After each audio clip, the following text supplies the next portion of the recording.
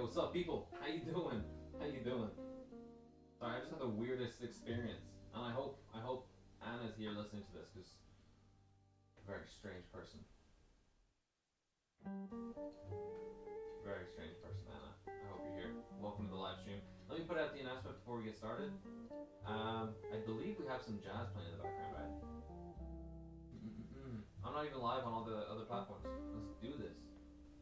And send it out. Boom. Maybe?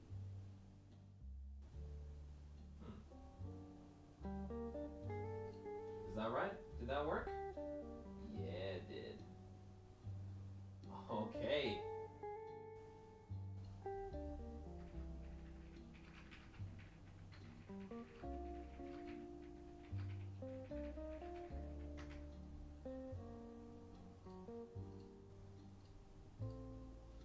There we go. Very cool. All right. Anna, gulp. Why gulp? What does that mean? Why are you gulping? Okay. Here's what's happening, ladies and gents. Firstly, I'd like to welcome you. Cheek of me. Cheek of me. You told me to tell you that I love you. Mic not working? Oh. Thank you. Appreciate that. Let me just turn on streamer mode on Discord. Thank you so much. I sound like a submarine. Yeah, that's because it's actually using my other microphone. I do apologize. I hope you're all having a good night. Thank you for being here. You told me to tell you I love you, and I'll be honest, I don't. I think you're a great friend. But anyway, we have to do this on stream? I don't think so. Awesome. Thank you guys for the mic check. Appreciate that. Cool. So this is a very simple stream. We're gonna chill out. We're gonna do some Photoshop. It's something I haven't done in a while. I have made a video a long time ago that I took down off my channel, but it was a Photoshop tutorial, and it was actually on a somewhat similar topic of restoring a photo. But how I restored that photo was, it was like blemishes on the face, like let's say they have acne or they have skin, whatever, some issues like spots or whatever. You can remove that very easily with Photoshop, and we're gonna do the same thing here. We're gonna do the same thing here. Same tools, pretty much most things are gonna be the same. If you're looking at the thumbnail of this stream, that's kind of the result that we're looking for. The cleaner version, that's gonna be what we're looking for. And let's just hope YouTube doesn't take me down for using uncopyrighted music. Bye bye, El Bozo. All right, get out of here. Peace. Also, I don't have chat open here. It doesn't really matter. Doesn't really matter. I'd say let's get into it, but let me just double check. I need to start this again. We're gonna start everything from scratch here. I'm gonna open up the original image just before I share the screen with you guys.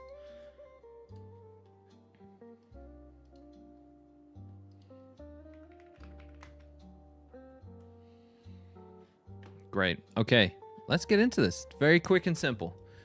All right, you guys can see chat and everything. Actually, let me go ahead and boom, like that. All right. I think I'll turn chat off for this one. Why do I have chat on? Right. There we go. Chat's off. Great. Let's get into this. Ladies and gents, I think let's move it over here a smidge, just for everybody. Okay. So there's a couple different steps. Yo, what's up, Dr. Donut? Welcome to the stream, dude. We're doing some Photoshop restoration stuff today. So, very first and foremost thing, we need to make sure that the image is lined up. There's obviously going to be somewhat of an order of operations here. And when you are in Photoshop, you want to use, and pretty much any editing software, you want to use something called like a non-destructive workflow. Meaning, if you change something, you're able to go back and easily fix it later. Whereas if you use a destructive workflow, that means that like I'd chop out like a section over here and I won't be able to get that back later. So a non-destructive workflow is usually best. And there's so many different ways to go about it. So there's not I guess there's always right answers to things, but there's not always the right answers to things. You know, sometimes you just gotta finagle it, gotta you know, push some buttons and see what happens. Actually, I think the best option for me would be on the stream would be to move my camera over here just so you guys can see what tools I'm using over on the left. And if you can't, well, I'll see if I can like name the tool that I'm using and stuff as I go. Okay, so I'm excited. Okay, first and foremost, we have our original layer here. I am not really too familiar about like smart objects. What I do know about a smart object is that you're basically putting the image into a plastic bag, and now anything you draw on it, any changes you try and make to it, the original image is still there. So we're going to take this, we're going to convert it to a smart object. I would not normally do this just because I don't actually know anything. New layer, you messed up your Photoshop homework by not doing that. That's a bummer. Yeah, we're going to convert it to a smart object. Actually, you know what? Let's not. Let's leave it as whatever it is, which is a rasterized image. And we're going to go here in the bottom right. I don't know, you probably can't see that very well. But in the bottom right, we can go, can I cut this out?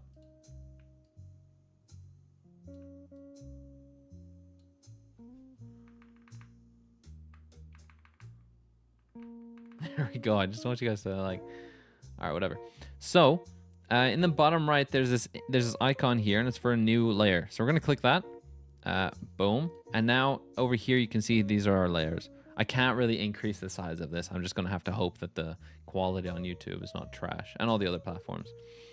So we now have 2 layers. The original layer is saved. It's all good to go. And what I like to do is I like to duplicate the original layer. And I'm going to call this one base, and I'm going to rename the original one to original. It's good to have names. I don't always use names because often I'm just throwing something together. But it's good to have names. Now, I'm going to hide the original because we don't want to see it, and we're going to keep the base. Okay, so our first option here, our first order of operations, I want to align the image. I want to make it stand up straight, and I want to get rid of that white outline, right? So what we're going to do is we're going to go up to the top left, and you can also press C for this. If you hover over your tool, it'll give you the tool tip for it. So crop tool, C. So if I press C, it gives me the crop tool. Now at the top here, we have this icon here for straighten. So straighten, and then we have this like weird level looking thing. So you click on that. What that'll let you do, pretty simple. It'll let you draw a line from one section to another. And then what it's going to do, Photoshop is going to take that line and it's going to do its best job to straighten it. Just like that. You see that? So now what we can do is click done here. And that has cropped everything. It hasn't just cropped this layer. It has cropped literally everything. If I go back to the original, it's cropped that and aligned it. It's done all that sort of stuff. So I think before we do that, let's go back and let me again just convert to smart object. Why did that happen?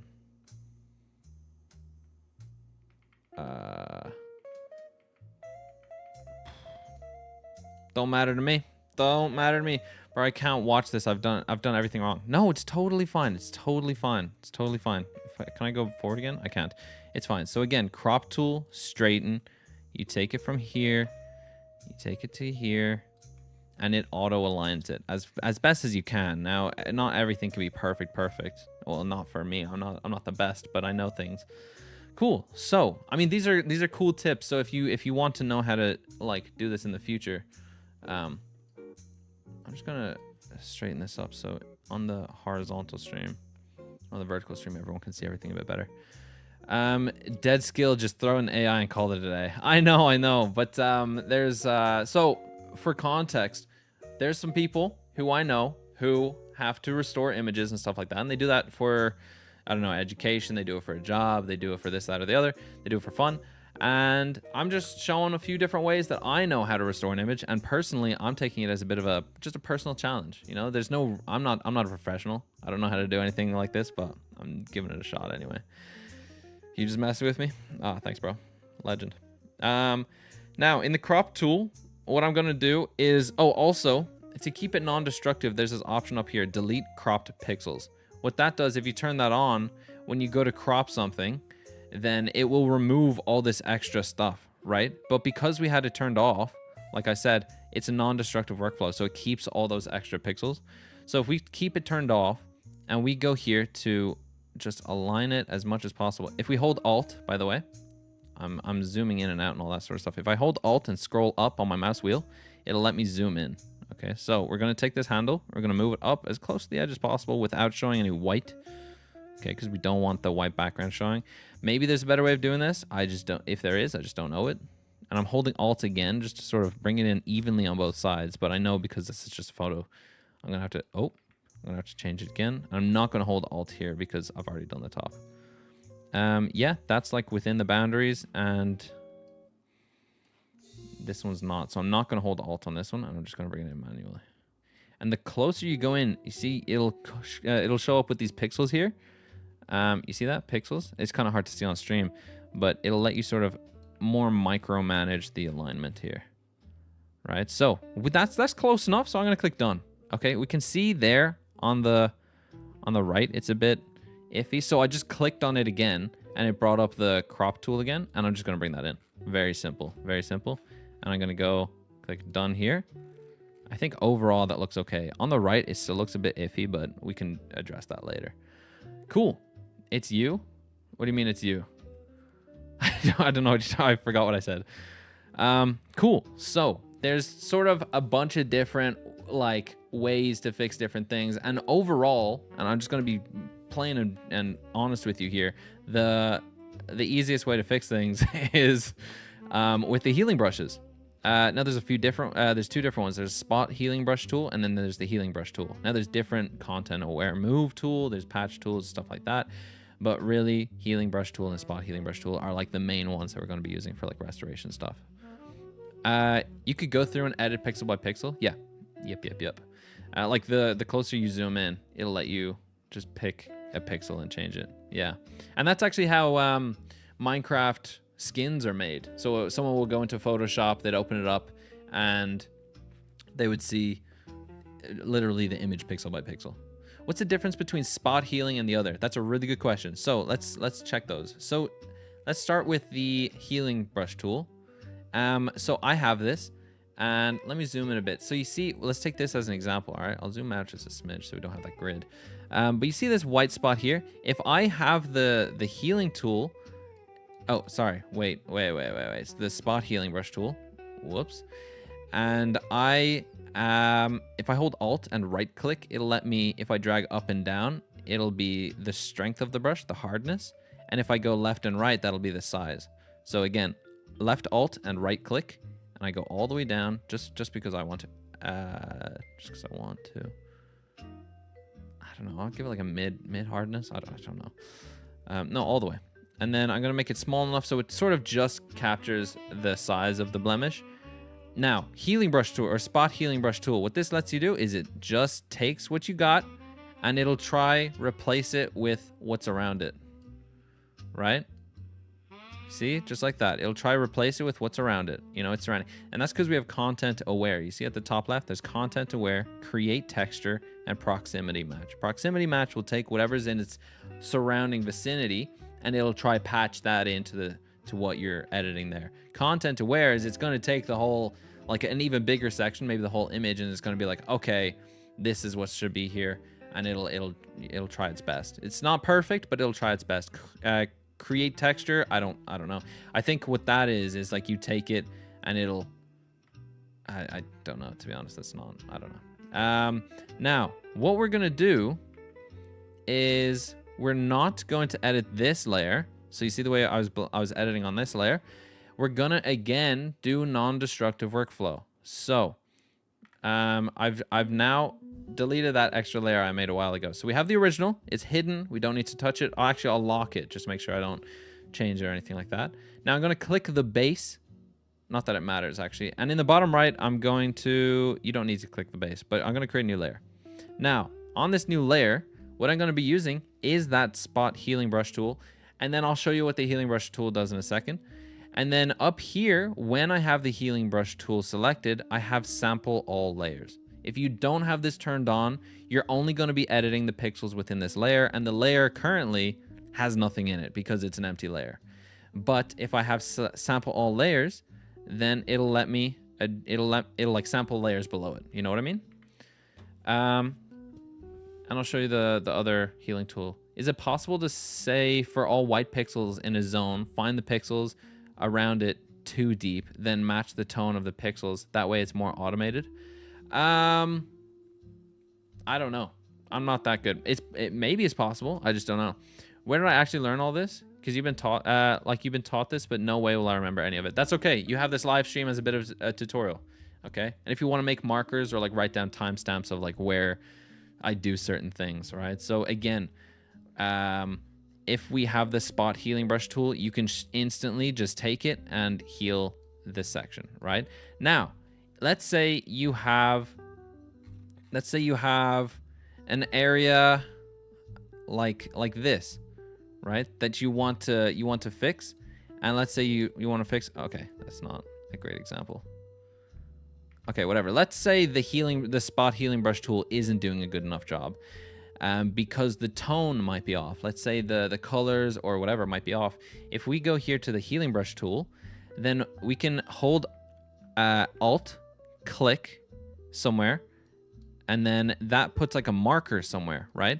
Left Alt, and click, left click. And what that'll do, if you see where I originally clicked, there's like a little bit of a marker. I don't know if you guys see that, but what that's supposed to do is, wait, is it control? Why is this not really working? Diffusion? No. Sample, oh, all layers. Current and below. Okay. That's why. So if I hold Alt and I click here, then, and I'm on the wrong layer again. Guys, I'm messing this up. Let's go back and just erase what we did to this guy's forehead. Okay, great. Now, with the new layer selected, I do apologize. I'm bouncing all over the place. But let's say we have everything start from scratch. We have our base layer. We have our new layer. We're selected the new layer. We have our healing brush selected. If I click left Alt, if I hold Alt and left click somewhere, then it'll take that section and it'll try move it to where I'm, you know, pasting it, right? Now, let's say if I take this black section here, and now you see the way it's black there, it's gonna try somehow match what I've selected to be that area. Now, if I drag all the way across, it's going to take that cursor sample and it's going to move it to wherever I'm moving it. You see that?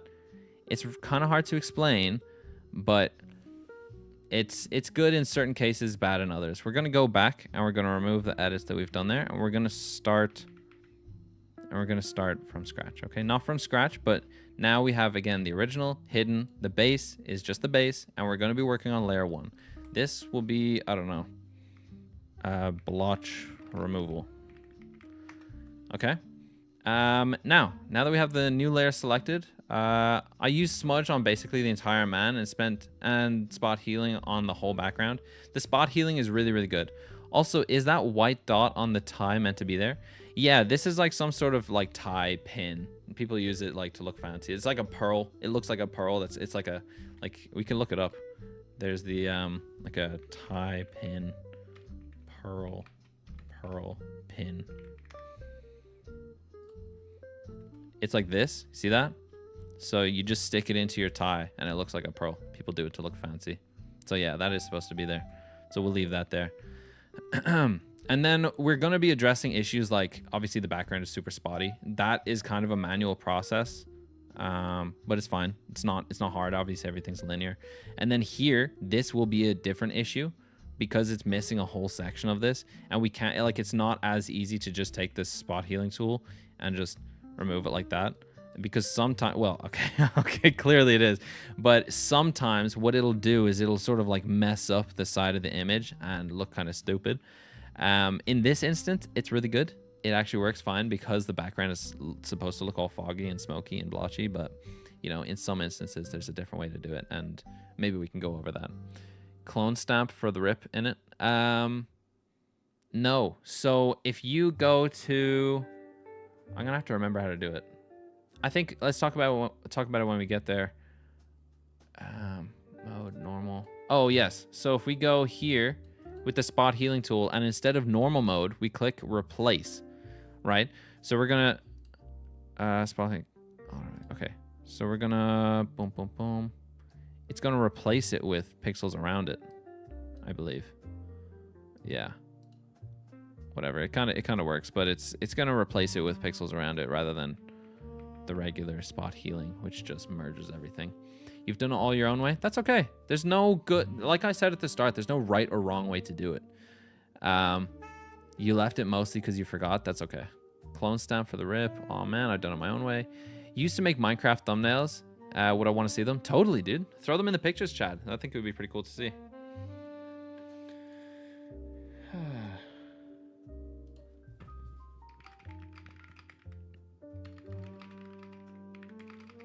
So I'm just responding to a message.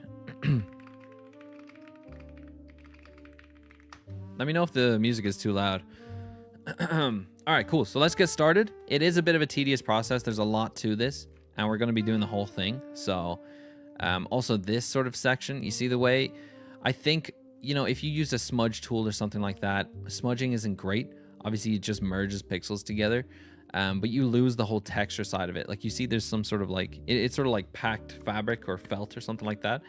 And then there's also this like threaded seam that you see here. I don't know if you see that very well. It's like that, you see? So we want to preserve that as much as possible. And if we can like move that down as far as possible as well, just to preserve it, that'd be awesome. And then there's other methods that we can use, just like you were talking about earlier. If we go filter and then we go noise, and then there's, filter noise, reduce noise. The selected area is empty. If we click the base, and then go filter, noise, reduce noise, it'll give us this tool to reduce noise. It'll give us different parameters that we can mess around with as well. And yeah, we can talk about all that sort of stuff later, okay? But for now, let's just sort of get rid of like the main blotches on his face. All right, it's super simple. Again, we're gonna go here, take the spot healing brush tool, and we're just gonna pick off those like garbage spots. And and make sure you're doing it on the right layer. I just did it on the wrong layer, so I went back and I went to blotch removal, and we're zooming in again. Again, left alt, right click, hold it, and then left and right is for size, up and down is for strength. Okay. I think I'm gonna go sort of like medium strength, like, I don't know, 60%ish, and then I'm gonna make it smaller. Usually you'd want it to be like as close to the size of the blotch as possible, right? That way it's not gonna affect such a huge area when you're adjusting it, and that way you're not removing anything authentic, you know? You're keeping as much of the original as possible. I need to sneeze. Oh my gosh. Okay. You went noise and dust and scratches. It didn't do anything though. Like filter, noise, dust and scratches. Let's check it. I actually haven't used that, so who knows? Maybe it'll filter, noise, dust and scratches. So here we get like a bit of a preview.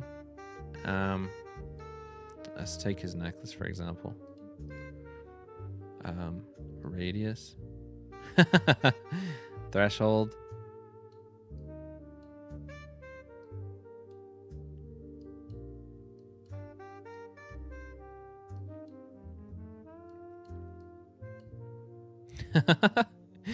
No, that's terrible. We're not going to do that. That's terrible. You sent a few in the pictures. The quality is a bit bad since you don't have the original files on there. Okay, let's check it. Let's check it.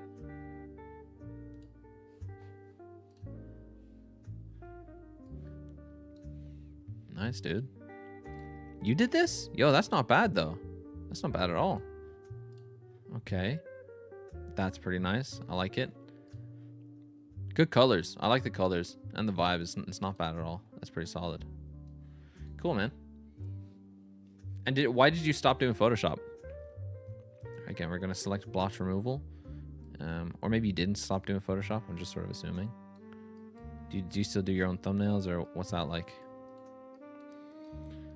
It's a pretty tedious process, Photoshopping. We're just going to go through all the like little itty bits and try to get rid of them. Again, the spot healing brush tool is Absolute hero. You can use it in most instances when you're trying to Photoshop something, and it works great. Like if you got a photo of yourself and your skin doesn't look so great, spot healing brush tool. Now you got little blotches here on the eyes, and you got to be really careful because sometimes like it's just gonna completely ruin the look of it. Like he's gonna look all messed up, like he's got weird things going on. But you know, we're gonna try to preserve somewhat of a regular eye look here.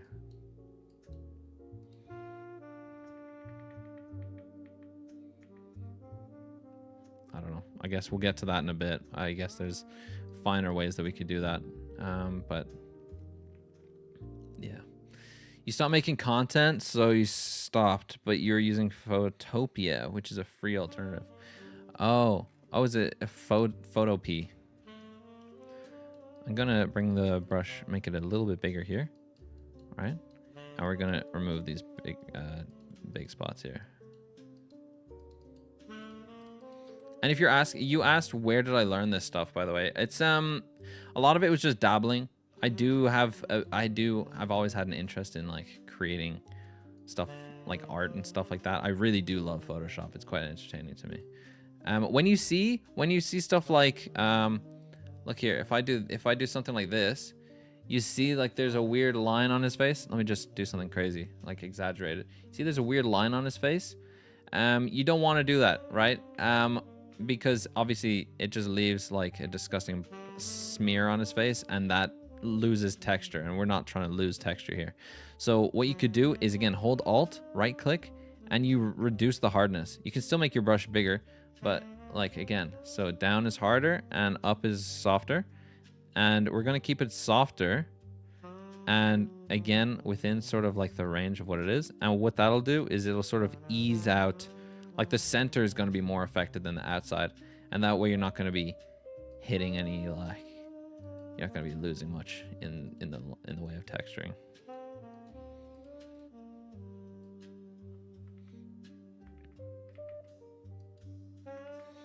That I'll fix manually. So I would take, for something like that, I'd reduce the size of the brush. I would take something like that. Actually, no. You know what? Here I would take like a healing brush tool maybe, and I'd go like that. And like that. Yeah, see that? That's a perfect instance as to like when you could use a spot healing brush tool. So I just took... Yo, whose photo is this? This is just a random photo. It's just an old photo. It looks... honestly, it looks to me like this guy actually has a scar on his forehead. I don't think that's like part of the photo. I think that's just what his forehead looks like. So I'm going to leave that. I think that's what his head looks like. Yeah, this is just a random one. Bro, this is fire. Awesome. Welcome to the stream, by the way, Schmack. How you doing, homie? So I'm still getting work messages or emails, like advertisements. What the heck is that?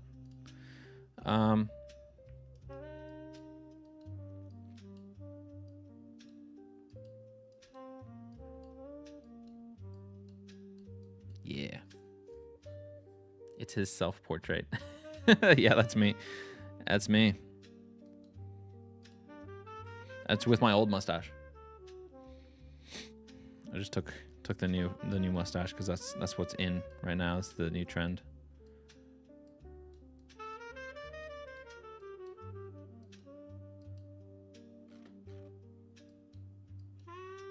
And again, because this is on its own layer, if we hide this layer, we bring everything back. You see that? See what a difference that's made? It's pretty cool. And we can see what we've done, what we've missed. So I can already tell here. Whoops. I'm gonna make it a bit smaller so I don't hit the sort of line there. And then here, we haven't really touched this properly. And because I messed up his sort of like crease there, I don't know what that's called. I'm gonna take the healing brush tool and I hold Alt again. I'll take it, I click there, and I can bring it up here, and it's gonna sort of, see that? It brings that back a little bit. And I'm gonna soften it because I don't like how much it's sort of trying to print on there. See that? We zoom it in a bit. Natural, beautiful. I don't think that's bad at all. Good stuff. Now he's got a line through his eye, so we can we'll go back to the spot healing tool. Just take that. It's very minimal, so it's like really hard to see unless, you know, you've had this other image inland. I don't know what's up with this eye there. I mean, that's something that we can absolutely like clean up, just the shading of that. You see that? And I'll show you in a second the difference that's gonna make. Like, look here. Boom. This one, it looks very square. I don't know if you guys can see. Probably not. It looks very boom, boom, boom, boom, boom. Now, I know that that's just part of the image, but like we can still smooth that out to make it look a bit more natural. And that's what we just did. So, coolio. So we have the layer turned back on. And again, I'm just clicking the eye down here. There's an eyeball next to the layer, and you can turn that on and off to see what you've done. Pretty simple. So, was photoshopping thumbnails like your first and like main introduction to Photoshop, or what was like your main introduction? Everybody, I'm sure everybody here has messed around with photos, right? You finally passed me in subs, dude. Fair enough, bro. Congratulations. Halloween charity stream tomorrow. Who would I give the money to, bro? There's so many charities, and I have never once in my life seen the positives of a charity. Like, dude, when I was in secondary school, they used to have these like charity runs. That's sort of messing up his ear.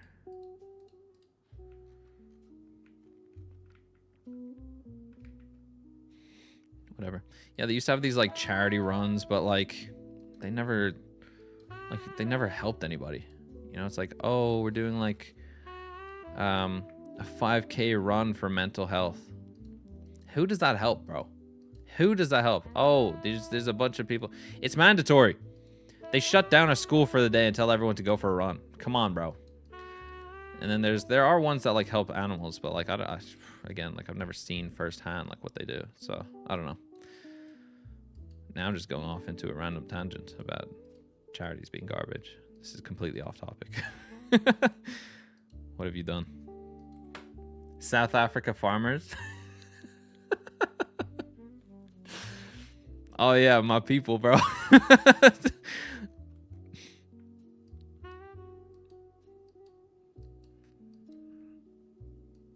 Yeah, okay. Sometimes you're not going to get a great like change when you try edit things. So that's when the healing brush tool is sometimes like a great alternative. So I'm going to left click alt here.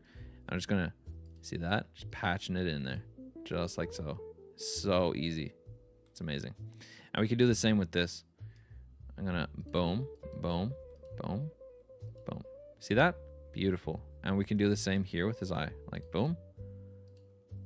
Great. And the same here, just to fix the colors. Same here probably.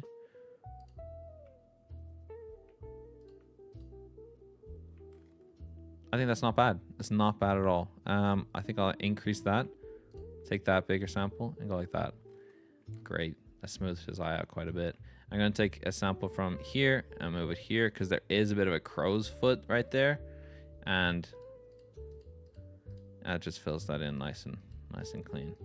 Look at that. What a difference we've already made. For the people in the vertical stream, I do apologize. There you go. Now, it's very small details, but they're super good. And then we got to do the same thing with the rest of it. Now, there's a lot of things, just like the background and stuff like that, that's like really, really good for us to like use a bigger, more generic tool to fix. And we're going to do that just to save some time. But again, the same way that we've like removed blotches on here, you could totally go through this. And again, spot healing brush tool, super simple. Increase the size of it just to cover enough to get those certain particles done. And then you could go through it manually. This is probably the best looking way in some instances. Other instances, you're gonna have a lot higher quality of an image where every detail does matter. And then in this image, because it's like lower resolution, I guess it's still high resolution, but it's lower quality. You know what I mean? How big? You're gonna, in the higher resolution ones, you're gonna see like some blotchy lines. And in those instances, you do need to be a lot more careful with the healing brush tool. How big of a deal is it that I've never made new layers before editing? If you have the original, it's not the end of the world. But the best practice for this and for any art project is to do that whole non-destructive workflow. So if you're just editing one image, it's gonna be something you can't go back and change, you know. So if let's say if I just, yeah, purple, who cares? If I go on here, this is the base layer now, and if I just start painting on here, what am I doing? Oh, here. And by the way, I took the paint brush here, and I did that by pressing B. Well, I didn't press B, I clicked on it, but you can press B for brush. And then over here on the left side, you have two boxes. The top one is the one that is being used for color. So if I change that to pink, it's going to change it to pink. And there's a little arrow here. You can alternatively press X. And if you click that arrow or press X, and it'll flip it. So you can change that color to be whatever you want. Anyway, let's say if I start painting on here, that means I can't turn I can't turn off that red and now see the jacket again, you know? So let's say I want to change something under it, or I want to maybe even move that red to like a different section of where he is, or like to a different section of the image. I can't do that because I've now painted it onto that image, and it only works on that image. That's okay. I mean, like these are things you learn over time, and I think honestly, I think one of the best ways of learning with these sorts of things is by making those mistakes and then being like, oh, I should have just done this earlier. That way it'll save me time. And then the next time you do it, you're gonna have that practice and that sort of discipline. It's just like, it's when you do something wrong, and then back when corporal punishment was a thing, they'd beat it out of you, the issues. So then you would make sure, okay, if I do this again, I'm gonna get beaten. So it's kind of like you're beating up yourself, like, oh gosh, I made this mistake, I shouldn't make this mistake again.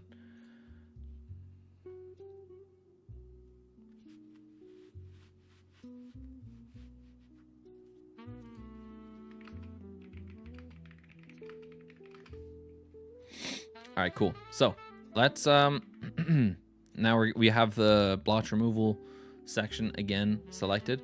What we're gonna do, because the background really isn't that crucial, what we could do is make our brush bigger, and then we're not gonna use the brush tool. We're gonna go back to the spot healing tool, make it bigger, and then we can gosh, that's not very good, is it? I think because there's so many blotches now, it's like not really a great idea to do it like in such a big manner. Maybe there's ways to do it. I just don't know how to do that. I don't know.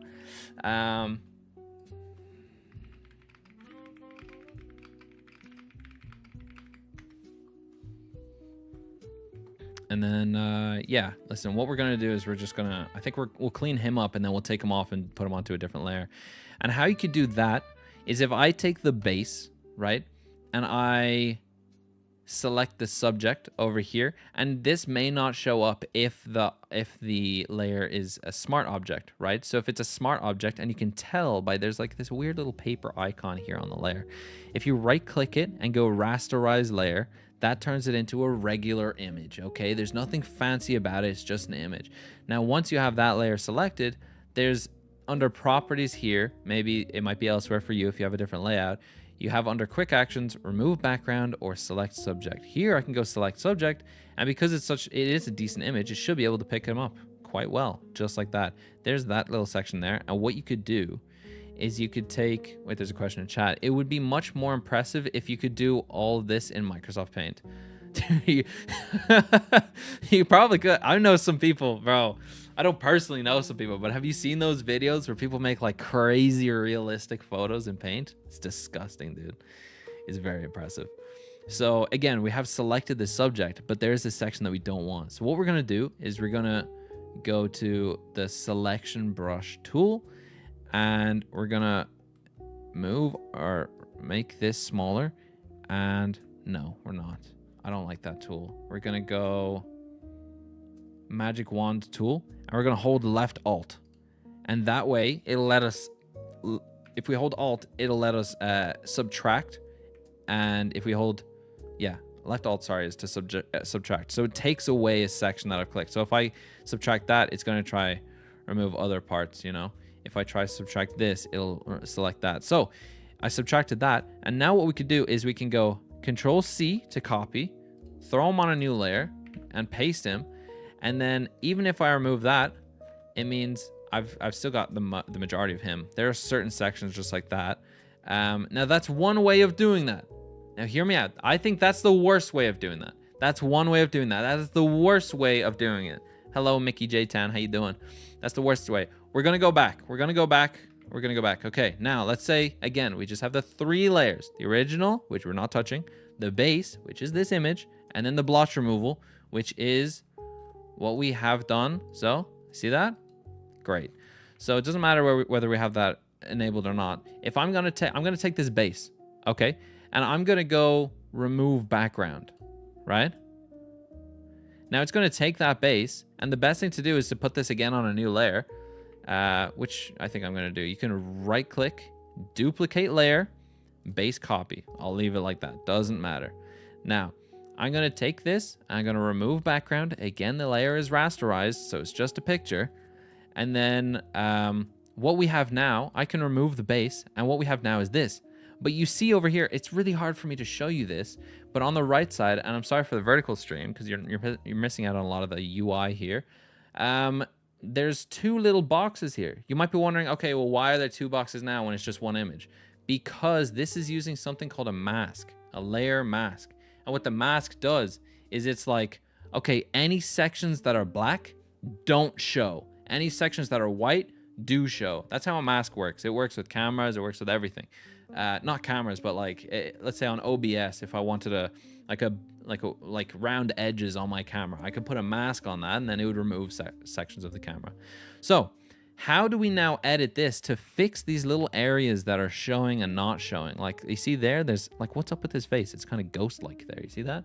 So if you don't, so you can select 2 images here. So either the original or the black and white one. You want to select the black and white one. Now this is irrelevant because we're not going to need this for the final image, but it's just a little tidbit of information for you. Now, if you select the black and white one, then what you could do is go to your paintbrush tool, and you now have, and if you don't have this by default, you should change it to this. You have black and white, because a layer mask works on a black and white scale, a gray scale kind of thing. So the black is completely gone, white is completely there, and gray is sort of in between. You know what I mean? It's sort of like a faded, just like this. Like that's got to have like black, a little bit of a gray fade to white. So let's say we want to remove these little sections here. What we do is we make sure we have black selected, which we've done. We're going to change our brush, make it smaller. We're going to take it here, and we're going to... Don't embarrass me like this, bro. What are you doing? Why is this not working?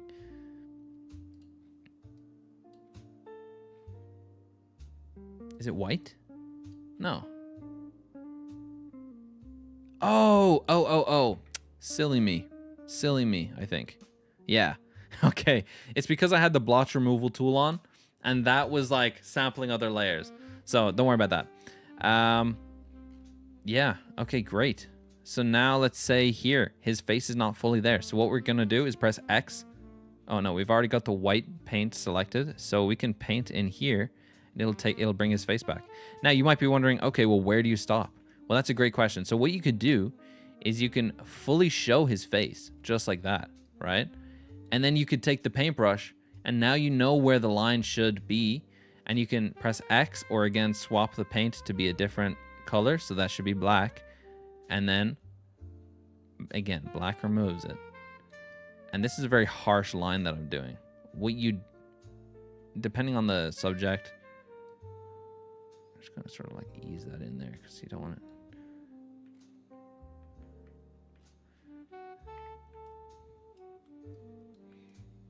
I'm gonna soften it up a little bit just so it,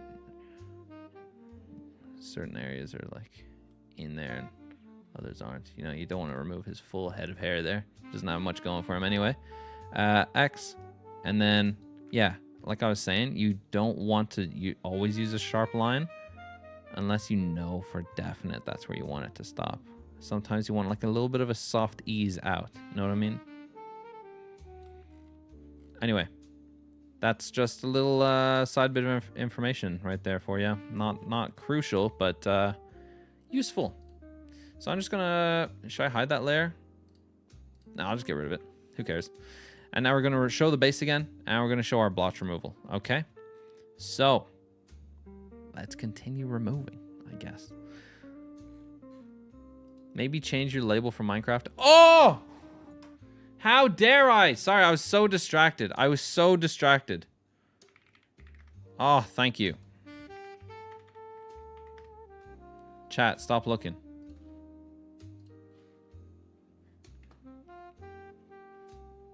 Oh my goodness. What is wrong with me?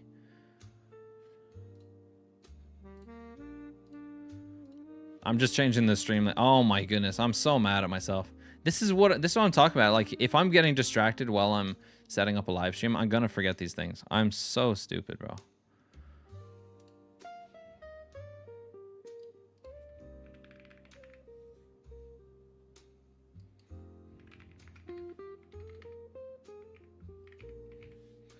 Just chatting works for me.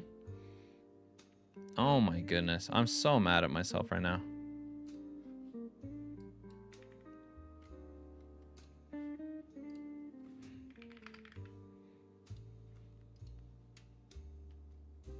There we go. Thank you so much. I appreciate that. I can't believe I just did that. Okay. Back to it. Back to it. Display. Display. And YouTube, on YouTube, the stream title is okay, right? You let me know.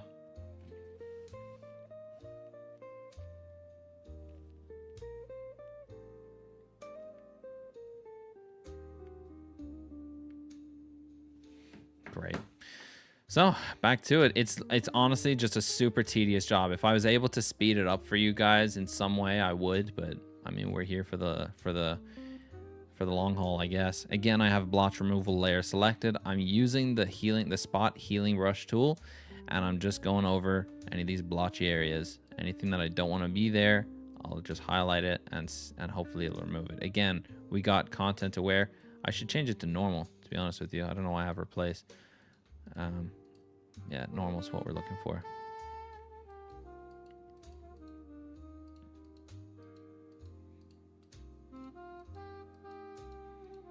And you should do section by section. Like, if I was going to go through it, and if I was going to do like a long streak here, it's really unlikely that it would work out.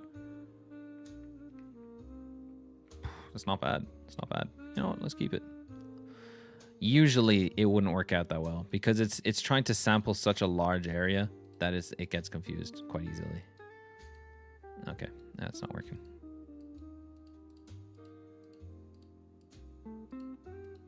And if I hide the base layer, we can see all these sections that it's sampling from the other layers and healing. So I don't know. I find that somewhat interesting, personally.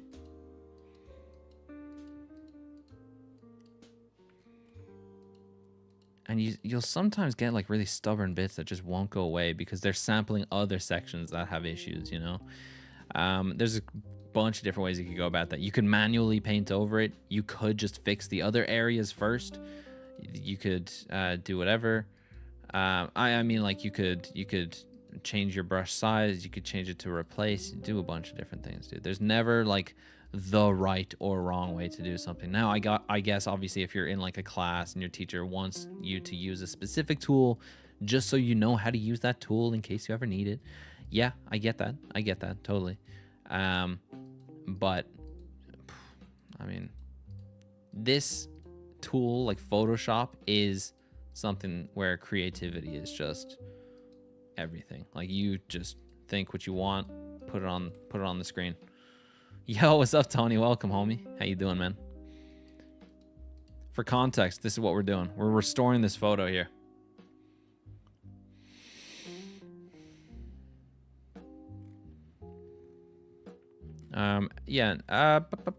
Let's say a section over here like this. What I would do is probably like clean up the area around it first. I don't know if this is mandatory. Again, like I'm not a professional. I'm just a guy who knows how to push the buttons. But I would clean up the area next to it, like around it. And then I would change this maybe to normal or to replace. And it would just replace that with like an area around it. again, using content aware. So it knows that like the area that we're looking to replace is kind of like, we're trying to keep it clean, you know what I mean? But anyway, I'm going to go back to normal.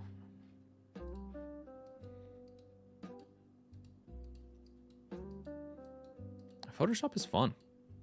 I mean, it's definitely daunting at first. Everything's like very, everything's very, up to each person. Okay. Are you okay with me wait, are you cool? Showing the stream.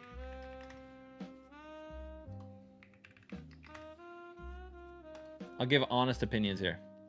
So this has been done. This has been done by an unnamed person. Yeah, you're cool with me showing the stream? Cool. All right. So, oh, unnamed. Whatever. I don't think your teacher's ever going to see this. So this was edited by someone, and you know, we're gonna get some like honest reactions. Okay, I'm sorry, your name's going on stream because it's on this on the image. Now, I think some things I want to mention. Firstly, we'll go good and then bad, and then we'll see what happens. Okay, one thing I really like is you brought back the detail of his hand. You did that with painting or smoothing or smudging. I think there's a lot of smudging that you used, and you told me about that as well. One thing I will note that's not so great is you missed, and it's okay. On the hat, there are like fibers and stuff like that. I think that's kind of gone here. I don't know if you touched the hat a whole lot, but it feels like it's gone here, you know? It feels very much painted. Looks phenomenal. I think overall, I would say this is restored. You know, like if I was to give this back to somebody, I'd be like, there you go. It's a cleaner image. It's definitely not the original, which looks like this.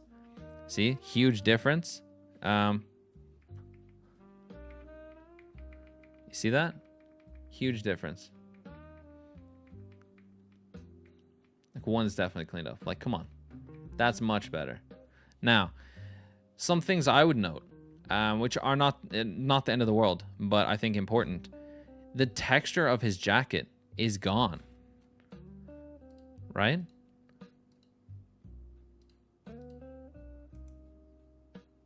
I'm just trying to match them up here. Right?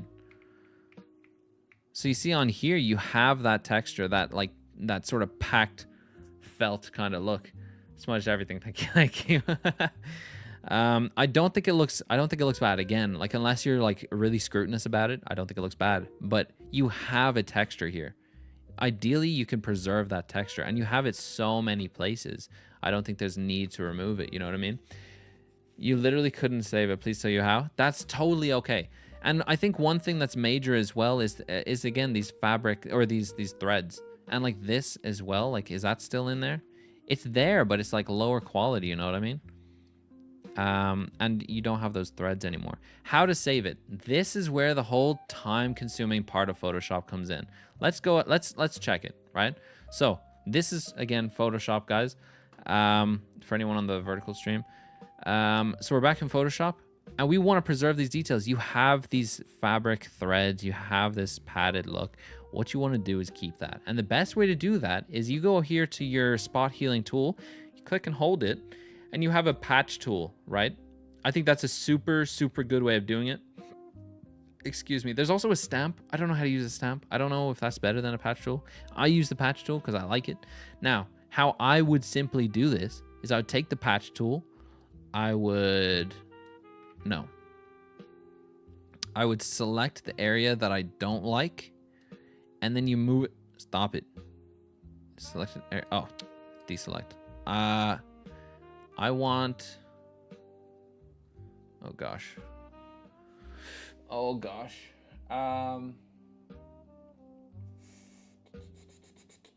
I would do this afterwards. I think I would do this afterwards. So once you've gone and like fixed all the blotches and stuff like that, I would do this afterwards, because what we're going to be doing, like right now we have the blotch removal layer selected. What I would do is duplicate the base, go here, base copy, and then I have the base copy selected. You take this area, right? and you move it up. You see, just like that. It looks so natural. Now, because we have diffusion set so high, I think it like doesn't use the original exactly. Boom. I don't know if it's diffusion. Is it? Is it diffusion? I don't know. If you guys know better than me, let me know. I don't think it is diffusion. Oh, let's set that back to 5 then and not touch it. Patch content aware. Let's check it. Let's check patch content aware. I would look at that. Look at that. Now deselect. Look at that. Look at that compared to that. We have the threads. They're going down. And if you're not too happy with like how it's angled, then try again, I guess.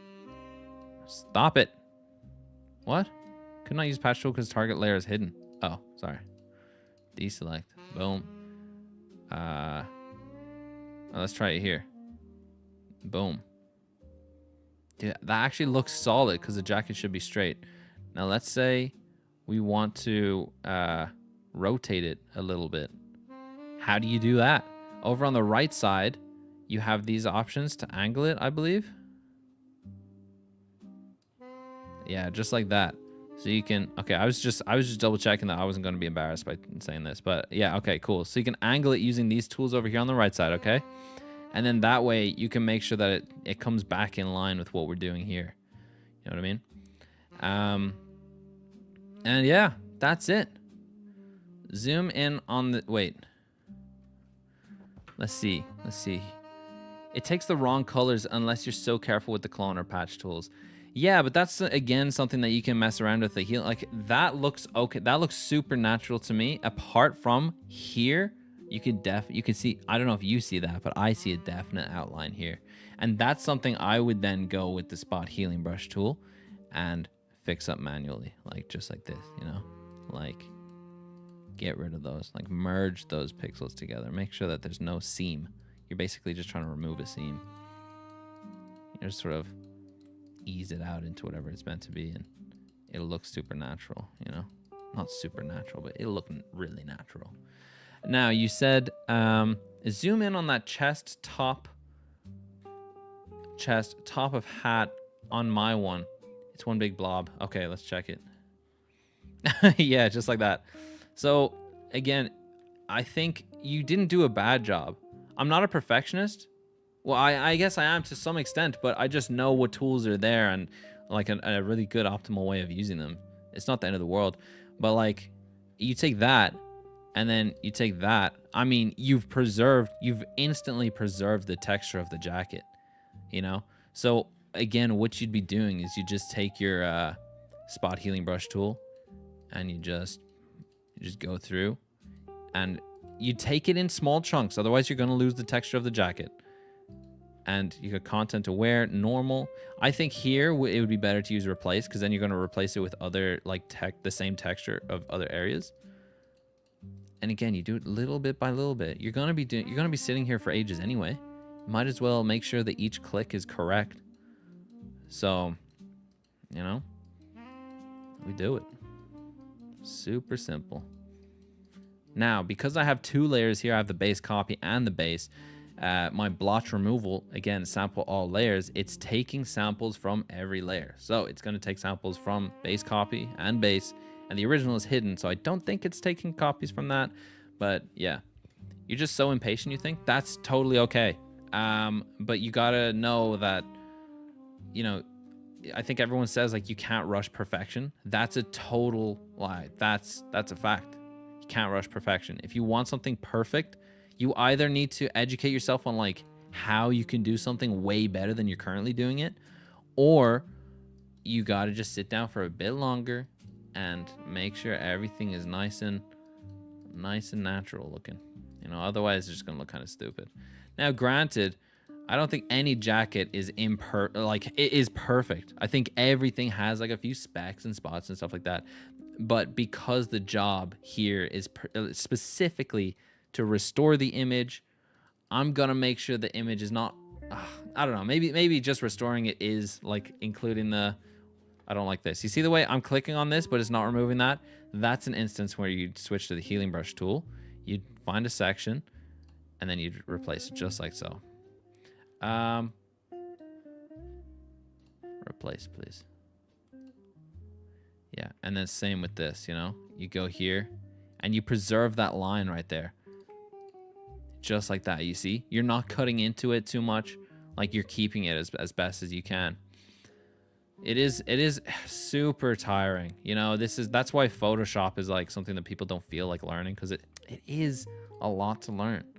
But it's not the end of the world if you do it. And you're gonna be like highly regarded. Like, people are gonna think quite good of you if you know how to do Photoshop. Yeah. This whole line is just not good right there. See what I'm doing right there? And because I'm using the spot tool, again, it is taking from like certain areas. So it's good to swap it out every now and then so you're not getting perfect copies of certain things. So I'm holding left alt sometimes, and I'm clicking over here to the left, and I'm going down, and then I'm clicking over here to the right. I'm going down, and at no point is it perfectly going to copy what's up here, you know, because it's different sections, you know. So it's totally different. I could even go back up here to a point that I've already copied, and you see that we've kept all that texture there. It's so clean. It's a great way of doing it. You're not missing anything. You're not removing anything. You're adding exactly what's there. I think, oh, so satisfying, dude. So satisfying. And you could just do that the whole time.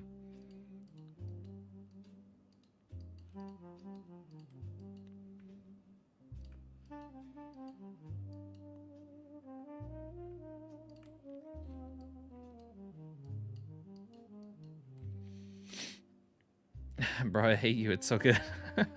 Don't hate me. Don't hate me. Because look at that. Now we have the seam. We got the threads going all the way down. It looks really nice. Now there is like a bit of thread imperfection, but look at this. Does he look like he's from a time where fabric and everything was perfect? Like, surely there's a few imperfections. Like, I mean, that's excessive. That is a bit far out. And I should change that, but I don't feel like it. But it's the same concept again. You just use the patch tool, take the threads, move it down. Easy as.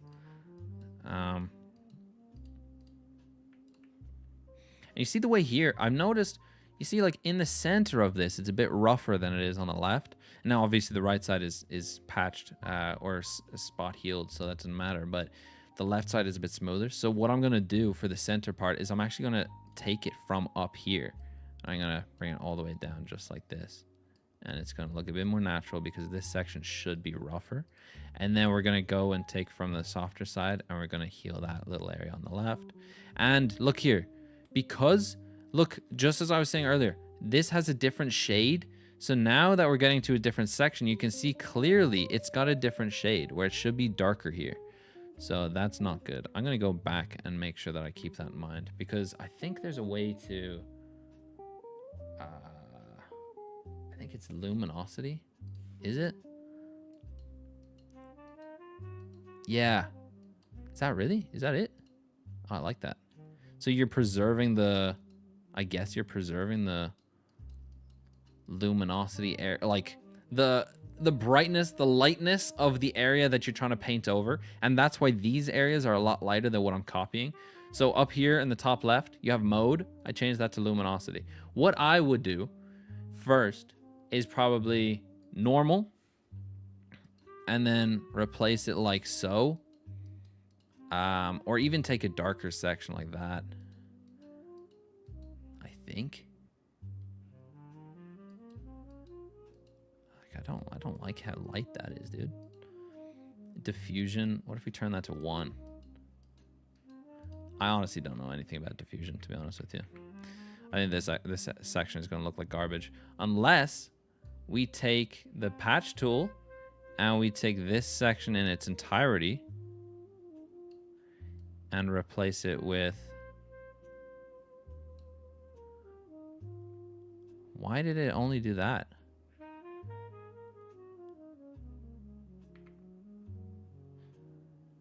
Sample all layers.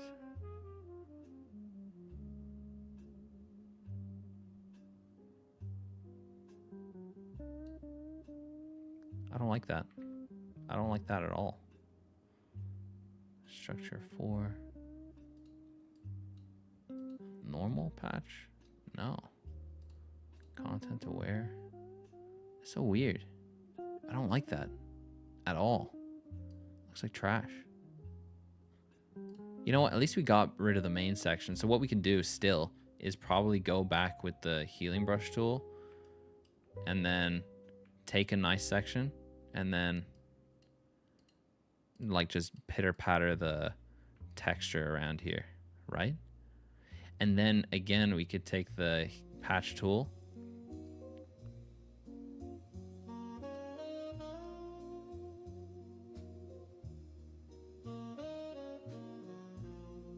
I don't like that. Why does it do that? This content aware. I don't like that at all. That's garbage, bro. Does it only replace it with colors that it knows? What? Destination. No. Maybe. Wait, let's deselect. What if we change the patch tool to destination? Then what we could do is take this section and then just copy it down here. Why does it do that? That's so dumb, dude. I don't get this. Why does it look like Hitler, though? Don't tempt me. I can change his mustache. I'm not. Hold on. I don't like this. I don't like the way that it's doing this. So what are these? What are these? So if I hover over this, it should tell me. New selection. Add to selection. Subtract from selection. Intersect with selection. I don't know, bro.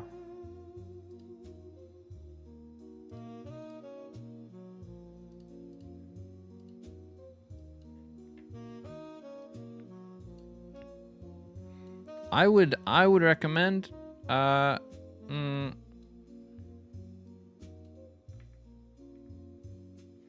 recommend watching a tutorial on this. Personally. I mean, what I'm doing is literally just clicking, and I think this is something that people just don't do because they're scared of what it's gonna do. Oh, I just changed structure to 1.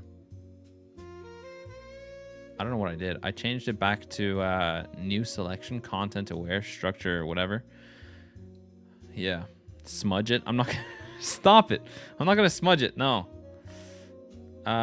Sample all layers, content aware, normal. I really don't like that.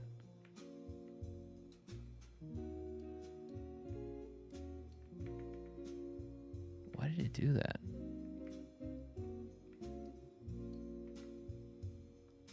I don't like that. All right, let's Google it. Let's Google it. Photoshop. How to use patch tool. How to use patch tool. I typed Photoshop wrong. Replace unwanted contact with the patch content with the patch tool. To use it, select it from the toolbar. Select either source or destination.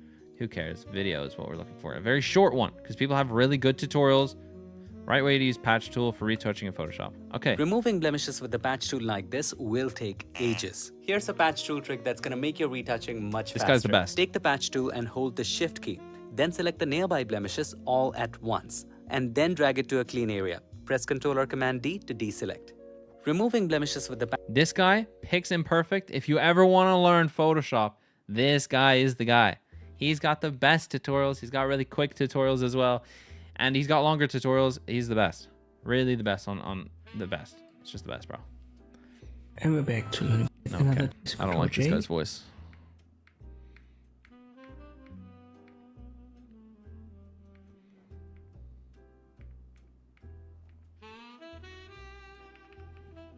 In this case, it fits actually pretty well.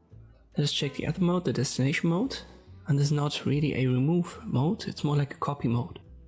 So I do it again, and then I left click drag. And you can see I can create copies, and they are now blend with wherever I drag them. So the source mode gets rid of what you select, and the destination mode adds what you've selected to wherever you drag it. In this example we got good results. But let me show you an example where the results aren't that good. We'll get back to the image that I've used in the last tutorial with the remove tool.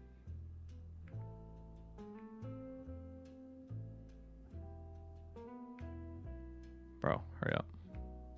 Click drag to an area where there is no one. There Maybe is like no- here. Yeah. And release, and it blends it quite well when it comes to the colors. but due to the tiles, isn't best to use. You can use the patch tool in a remove tool or using generative fill directly. Okay. I got nothing from that. So what we're going to do is we're going to take it. We're going to select destination. I'll take this area here. I'll see if I can just... Why does it do that? Why are you like this? Don't mind me. Don't mind me. This is the whole education part of Photoshop. I'm not great, like I said this whole time. I just know how to push a few buttons. The rest of them we learn on the job. Like anything. You just learn it on the job, dude.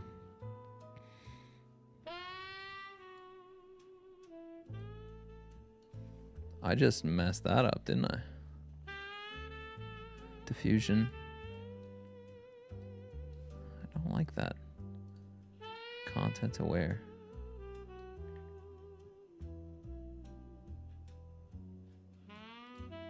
Normal. Destination. Why does it do that? I need somebody better than me to teach me.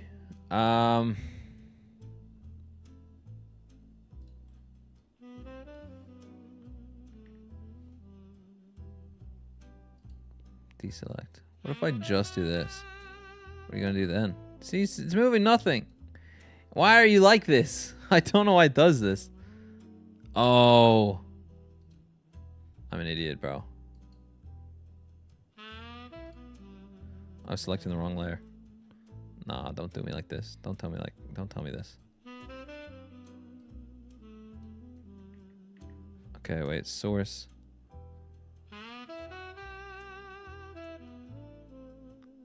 And no one was gonna tell me this? No one was gonna tell me I was just on the wrong layer? Oh, man. I guess I'm the one doing the tutorial here, right? The reason that section in the middle is not changing is because, again, I was doing it on the wrong layer. So I'm going to take this layer. I'm going to take the eraser. Boom. And I can just... Oh, I'm going to deselect. I'm going to fully remove this.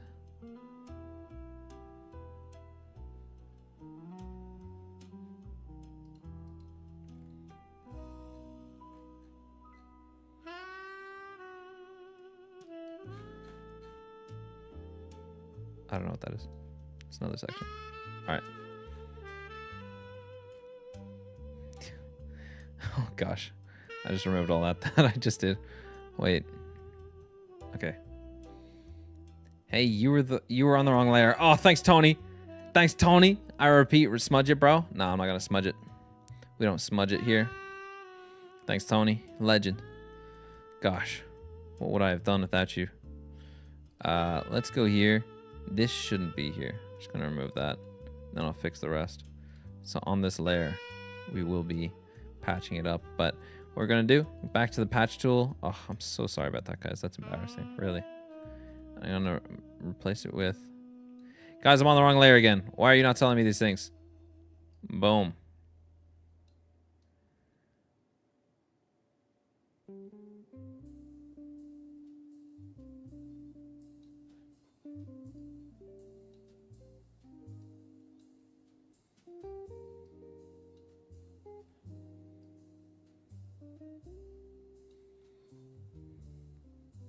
What is that? Why did it just mess that up? Content aware? What? All right, you know what? I don't know what it's doing, dude. Hey, we got a solid patch there, though. Oof. We're keeping a lot of detail. All right, whatever. I think we're getting too deep into that one. Let's just clean up the rest of it, and then we'll get back to that because that's irritating. Irritating me. All right, we're gonna go here to healing brush tool, and then you see the way we got these lines going like sideways to it. I think that's a good section to like sort of match up, but it goes in somewhat of a V. You see that? It's not exact, I guess. I don't know. You know what I mean? And diffusion, I'm gonna turn that up and see if that... Yeah, I think that does what we're looking for.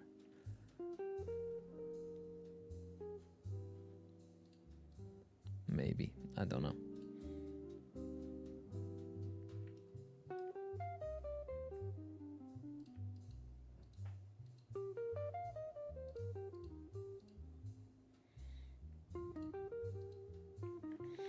I don't like this. We're going back. We're doing it again. Don't like it. All right. We're going to take the spot healing brush tool. Content aware, sample all layers. We're going to replace. It's going to take textures from the area around it.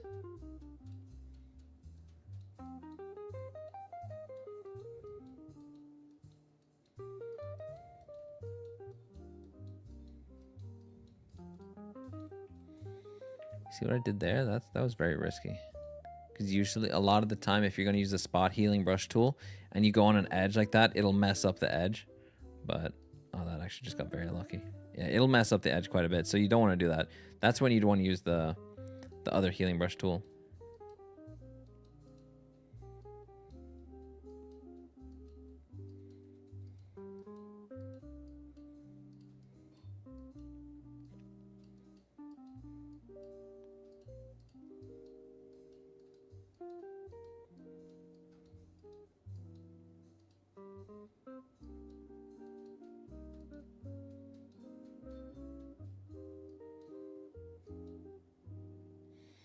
Now his tie does have squares naturally in on it, so we're going to leave the squares.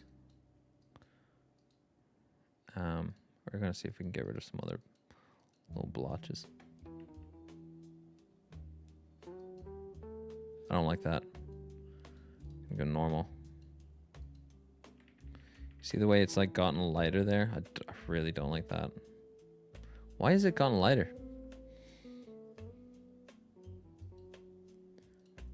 Luminosity. Oh, that's why. Is it?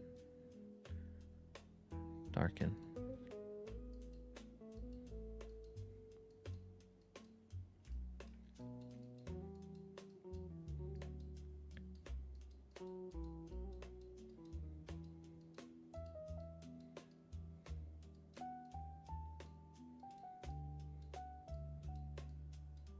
Remember when I said there's no right or wrong answers? That still stands here. So what I'm doing is like, I'm just checking out different tools until I find the one that works the best for me. I really do think like, what is this? Oh yeah, I've seen that. I do think a lot of the time, something super important is that you do click around, you find some new options that you haven't seen before, and you click with them, because in Photoshop it's never the worst idea to test something out. I mean, all tools are there because someone needed them for something in the past, you know? Cancel. Here's when I would switch over to the healing brush tool, and I'd sample this kind of thing, and then I'd just tip tap it, tip tap it, tip tap it, tip it, tip it, and then I'd sort of do this, and then replace, I think is what I would do. And then we go back through it again and we lighten it. So here, replace, lighten.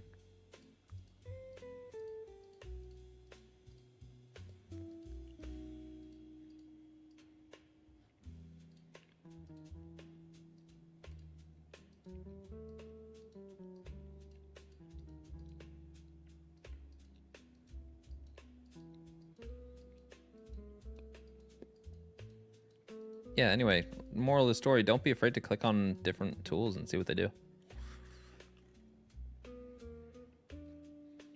Like, look at that. And then we can, see? So you sort of somewhat turned it into like a painting. Which again, is like, it is its own style. It's not like the wrong way to do it. It's its own style. But I think if your goal was to go for restoration,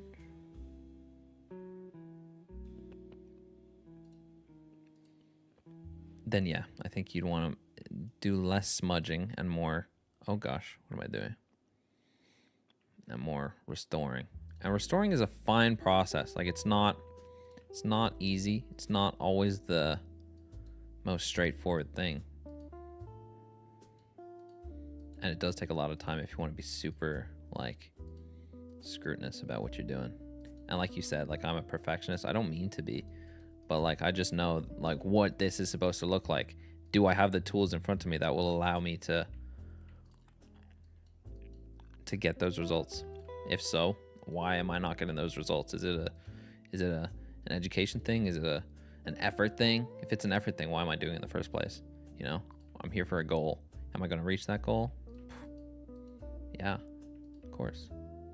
And what I'm doing here is, again, I'm taking the healing brush tool and I'm sampling a section next to it.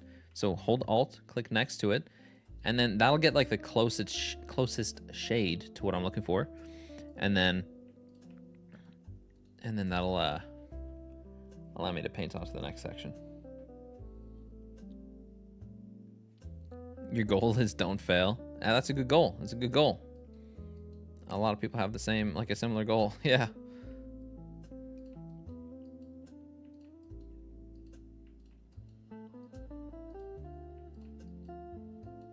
See, that one was a bit of a tricky one. You see the way it's got a bit of a gradient from a darker to lighter. So what I was doing there is I was taking a sample from the lighter piece, like moving it sort of inward, and then the same with the gray side. And then that way I went back and forth. And then that way I managed to get a nice gradient without it looking, you know, patchy.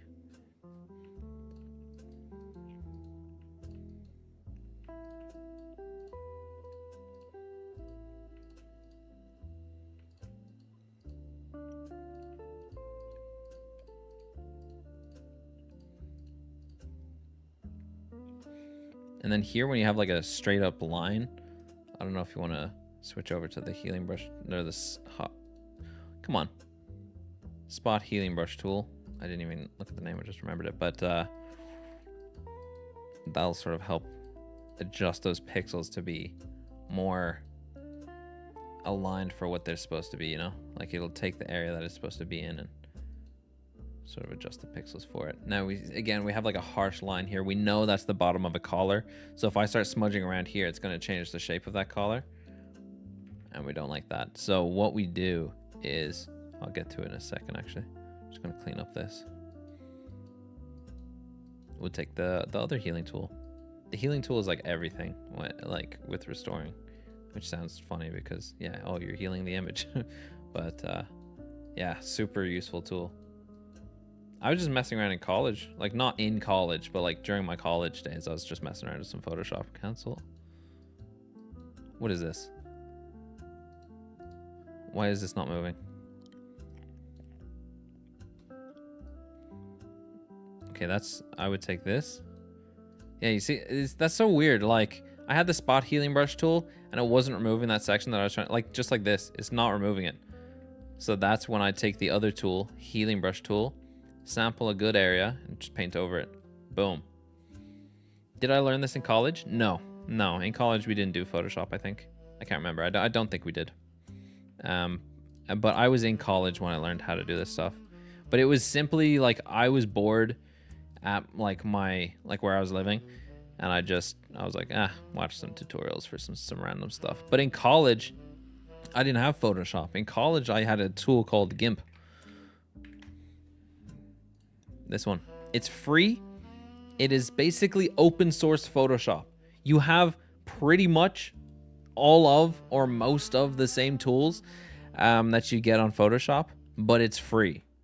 100% would recommend anyone looking to learn Photoshop who doesn't want to pay for Photoshop to get this. This is the way to do it. You download. It's very straightforward. You get it on Windows. You get it. See this ARM? That's for Mac. And then for x86, x86_64, that's for both 32-bit and 64-bit. Whatever, Windows and Intel. Or no, Windows, Linux, and Mac. So it's really good. This can't be self-taught. Absolutely, it can. It can, to an extent. I mean, nobody taught me how to do this. Tutorials taught me how to do this. I never got like a tutor or anything like this.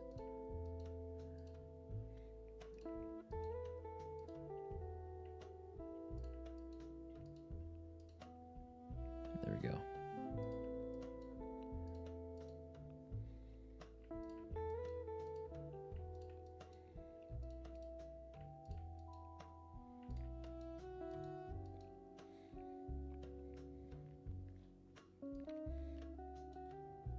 trying to go darken.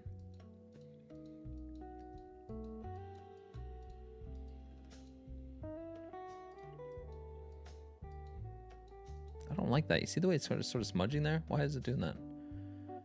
I'm gonna go back to the spot healing.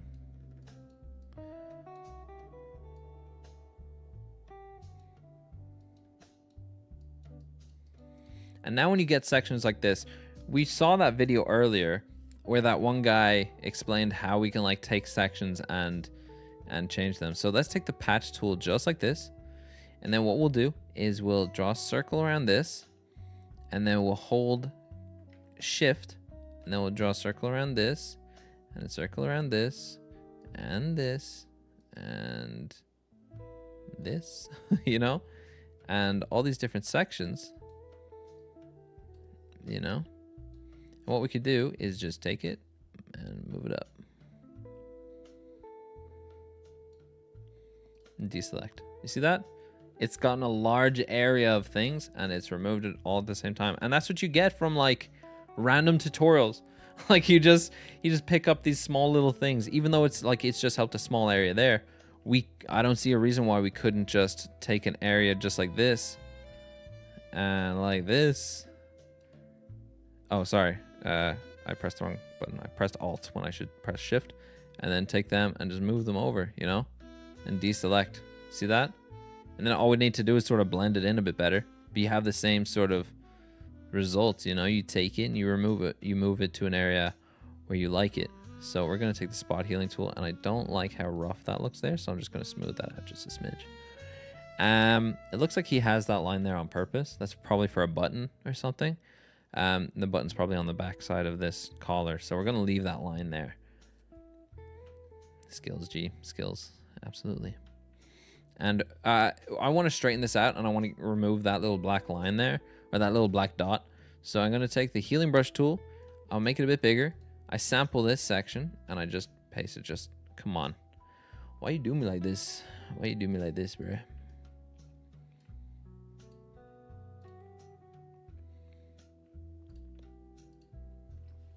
I don't understand it sometimes. I don't.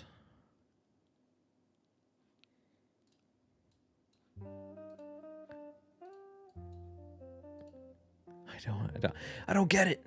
It is making a difference, I guess. You see that? Why is it doing that?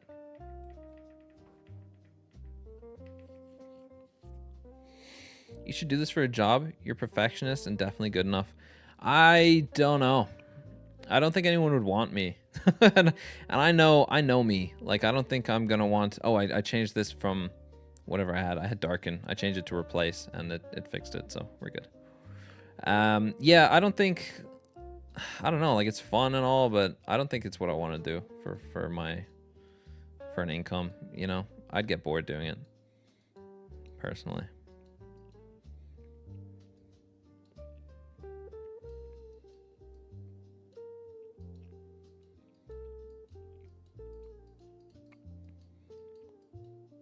And I mean, I know it seems like I'm being a perfectionist. I'm going into like minute details, and you're probably thinking, oh, he's just touching up that tiny bit of his collar when there's the full image to do.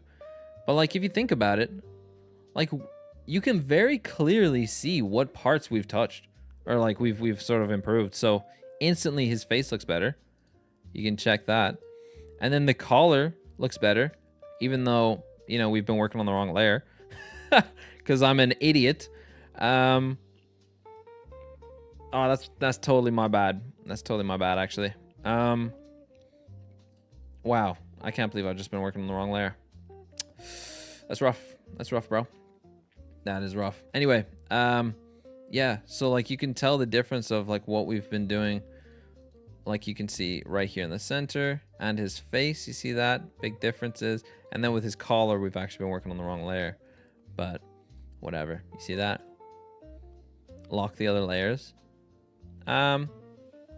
I don't think that's how it works. I think you can still edit a layer. Oh, you can't.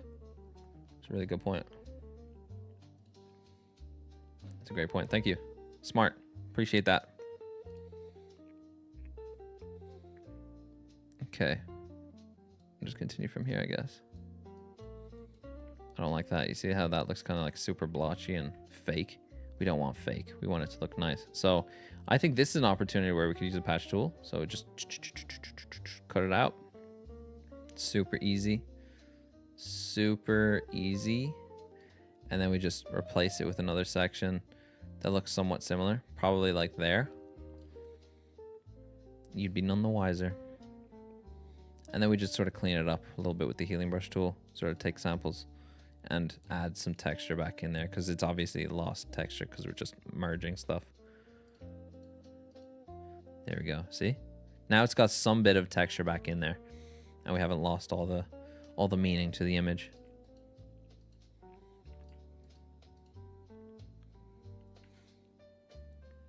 Yeah, we're gonna have to clean it up again a little bit, like just color wise, because you see there's like white blotches here, and they've also spilled onto here, so this makes these sort of things look a lot lighter when like really the coat is actually probably just plain black and or dark gray or something, and those blotches just make it look that way.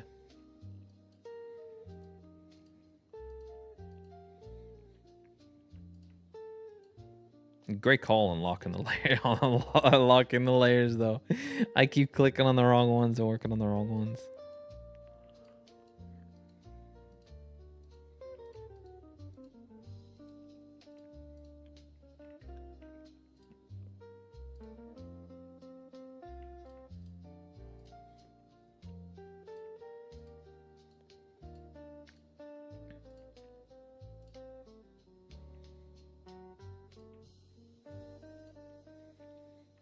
See, that's like got a little bit of a divot there. I don't like that, so I sort of straighten that out a bit. And I'll probably do the same here.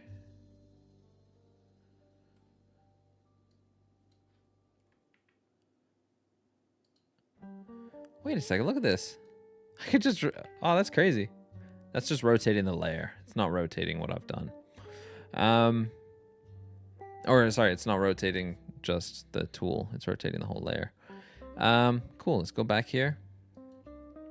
I know I could probably get a job doing this stuff. I mean, this is stuff that nobody else would want to do, but like, I think if you're gonna do this, you're gonna want to do it right, you know? Like, you're not here to do like a terrible job. You're here to, and I know you might be thinking, oh, well, I'm here to pass. Well, why not pass at the top of your class, you know?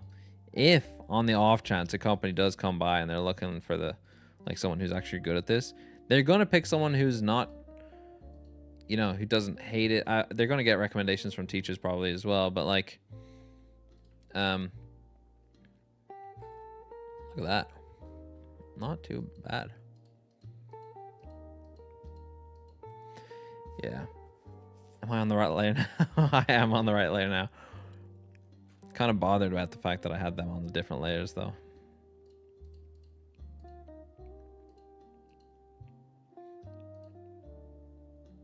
Yeah, sad.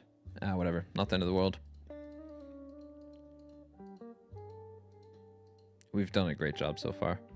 Now we can get into under here. I love black areas just like this because it's like the easiest to fix. You just paint it in black and no one knows the difference. And that's normal. We're going to go replace because we don't want to just smudge it in. We want to actually replace these pixels with what I'm copying. And we do that again in the top left while we have the healing brush tool. We go mode, change it to replace. Super simple. I may restart now because they're on different layers. It's fine. It's fine. Doesn't matter. It's not the end of the world. We're still going to get the same results. It's not a fully non-destructive workflow, but technically it is because we still have the original. Like if I hide all these layers, we have the original. Why can't I go out? Stop it. We have the original. We also have the base layer, which has not changed. We have the base layer. It's fine. We have another layer. And this base copy was simply to copy the seam downwards. We just got a little carried away with a little bit of the collar, but then we worked back onto the blotch removal. So it's fine. It's not the end of the world. I know, but I'm just sort of thinking like, it would be nice if I did it right the first time. But these are the sorts of things where it's like, oh, I've made this mistake. I'll beat myself up now. So next time I'm a bit more scrutinous about it. And I'm not going to, oh, I'm replacing it there. I want to change it back to normal.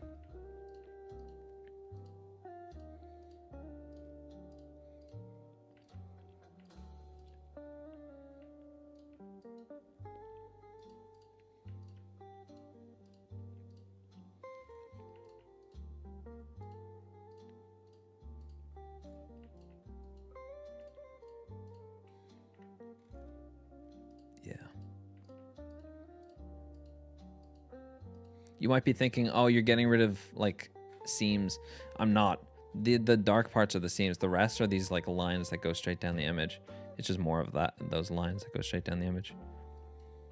I was just thinking that for a second in my head. I was like, wait, are these threads that I'm removing? No, they're definitely not. Okay, cool. Now we get to another cool section here. So this is the pocket of the jacket. So let's see what you did for the pocket. And it's totally okay if it's not. Actually, you know what? That's not bad. That right there, that's not bad at all. You know, you did a good job here. Like, you kept the shape of it. We know what it is. It's definitely a portion of the jacket that needed to stay there. So what we're gonna do is we're gonna go back, but we're gonna again use the same tools that we've been using, the healing tools, and replacing tools, patch tools, all that sort of stuff. And we're gonna try to restore this without smudging anything. The smudge tool, I think smudging is maybe, I don't know an instance when I'd use it. I think it's good, but it's not something I'd use. In most cases, I would try not to. So I'm gonna take the spot or the healing brush tool, and if I expand this just like this, we can see the section that I'm replacing. But we don't want a big section like that because then we're copying the wrong things. We want to take a section that we like, which would be something like that, and we line it up just like that. We line it up, and we click. There. Now we've removed that little blotch that was there. And we're gonna do the same here, and same here.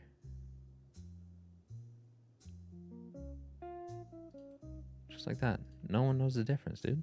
No one knows the difference. See that? And it looks like there's somewhat of a crease here in the center of it as well. So we can preserve that crease if we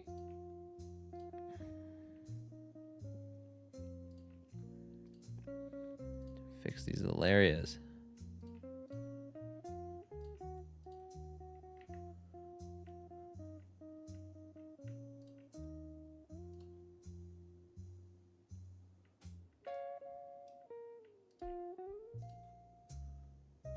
That's not bad. That's not bad at all, actually. I like that. Cool. Oh, love that.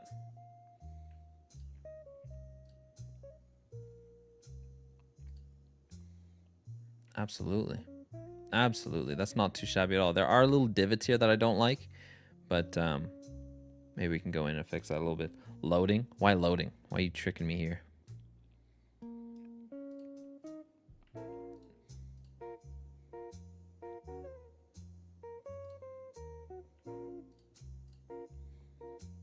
Okay, now we have this bottom seam here, and we're going to do the same thing. Again, we're just copying from what we do have. We're going to move it down to where we don't have. And now these finer parts that are taking up all this space. We hate that. We hate that. So we're going to take this, and we're going to preserve the texture by using the healing tool, and we're going to remove the white bits, because that's going to like stop us from being able to copy this seam all across. So we need to get a bit finer here. So if I take that and I line it up there, now we have a bigger section of where we can copy the bottom seam of this pocket and move it over. But because it's so thin, it doesn't seem to match with the rest. So we're going to need to sort of, I guess this is going to be quite a bit more manual. And I'm going to say replace here, because this is going to start, because it's such a white section, it's really going to start blotching up and looking all garbage. We don't want that, bro. No, sir.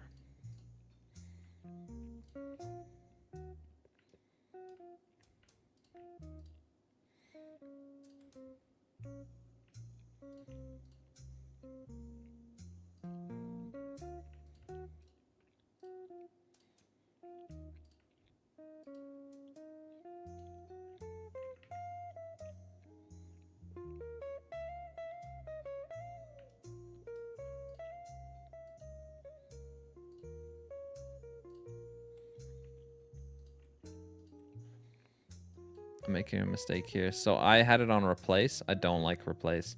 We want it on normal.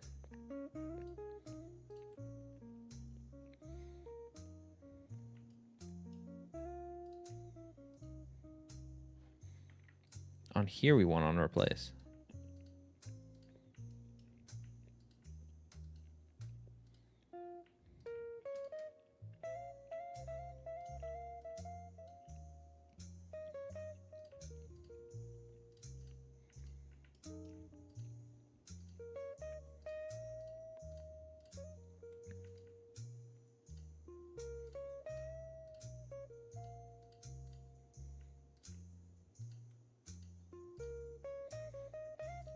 And we're going to change it back to normal. Just because we want to start getting that texture back in there. If we use the replace too often, you're going to start seeing patches of like repetitiveness. And that's something that the human eye really does pick up on. Like if there's a pattern, you're going to see it. But you see this? Look at this. Like we've kept all this detail, the pocket, the collar up here. And we've, like something you can very well notice. I don't know if I don't want to zoom in too far because we get into that grid, but you can see we've kept like the noise of it. And the noise is good. The noise is good because no photo is perfect and has perfect pictures like that.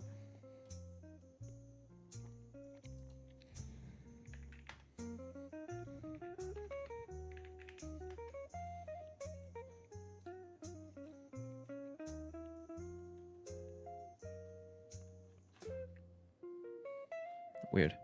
Yeah. And then he's got this like felt, not felt, is it felt? I don't know. Some sort of like a soft collar here. I know what it is. It's like fur. It's like a fur collar on his jacket. So we can just paint this in black because we, like, the camera just didn't pick up any of that fuzz. But you want it to be the same shade of black because if I, look, you can very well tell the difference between this black and this black. Wait, that's the wrong thing. I need the paint tool here.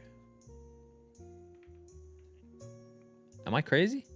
I'm on the paintbrush. Oh, maybe not. Like if I was to sample it, like you could definitely tell the difference, but you know, you know what? Actually, you know what, guys, you don't know this, but I have my monitor. My monitor is very picks up a lot of colors, and it looks so different from this monitor to like my other monitor. So on my other monitor, believe it or not, I actually am able to pick up on more details over there, because this monitor over here on my center one, it's like sorry,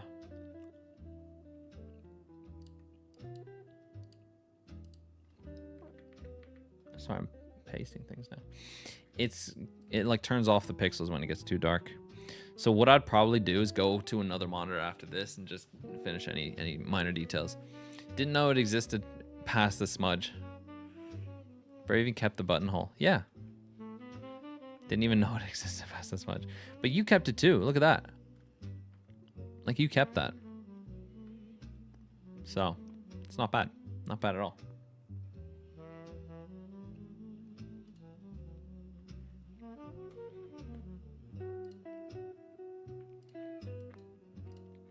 I'm on the paintbrush again. Gosh, what am I doing? Are we on replace? No, we're on normal. Good. When you have like a gradient like this, it's really, I don't know. You gotta really be particular with what tool you're using. Like you see that? If I try to do that, oh well, I did. Now because I cover the whole thing, it's not like taking from its surroundings.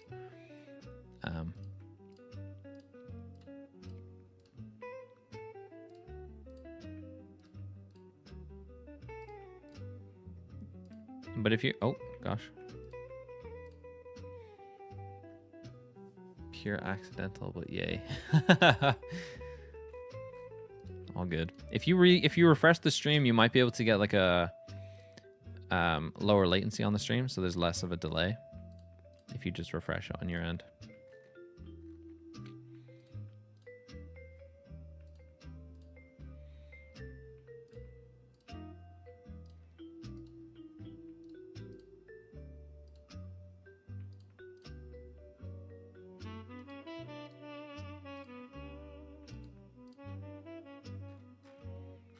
I'm really enjoying this music.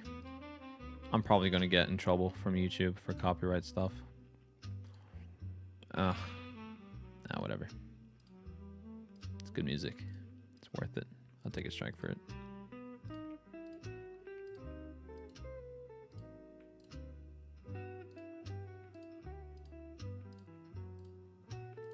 I'd like to not take a strike, YouTube, if you're listening, please. See, with big open areas like this, you are, listen, if you got a big flat canvas, you're gonna notice patterns. That's why I'm constantly selecting a new area, picking it, pasting, new area, pasting, new area, pasting. Because on something like this, and even for the rest of the jacket, you're gonna notice we're gonna need to do that a lot.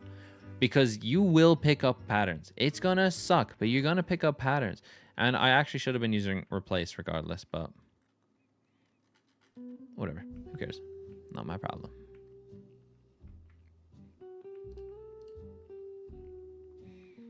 Actually, I'm gonna leave it as normal. I like normal. It seems to be working quite well here.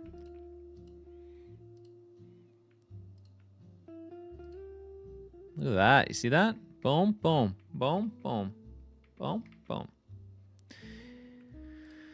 Who needs a washing machine? Am I right?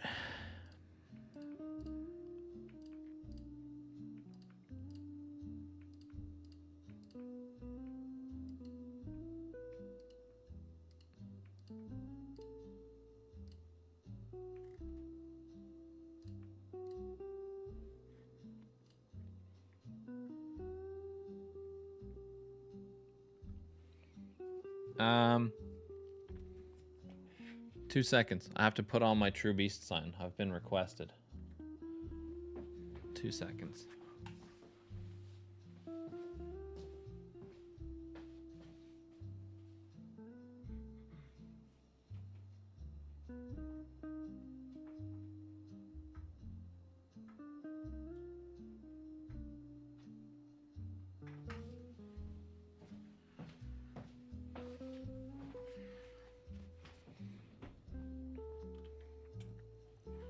There we go.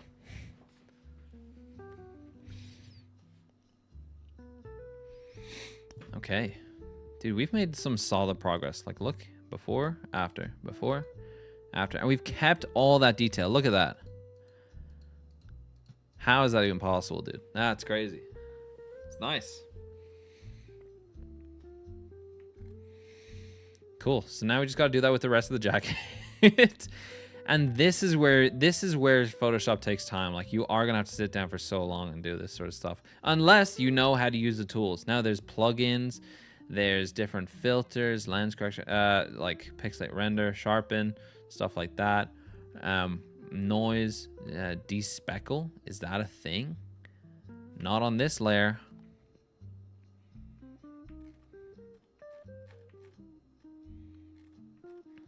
What if I go here? Filter, no. Filter, noise, despeckle.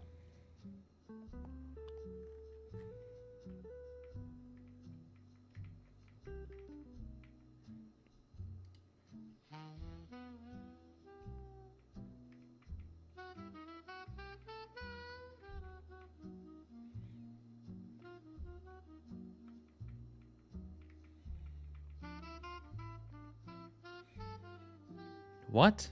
Filter, noise, despeckle. I'm confused. I don't think that did anything, dude. Maybe it did, but I don't see it. Whatever. It don't matter. It don't matter. Now we got sections like this that suck. Whatever.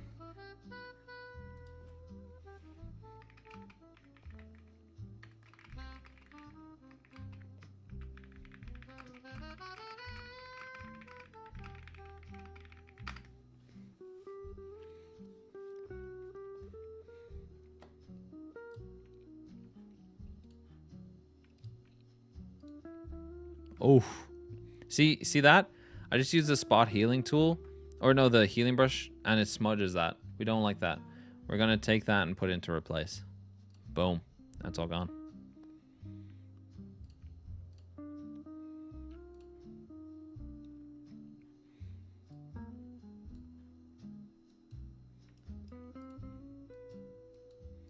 Now I've changed to the spot healing brush tool, and I'm gonna see what I can do with this.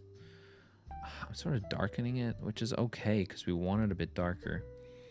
And again, like, photos look completely different based on what monitor you're looking on. So this, what I'm seeing here, may look one way to me, and it may look completely different to somebody else. So if I take it and I put it here onto my other monitor, granted, not much of an issue. I mean, like, there are certain sections, like over here on the right side of the collar, that I would fix.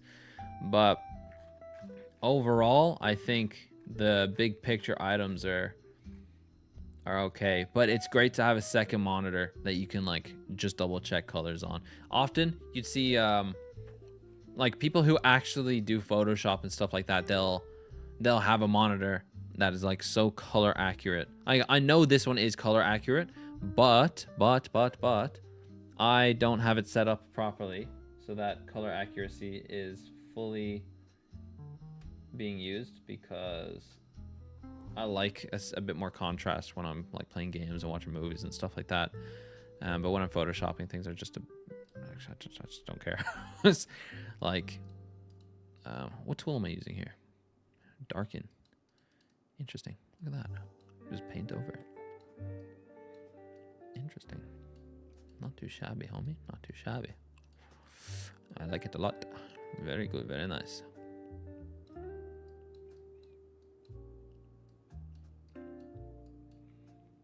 See, I don't like that. See, it's like ripping away at the...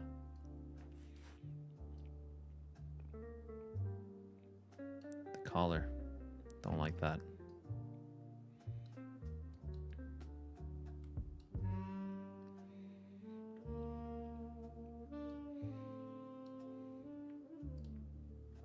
I'm gonna change it to normal so we keep certain parts. And here, it's quite important. We're gonna, boom. Just wanna make sure we don't mess up this collar. We like this collar. We wanna keep this collar.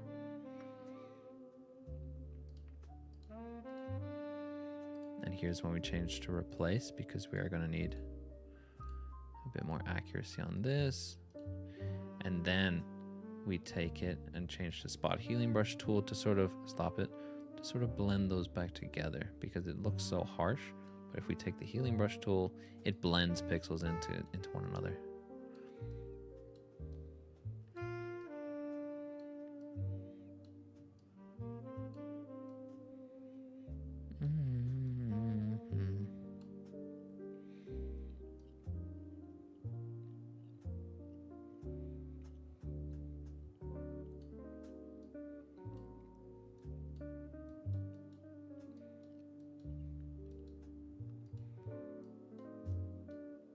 You might be asking, well, if it's like so dark here regardless, I'm going to change to the other healing brush tool just to get this corner here. If it's so dark regardless, like, why even bother? Oh gosh, come on, please. That's not bad, actually. Why bother using healing brush tools when you could just use the... Come on, finish the sentence. When you could use a paintbrush. Now, obviously, a paintbrush is a lot easier to you know what colors you're choosing, stuff like that. I'm going to blend that corner in because it's not nice how that's working there. And I'm going to take it and I'm going to go normal. There we go. That way it's not like a harsh, weird speck there. With the paintbrush, it's a very solid color. I get it. But when you're painting onto something like this, like, you're gonna be missing out on all this different texture. Like, yeah, it's dark, but it's not perfectly black. Like, if I take a paintbrush and I paint over this, you're gonna notice that it's just black, especially if I bring it onto another monitor. Like, yeah, I don't know what you guys can see, but I can very clearly see that that's just painted black, and that's not what we're looking for. We have this gradient from a super light black into a black down here, and that's something that you want to preserve as well. I don't like this. This is gross. We have some fixing here to do. So I'm gonna go back to here, stop it, make it a bit bigger. Go here. We're gonna take this, change it to darken. Go back. Yeah, let's darken that up a bit. And just to make sure, I'm gonna bring it over here to my other monitor as well.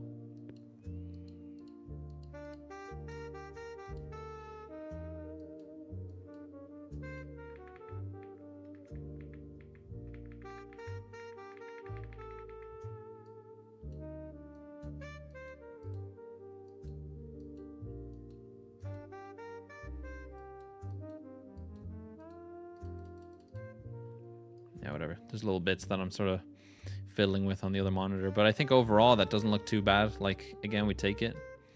You can see a big difference right there. See that? Solid. Love it. Love it. Absolutely love it. We're going to finish up this collar here, and then we'll move on to another section. Let's say just for fun, let's clear up this little corner here.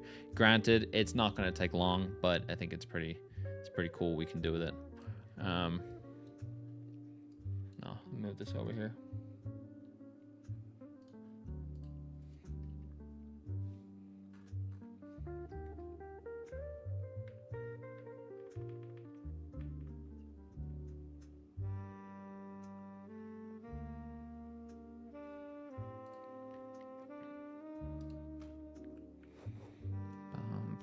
Get rid of the rip. Get rid of the rip first. All right, let's do that. Okay, so like I was saying before, you'll get certain sections where you're gonna have something like this, and if you want, it's super simple. You can take the spot healing brush tool, and what normally you'd see people take it and you just paint over it and it would get rid of it. Now we have a blotchy background, so this is actually gonna work perfectly fine, right? It works perfectly fine. That's literally it. It's gone, right?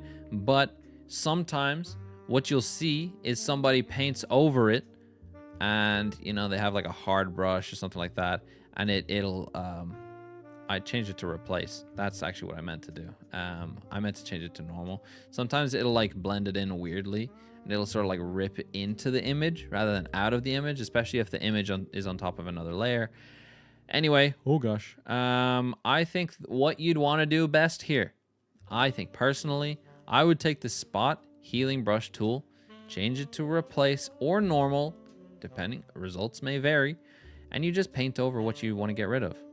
Right, very simply paint over it, and you can even do both at the same time if you want. Boom, gone. And now it's gone. Now the background of his image is not supposed to look like one color or anything like that. It's meant to look like, I guess, smoke, right? It's not bad. It's not bad. I think he's supposed to look like he's in front of a smoke screen or something like that. So we're gonna preserve that kind of look, and I think it's fine that we've now just demolished that. I think.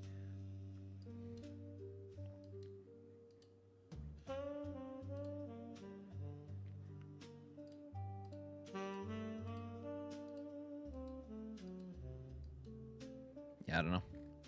So we got rid of the rip, and now it doesn't look smudged. I guess it does look somewhat like we've again preserved the texture. Like if I take the smudge tool, which is here, smudge.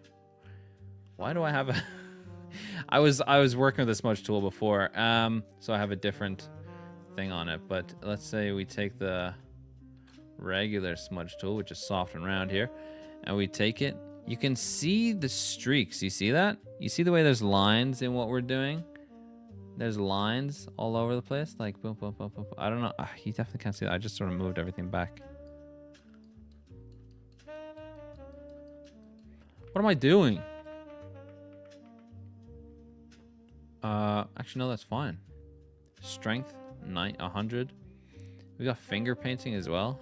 Look at that. It's garbage.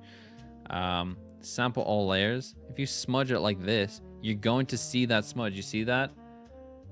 And again, I went on smudge. I'm sampling all layers because I'm still on my blotch removal layer, which is just a blank layer.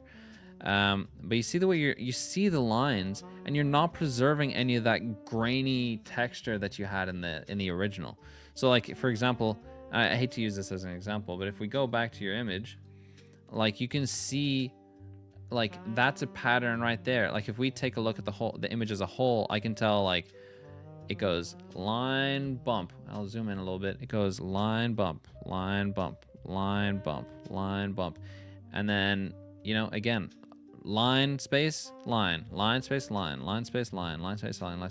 So it seems to me like it's something very repetitive. You know, like you definitely use some sort of a pattern tool there, or a smudge tool, or a patch tool or something to repeat a pattern, and you can see patterns. It's like it sticks out to you like a sore thumb when you see a pattern on something that is not supposed to be there. Now, by no means does this look bad. I think, again, it's depending on what your results are supposed to look like, but I think this looks like if you're trying to turn this image into more of sort of a stylized or a painted kind of look, because that's what you did right now. Is it sort of gave it that look, and I think that's a good look in some instances. But yeah, anyway, smudge tool, not what you want to do if you want to keep the grainy texture. Boom, boom, boom, boom. I'm on replace here. I'm gonna go normal.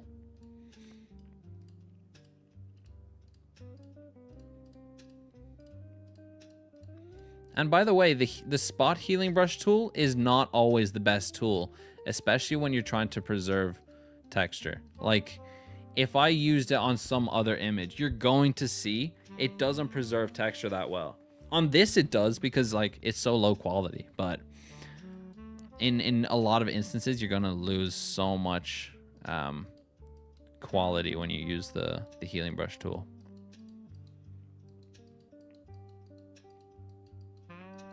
And if we do this in smaller chunks, just like we're doing now, we're not going to ruin any of the smoke. You see the smoke is there. So this has a certain, I can't really present it to you very well, but you see the way it's lighter smoke here. It's a different shade here, different shade here, different shade here, different shade here, here, all the way up to the black. If we do it in small chunks, just like we're doing here, we're not going to be ruining that overall like transition of the smoke going from, it's like thickness of smoke. The more smoke there is, the whiter it is. So if we just do it in little bitty itty bitty little bits like this, then we're good.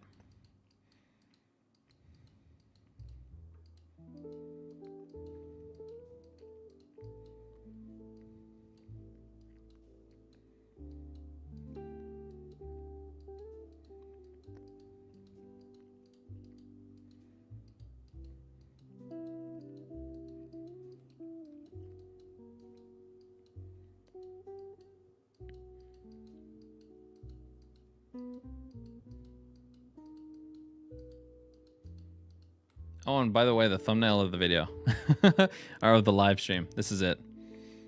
What I did with this, super simple.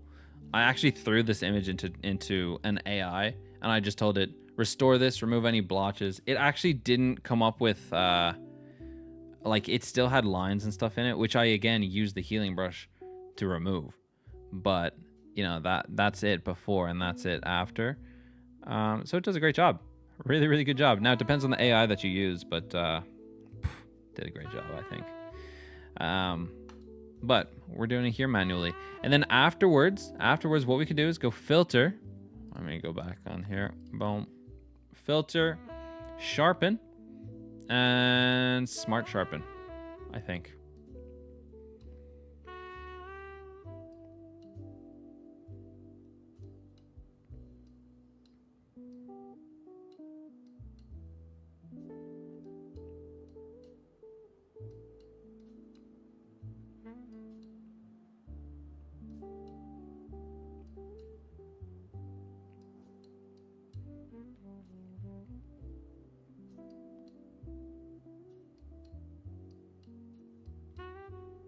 Oh, I like that.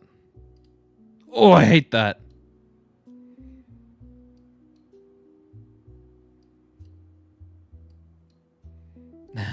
It's terrible. If we reduce noise, it just makes it look like garbage. Interesting. Smart sharpen's not bad, though. I like it. I like it.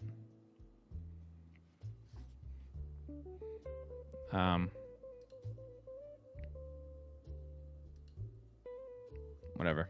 We can look at sharpening things later. It makes everything. AI is taking over. That's so sad. I know. I think it saves a crazy amount of time. I think realistically, I think it would be a bad idea to not embrace it. Why, you might ask? Well, number one, it's going to take over so many jobs. It has taken over so many jobs. Stuff like that. I think that's the most generic statement you can make about it, but it is true. I mean, I don't think usually, unless it's a very specific thing, maybe I'm creating a thumbnail for a video or something like that and I want a very specific thing, then I would probably go to a person if I couldn't get an AI to do it. But a lot of the time I can get an AI to do this stuff for free, so I'd never have to touch it. There we go, replace here. What am I doing? Wrong layer, guys, wrong layer.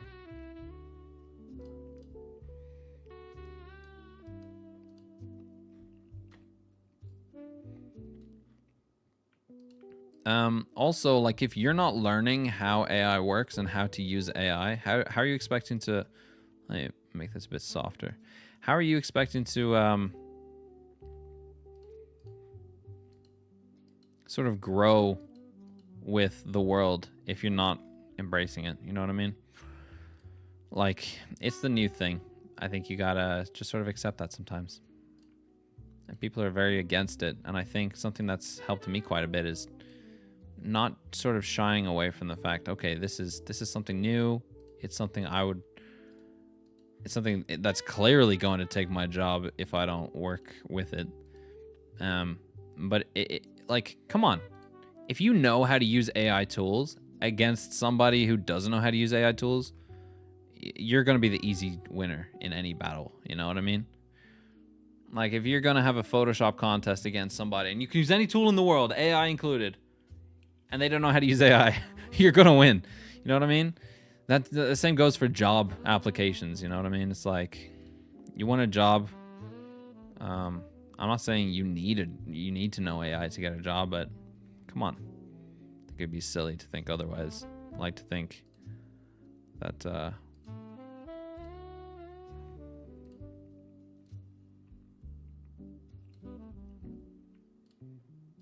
sorry. Just distracted here. Trying to get some nice results here. Solid.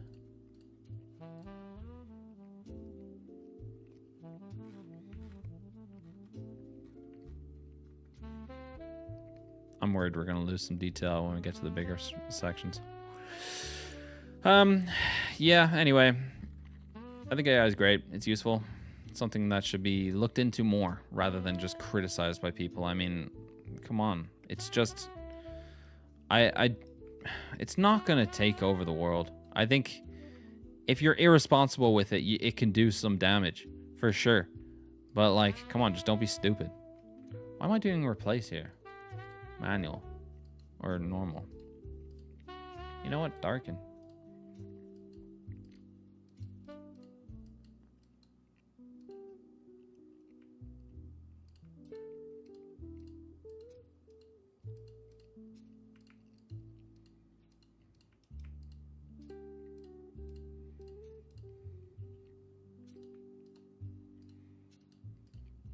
Don't like that. Don't like that. If I go replace here, boom.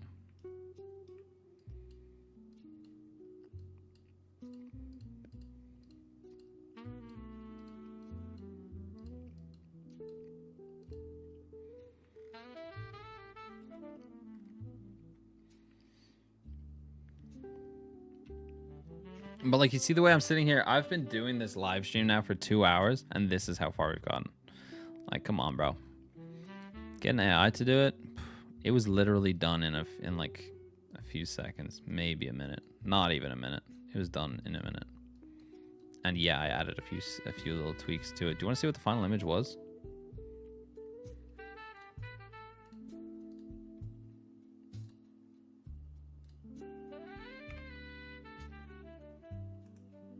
This is the final image that the AI gave me. Look, it cleaned up the jacket. Look at that. Look at that. Look at that jacket. How clean is that? Dude, look at it. How awesome is that? That's way better than I could do. Way better. Like, that's so natural, dude.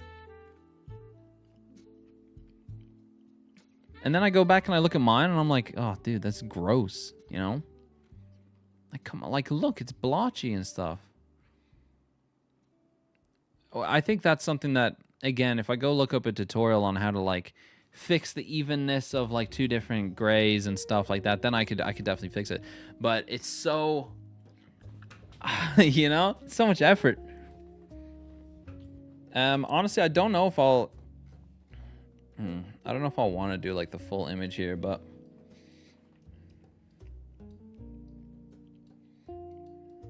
I mean, regardless, if I don't even finish this, I hope you guys have sort of learned a bit of a lesson in terms, like, about this whole thing. Like, it's not hard to do.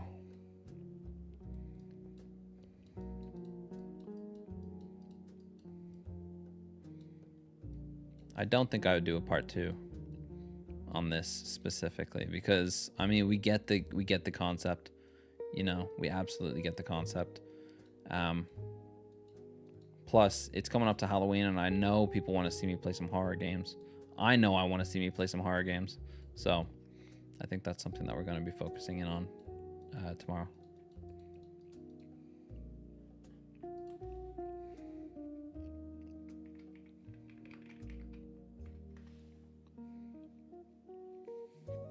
What time is it?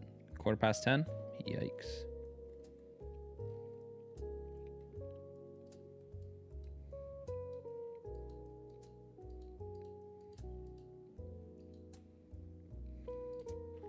I wonder if Photoshop how to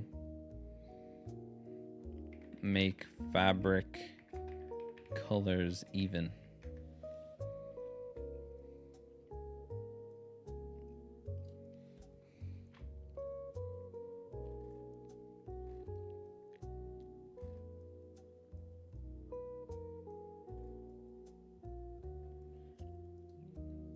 No, how to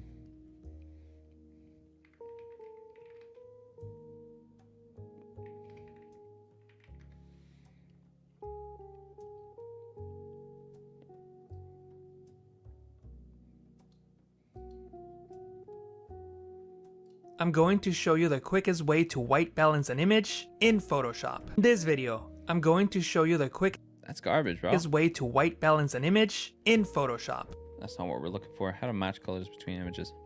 Today, No, that's easy. That's not what we're looking for. That's just a filter.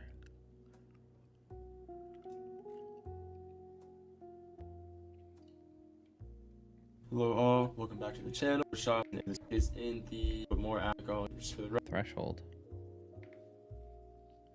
I think threshold level here. This little slider right here. this is what we're looking basically for. works as a slicer for the image. So wherever you set your threshold level, all of the intensity values for this example below 92 are going to be black, and all the ones above 92 are going to be white. So the more we decrease this, the more the white takes over. I think that's really good. I think that is something that we could use because if we compare this image, because we see the jacket is so smooth, I'm jealous. I'm honestly jealous. Then we take a look at the Photoshop one, like it definitely upscaled the, like, look at, I'm so jealous, bro. That looks amazing.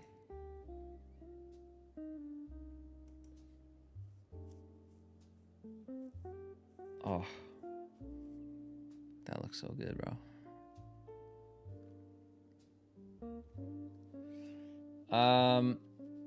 We could use, see, I'm just sitting here thinking, like, what am I doing? Like, I should just give up.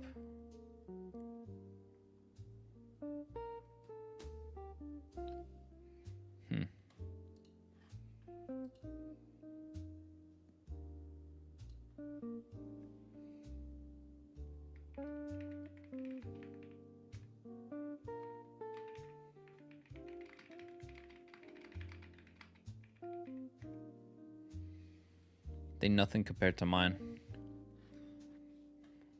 The AI, the AI images, yeah, absolutely nothing.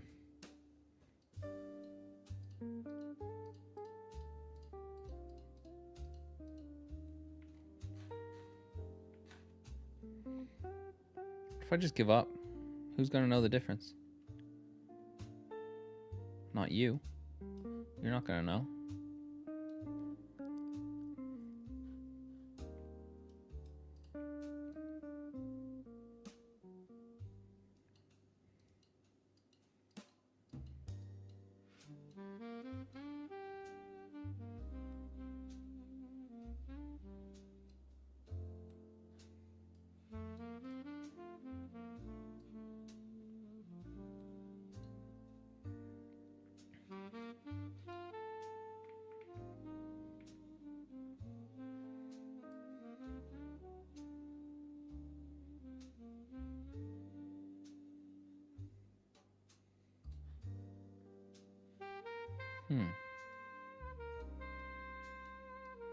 Oh, what?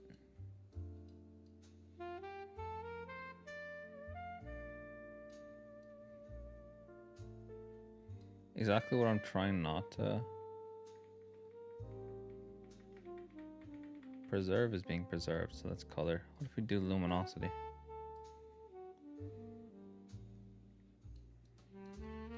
Yeah, that looks like garbage, bro.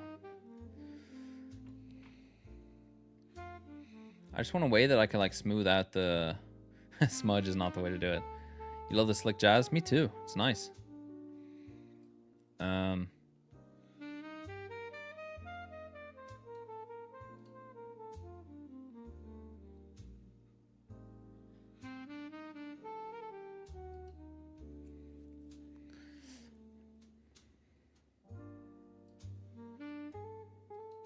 How do you open up this threshold thing? Show you how we got here and kind of the ins and outs of how this works in just a second. So let's take a look at our threshold adjustment in our things like He's already got a threshold this added. is the original image. So you can see how it's turning this image into just plain black and white. It's a Alright, let's just find it ourselves because I'm not bothered listening to him. Threshold.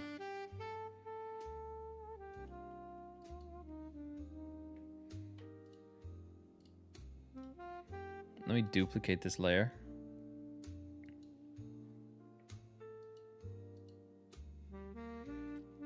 Base copy. So this, I'm gonna unlock it. And then we go search, threshold, adjustments.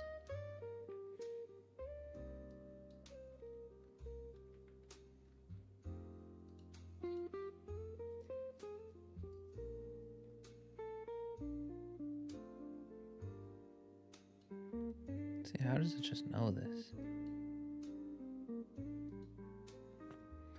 I don't like that. That's, what is it doing? I'm actually just trying to like take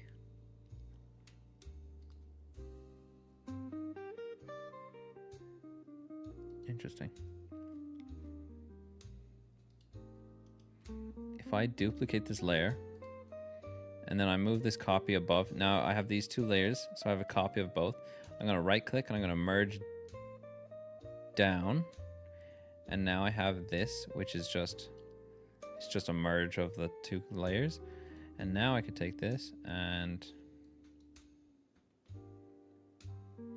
you know what? No. What if we go, look at that. It's crazy.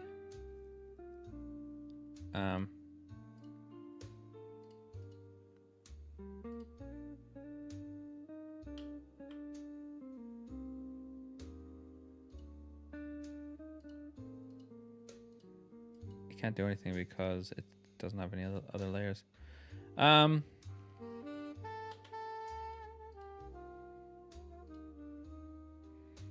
Whatever.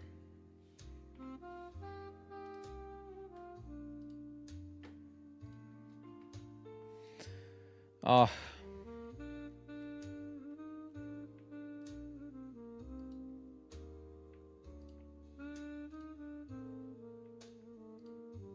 You know what movie I should watch?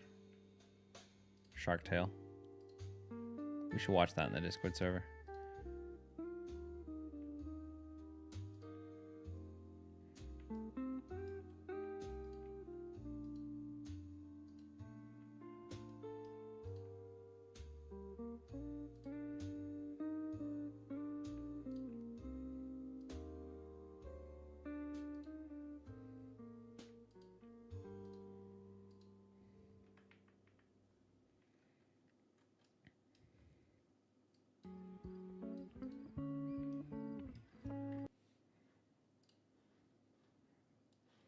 Gotta change the music.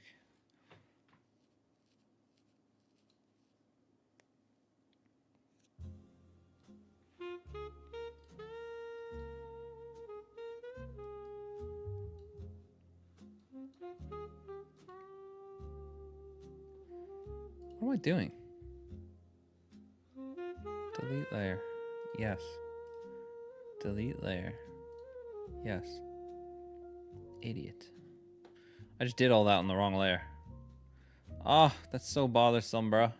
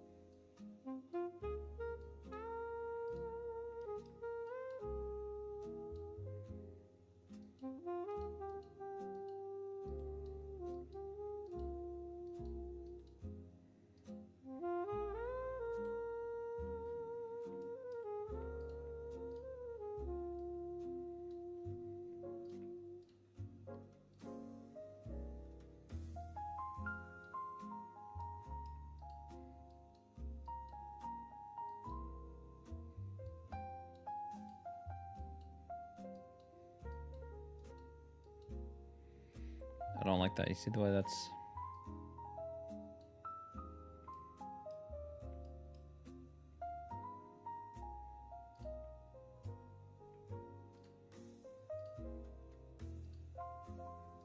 It was repeating somewhat of a pattern, and we didn't want that. The last thing you want in these sorts of things is a pattern. See the way you can see that pattern? Don't like it. Don't like it. We're not going to keep that.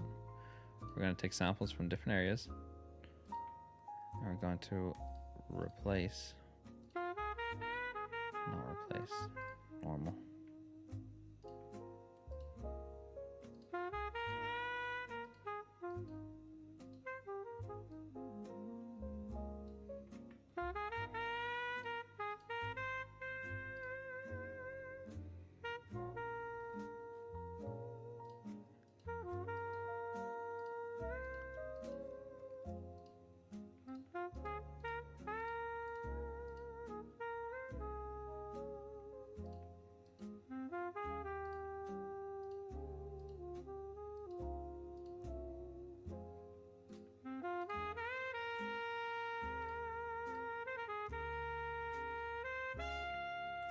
Nice.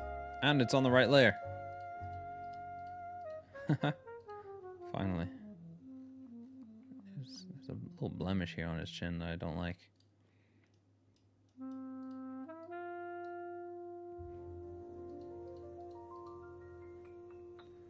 Better.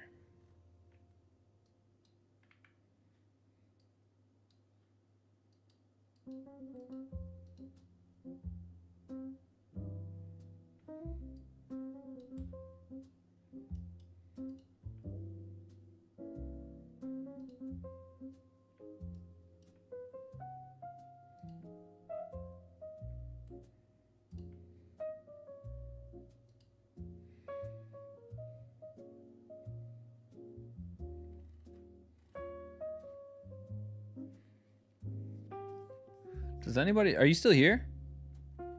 Or have you gone to sleep?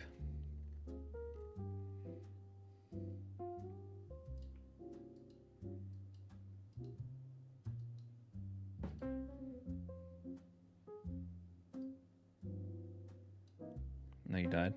Okay. Does anybody in your course ever like, do you think anyone in your course uses Photoshop for any of this stuff?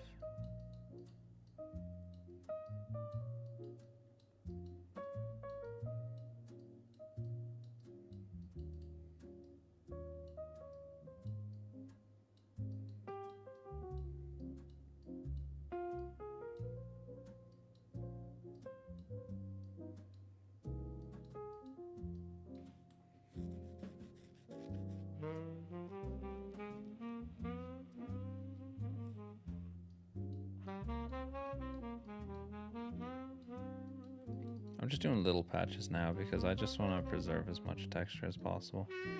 I feel like at a certain point I'm just sort of making it blotchy if I make my selections too big like this. That's not nice. It's a really garbage look, but at that point you'd use the healing brush tool to capture texture from somewhere. You know what I mean?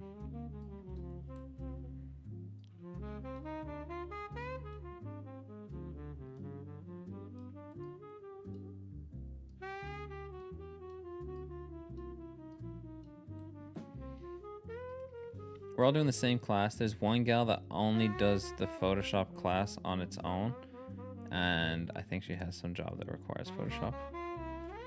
What am I doing? I'm like pulling wires here.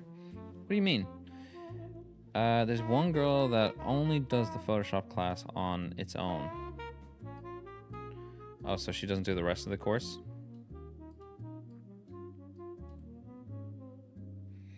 I'm gonna bring back the seam of his jacket here, like just the arm. So we're gonna copy that. Slide that on down there. And then we'll fix the rest here. Like that. Oh, I don't like how I've done that.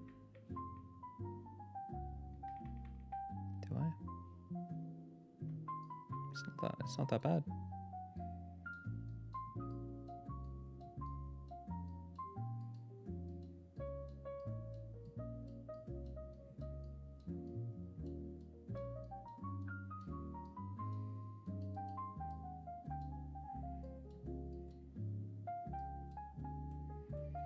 Yeah, so she doesn't do the rest of the course. Okay, that's interesting.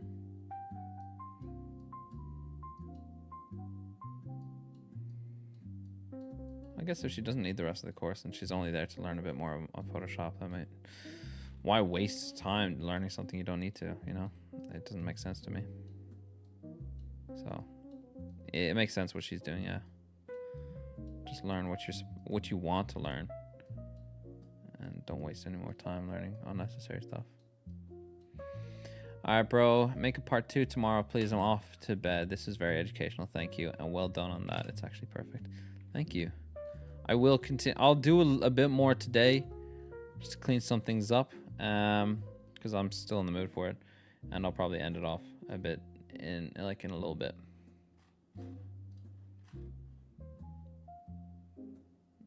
Yes. Alrighty. Well, enjoy your sleep, and I will see you on the morrow. Have a good one, Holmes.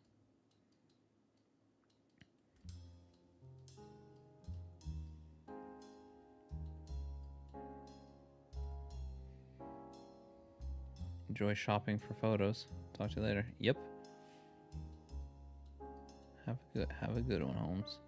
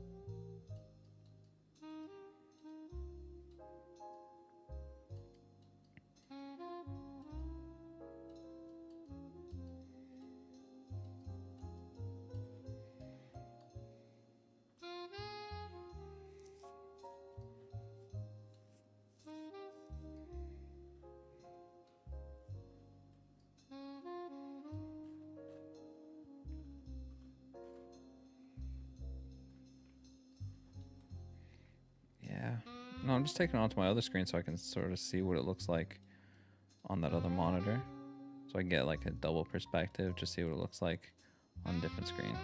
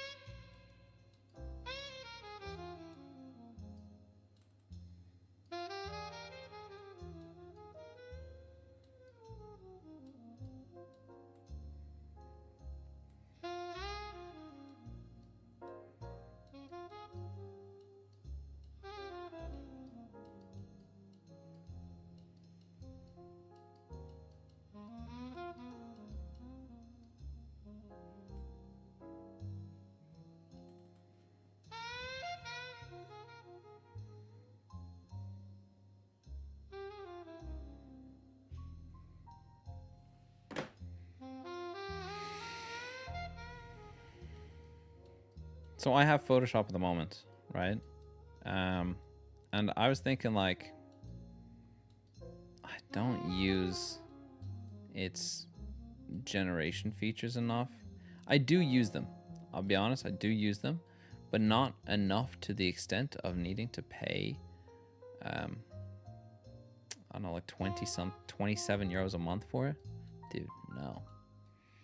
So when I went onto Adobe and I was trying to cancel it, and that was the day that Amazon Web Service had issues. So AWS was down, so a lot of other tools and services were down, and that's that affected the Adobe like website for support. So I was like, I'm not paying this. So anyway, I contacted my bank and I was like, yo, can we just cut payments to Adobe? Because they wanted an 80 euros early cancellation fee. 80 euros, bro. That's garbage.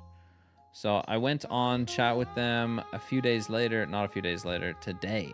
And this is like, I don't know, a week later? I don't know, maybe a week, 2 weeks, maybe I can't remember. And I went on chat with them today. And then they were like, you're actually signed up for an annual subscription. I'm like, what? What are you smoking, woman? Why does this look like that? Are there no pixels here? Oh, that just looks weird.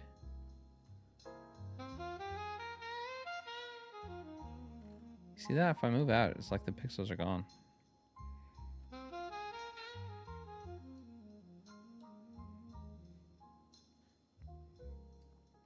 This is when I change it to replace, I think. What? I guess it's just not working. That's just strange. Anyway, I went on support with them today, and they were like, nah, you're on an annual subscription. And I'm like, no, I'm not. Absolutely not. I definitely 100% made sure before I got it that I was doing a monthly thing, because there's no way I'd need it for a year. Not a chance.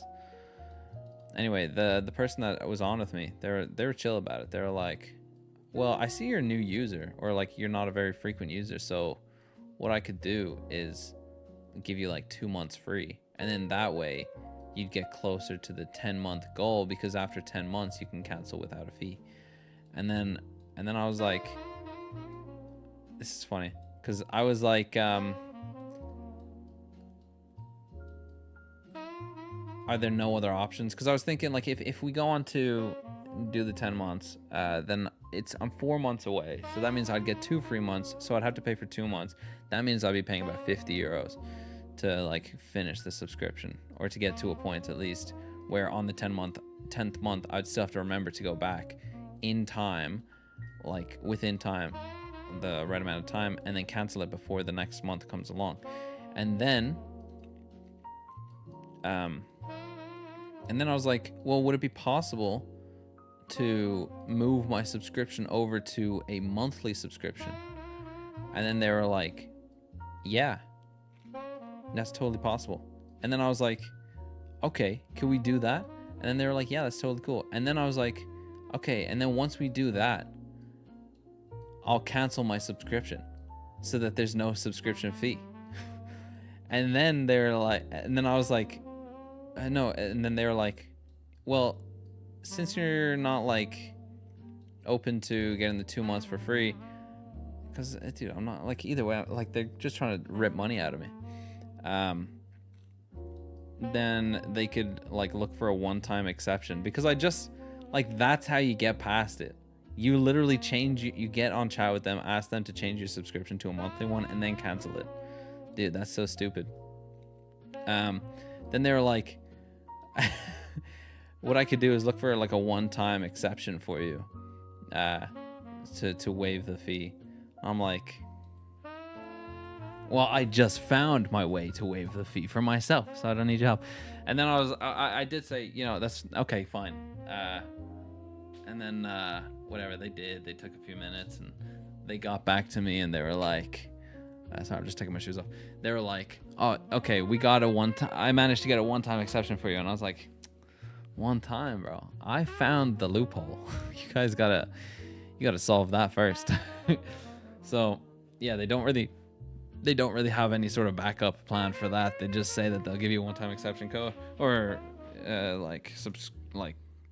cancellation fee thing,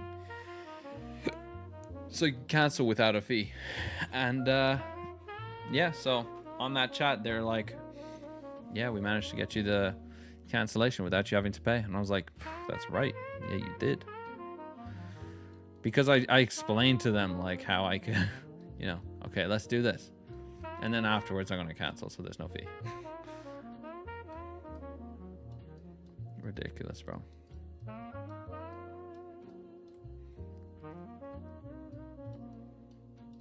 And that happened literally like 5 minutes before the live stream went live. So as of October 30th, I think. Yeah, I don't know. As of October 30th, which is like tomorrow or something, I'm not gonna have Photoshop anymore. So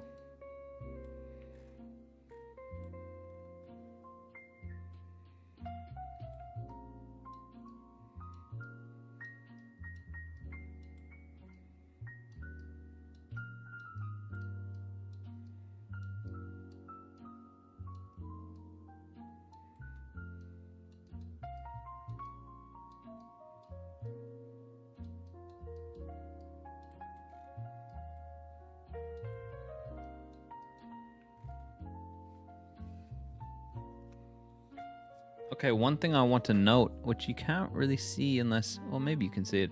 There's a shadow. Here's the outline. I'm drawing it with my cursor. Here's the outline shadow of his hat. So that's something you want to preserve as well. Just something to keep note of, I guess. That's not going away with the spot healing brush tool. So I'm just going to move on, and I'll come back to this because actually this is like tracing the seam of the jacket, and it's really annoying. Like, this needs to be gone.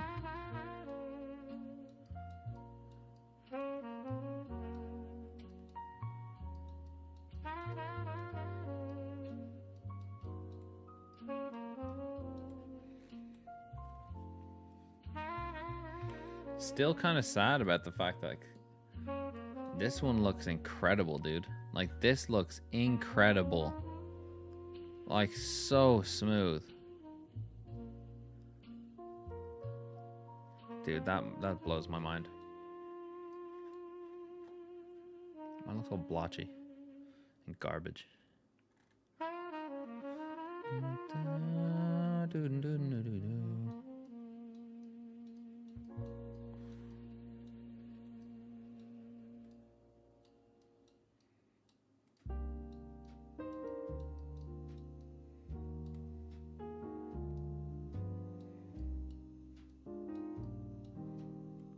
Hey, shout out to Siobhan for telling me to lock the layers. I never thought about that.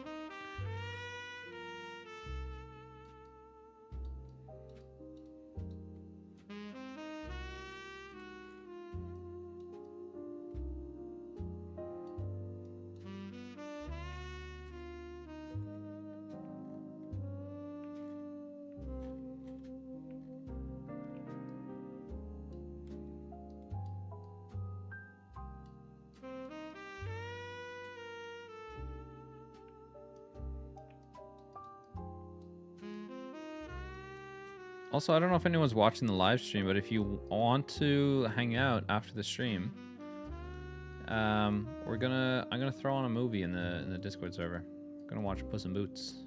We watched it last night, but everyone fell asleep before it. So, like we were watching a bunch of Shrek movies, and then afterwards I threw on Puss in Boots. So everyone had fallen asleep. Apart from Chris. I don't know if Chris is watching this. Probably not, but yeah, his schedule is just messed up. Like, bad, bro. You listen, I thought I needed help, bro. Fix your schedule, dude.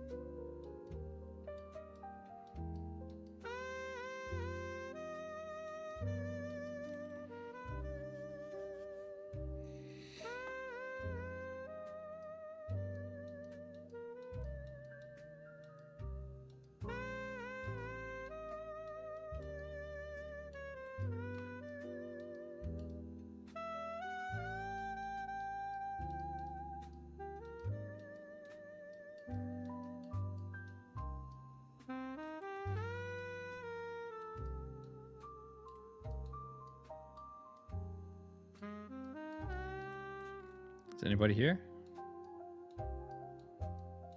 If you're shy, feel free to talk. It's okay. I don't bite.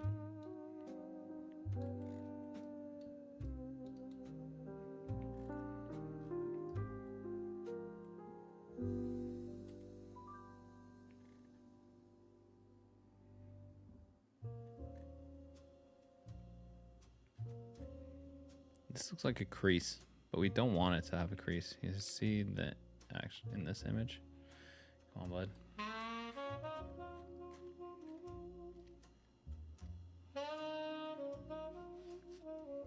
Granted, he doesn't have the threads there.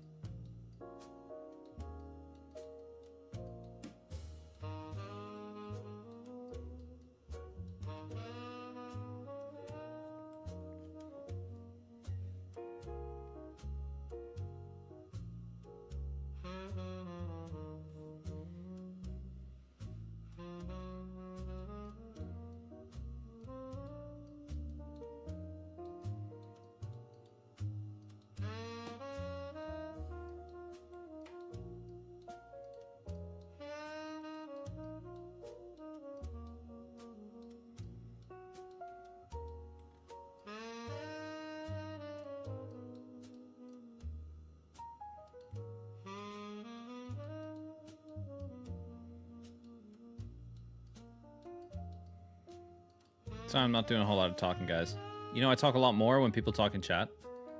It sounds like a sales tactic, but I'm serious. There's a lot more to talk about when you guys are having a conversation with me. I'm just saying.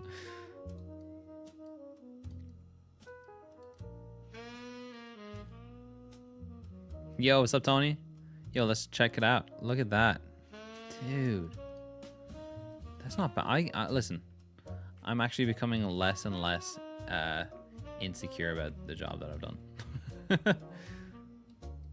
I was like really like shattered when I saw this, because this is what AI came up with, and dude, that's a smooth jacket.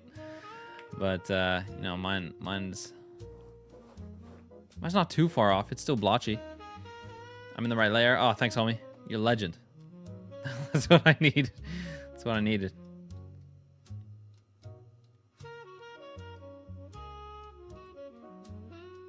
Appreciate you for being here, dog. What are you up to? What are you up to? Oh, I haven't installed those mods yet for Payday. I really, really want to, because I think, dude, that's gonna be a game changer.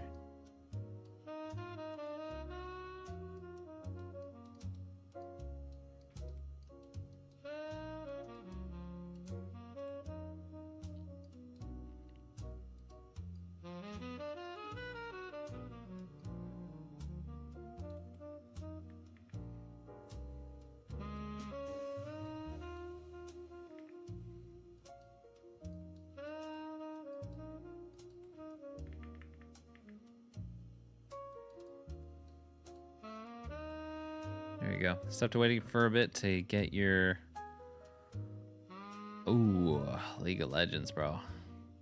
What am I waiting for? Install them? I'll install them after the stream. It's just because I wanted to play with my friend Taylor, but she hasn't really responded. I sent her a question on Discord, and I was actually talking to her earlier today. I could have just asked her, but I forgot. But like that girl that we were trying to play with at the start of the stream yesterday, I still want to play Payday with her because she like downloaded it and everything, and I think it would be a lot of fun. Plus, having a PC player would really help the progression. Because man, oh man, me trying to figure out how to take a painting off a wall, disgusting. Like, I watched it back and I was like, dude, that's embarrassing. But they got such a stupid system for it. I mean, like, how was I supposed to know? You know.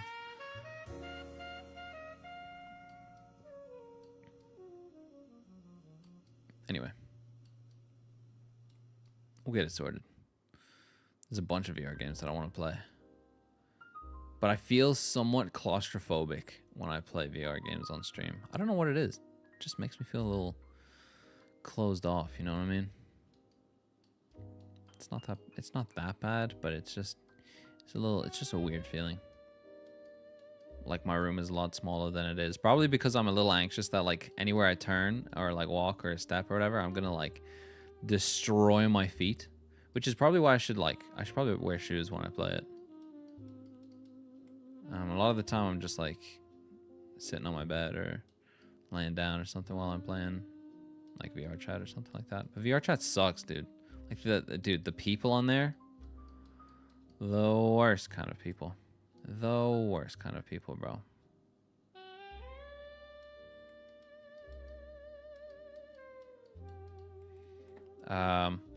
For sure, the controls seemed frustrating with the hopscotch movement. Dude, I know, it was so bad. And then at the end, that's when I figured out how to like get the movement to be more smooth. I still wasn't able to like look around, but like not normally. Like I still have to press a button to turn 45 degrees, which sucks. But there is a mod for that, and I think you found that mod for me yesterday, so, or the day before. I can't remember when I last streamed, but I'll definitely get that. And there's a Steam discussion page for it where they like explain sort of how to install the mod, or like how to install the VR mod itself, because it's a DLC. It's not like a base game to be able to play in VR, but they also explain some mods that are like really good to use. And there's also like a gun recoil mod, so like when you're shooting a gun it just looks more realistic. So I think I'll get that as well, even though it's gonna probably make my aim just way worse. Like I was getting consistent headshots yesterday. It's good, bud. Impressed myself. You've got a quest for me if you ever need some extra muscle. What is the quest? If I ever need some extra... Oh, you've got a quest Dude. Absolutely, bro. How sick would that be? Yo, I'm down, bro. What quest do you have? I have a quest as well. Meta Quest 3. I've done like 2, 3 maybe live streams where I've had my camera on. If even. Yeah. Or I've had my camera on while I was in VR. I just feel weird about it. It's like people watching me like get dressed or something. It's just shouldn't happen. You know what I mean?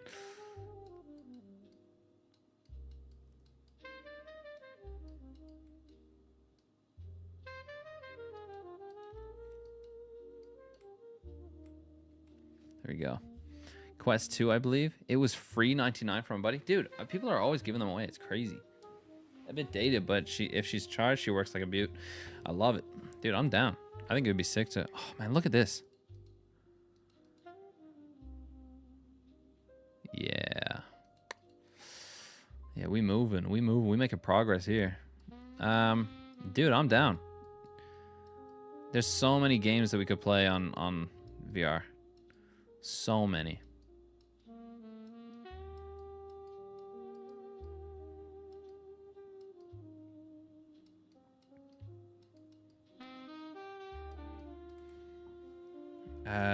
Used to build a bunch of coasters in Planet Coaster, then ride them with the headset. So I was like, dude, that's crazy.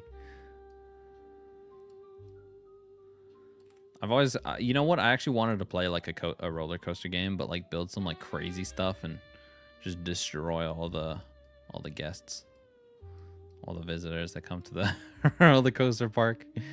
I've seen a couple videos like that. I think it's hilarious.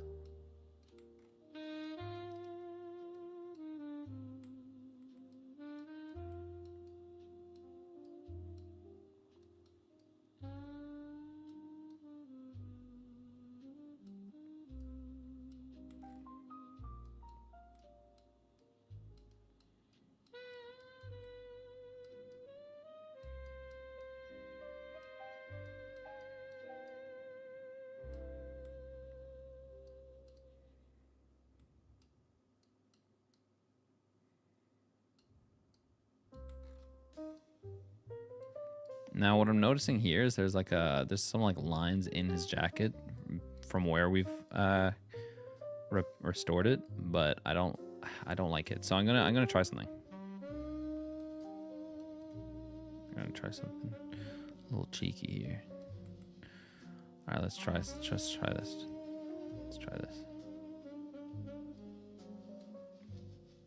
Okay, bad.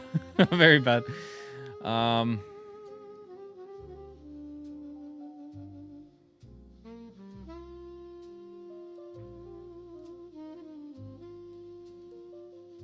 Nah, whatever. Doesn't matter. It's not bad. It's not bad. Right?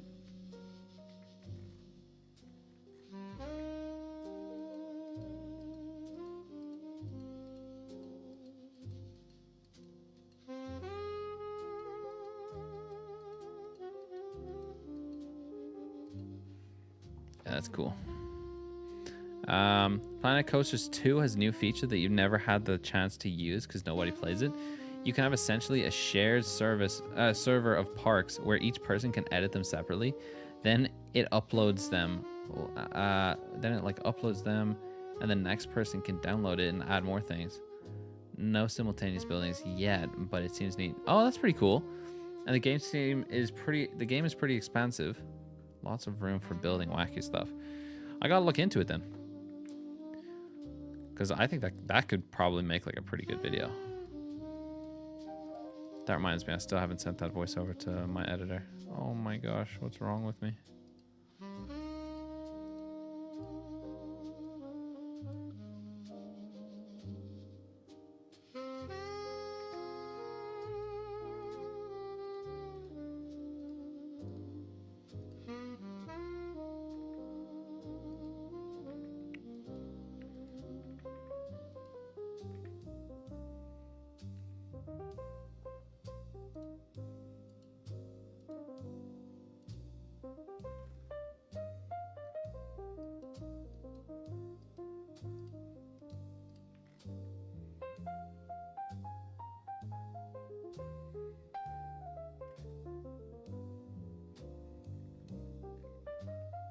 It's not bad.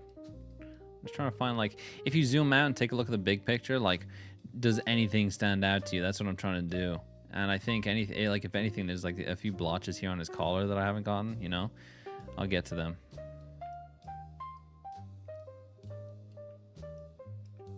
This is getting very Pink Panther-y kind of background music here.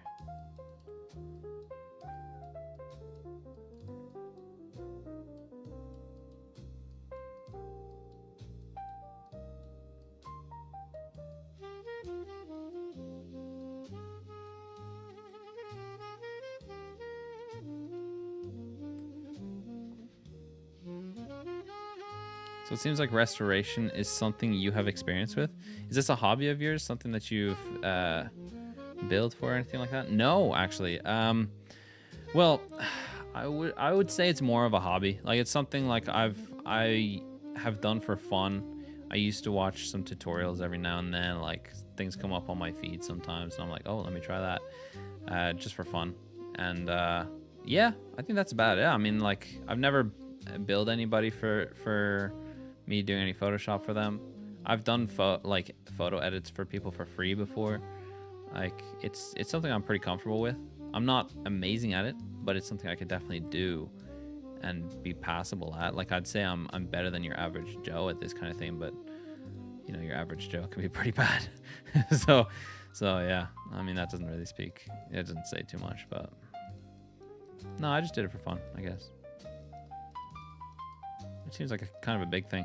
I remember one time back when I had that girlfriend in Spain. I went over there as like a surprise for her birthday one time, and what happened? Oh, we were trying to make a video for her, like edit a video for her birthday, and then I actually, when I arrived there, her friend picked me up, and then I stayed at her friend's place for the night. We were trying to figure out like how to make the video. And she had Premiere Pro on her computer, but only her dad knew how to use it. I think it was her dad's computer or something like that. And then I was like, I don't know, because I didn't know how to use it, something inside me was like, dude, that's embarrassing. So even though it's not embarrassing, like, it's a difficult program. It really is difficult. Well, let's be honest, it's not. You just gotta know how to use it. But that's the issue. I didn't know how to use it. So, yeah, it was kind of it's something I just felt like, dude, you should know how to do this. You're like the tech guy. So, I sort of embraced that thought process of being the tech guy, and then I was like, you know what? Let's do it. Let's just push some buttons. And actually, like, for many years, I had learned how to use a software called Blender. That's hella sweet. Absolutely. I used a software called Blender, and that's for like 3D modeling and stuff like that. And I took a lot of like the natural keybinds and stuff that I knew from Blender, and I just tested them in Premiere Pro and in Photoshop, and in Premiere Pro at least. Like, with keybinds, it's so simple. It's like, how do I cut something? Because I want to put a cut in the timeline. What does the word cut start with? C. You press C on the keyboard, it brings you to scissors. Like, you get scissors, which is the tool you use to cut the timeline. So that's how you use a cut. C. And then V to go. I usually think that they're kind of similar. Anyway, so V is to go back to normal.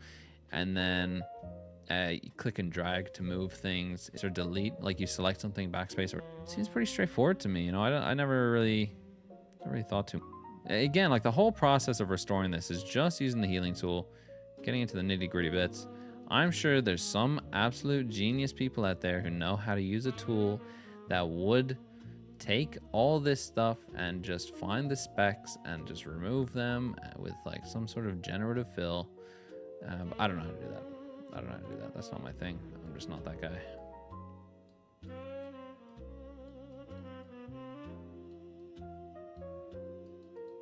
Granted, if we go onto YouTube, there's a bunch of people, Photoshop, and I stole but there's a bunch of people doing these sort of photo restoration things, like videos, and it's like really cool.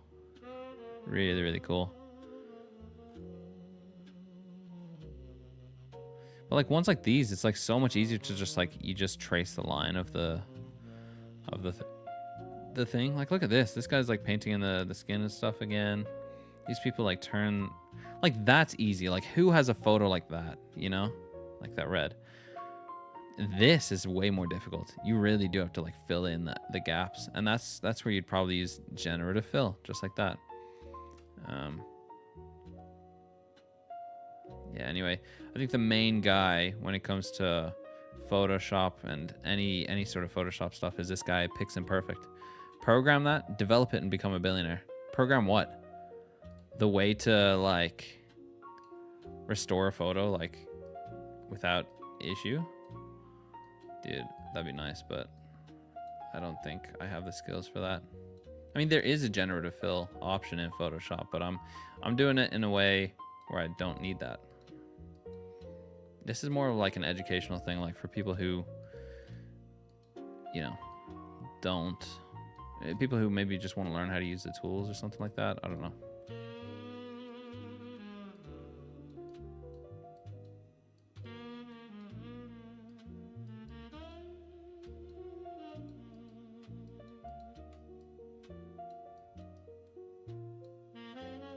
And as a bit of a challenge. I mean, my sister said she was doing Photoshop, and I was like, I know Photoshop. Come on, let me try.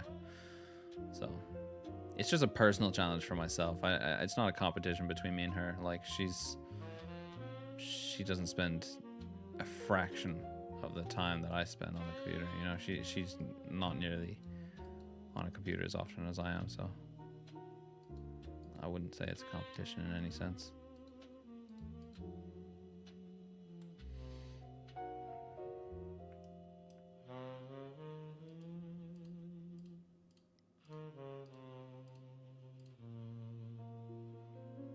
I have to fix up this whole area. I have to clean it up. I don't like that bump in his jacket, but in the original photo, I mean, that is absolutely there.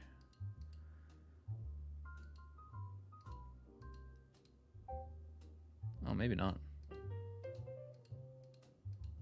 Seems like it. Whatever. Just taking a look again at what we've done so far.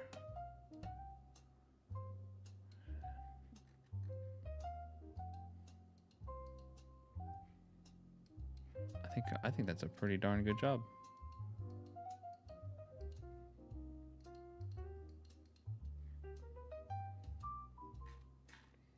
And once we finish, like his jacket, it's not going to take that much longer. I think we got to process down. The hat, it's certainly going to take some time. Absolutely going to take some time. Because there's these little creases in it. It's definitely some sort of animal leather. So we want to preserve that kind of vibe to it. You see, like these it's definitely some sort of animal leather from this hat, and you want to keep these wrinkles because that's what sort of shows that, okay, this is a hat, this is leather, this is real. If you remove that, then it's like, okay, it's just a hat with a texture on it, it's whatever. But if you can keep the wrinkles, bro, that's what we want.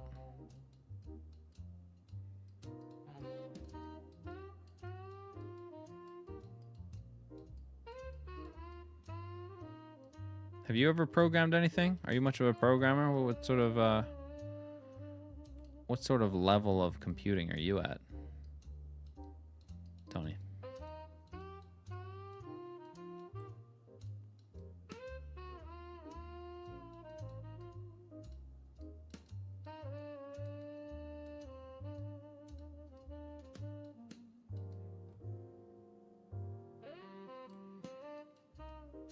Also, actually, I've been wanting to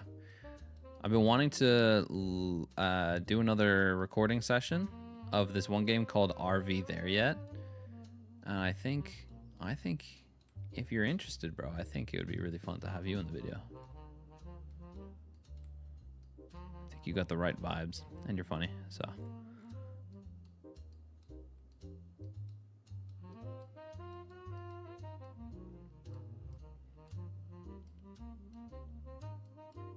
If you'd ever be interested. I despise coding language. Okay. Fair enough. I mean, it's pretty garbage. Linguist boy does human language, not clanker. Okay, fair enough. I need water. We got water downstairs. I think we did a good job up here so far. I think we could. I always have to turn my head a little bit, look at it at a different angle for me to like fully comprehend what I've done here. That's why, like, if you scroll back through the stream, you're gonna see me tilting my head quite a bit. I don't know if you've noticed, but I've tilted my head like a crazy man.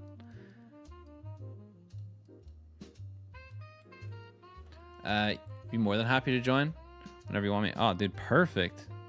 All right, I'll get it organized, and we'll probably do it in the next few days. I think the weekend would probably suit everybody best. I think the ideal crew for this video would be yourself, myself. I have a buddy Jailbreak. He's pretty cool, and then Taylor. I think she's funny. Bit of an odd group, but I think you're all funny in your own ways. I think it would work well. But then again, I gotta be careful because like too many, like you got a bunch of comedians in a room. Who's laughing, you know? Everyone's telling jokes. Who's laughing, you know?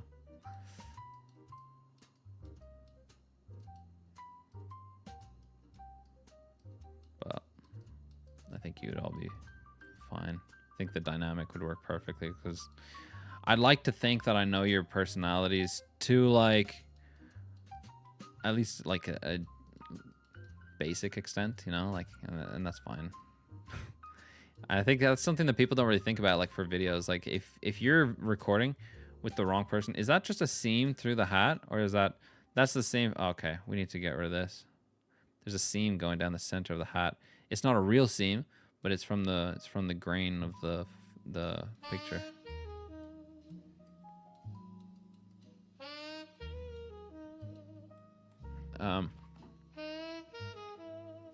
Get some water, boy. I think I might. I really do need to get over my fear of coding for real. It is kind of just the future of employment. It depends. I mean, I think sales is huge. It's boring, but you get crazy money if you're good at it. And I think all it takes to be like a good salesman is, number one, knowing what you're selling, so you're not bluffing the whole time on call or guessing, and you know the answers. And then also like just having the guts to just sort of like knock some sense into someone. Like, dude, in your scenario, like what we do would absolutely be the right choice for you. And this is why.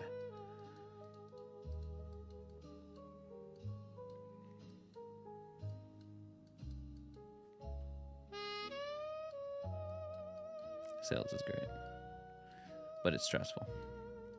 Because if sales don't go well, you know, it's like,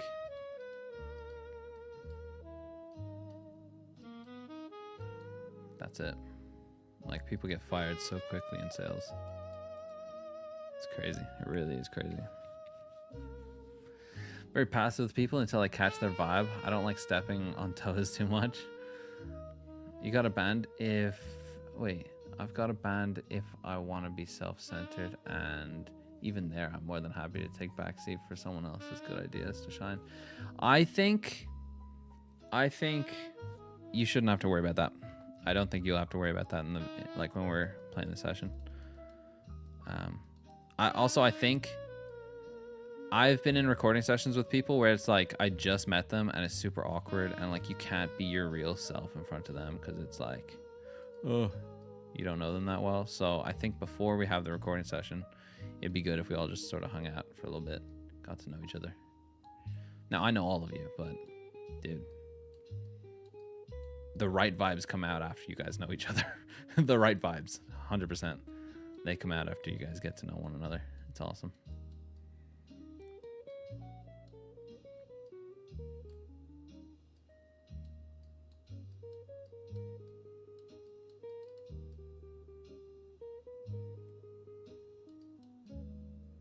How long have I been streaming? Over 3 hours.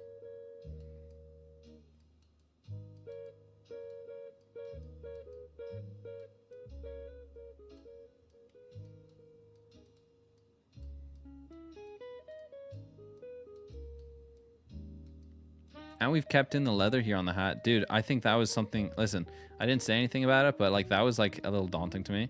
I was like, okay, if I do this hat with the healing brush tool, it's gonna look like garbage. Like I'm just gonna get, like it's just gonna get rid of everything. Everything's gonna be blotchy, but I think I've done it well enough to an extent that it's like, it's not blotchy. We've kept the texture.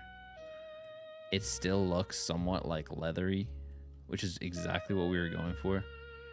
Like, look at that. Dude, you can exactly tell what that's like. Dude, that's awesome. Little chemistry read would be huge, honestly. Finally figured out how to change YouTube profile. Oh, nice one, dude. Heck yeah. I forgot that was that was one of the, like a question you had the other day. It's easy on PC. I don't know if you're trying to do it on mobile, but it's easy on computer. You just go up to the top right. You go to manage channel. Or I don't know, maybe. I think you have to change your Google profile photo. No. You can change your YouTube one separately as well.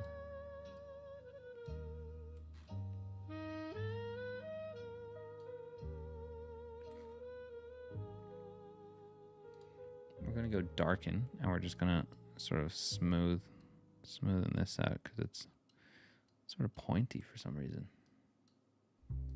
Shouldn't be. Now we're gonna go back to normal. Good. Now we're gonna get rid of this.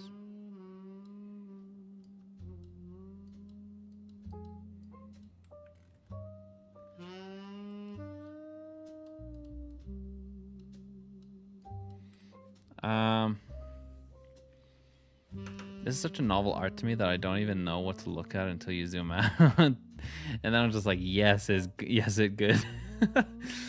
Mobile, but I couldn't find the profile picture I wanted. It was buried in my photos. I've got like 13,000 photos. Oh, you need to delete some, but it's so tedious. You know what you should do? Actually, this is only if you have like spare budget and if you're interested. I think if you're gonna pay for like 1 terabyte of storage on, or 2 terabytes of storage on Google per year, that's like $100 per year, right? Now that's what I do, and you know, sometimes I regret it because I'm fully aware that there's an even better option of getting something called a NAS, which is a network attached storage, I think. And what it does is it's just, I don't know if you know what a NAS is, but for anybody who doesn't know, it's like cloud storage, but you host it at home. So it's your own cloud storage. So you can connect to it anywhere you want in the world at any time. Why is this not working?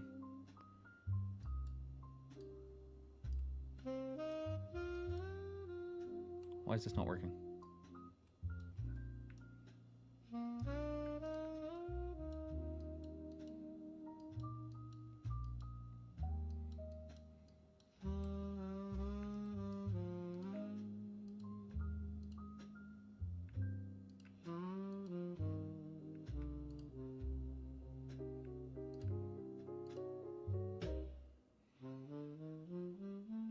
And what that means anyway, long story short, is that you're able to go anywhere you want and you have all the storage physically at your house. It's on a drive at your house.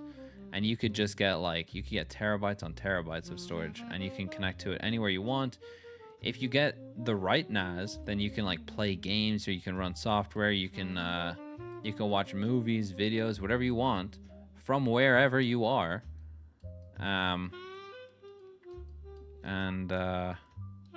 Yeah, all your images, videos, everything is just stored at home. And I was actually I was helping my mom earlier because she was like, I got my mom a NAS for Mother's Day. Dude, the thing is it's not cheap. It's fun, but not cheap. And I was helping her back up a bunch of her stuff. And what she could do is she had how many thousands? Dude, she had thousands. I think it was about 13,000. Some crazy number up there. Files on her phone that she needed to upload to her, or that she just needed to remove from her phone. And I helped her upload them to the NAS.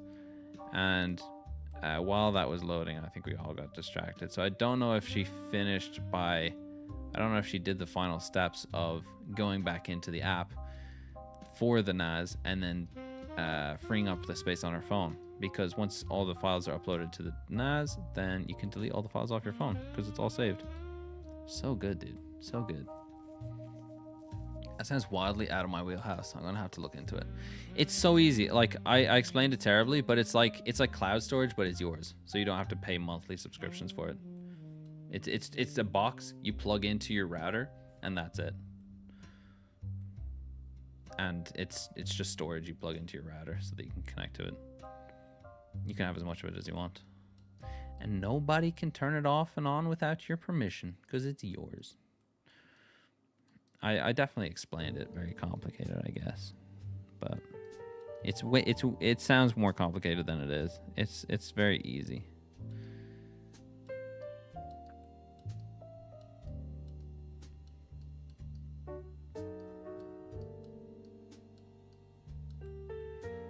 Okay, let's take a look. Brother, how cool is that? How cool. I'm going to have to fix this part here. And I'm going to bring the seam down a little bit. And I'm going to sort of fade it out once it gets about here. And then, yeah. That's pretty cool, bro. That's pretty cool. That's actually really cool. Yeah, I know, right?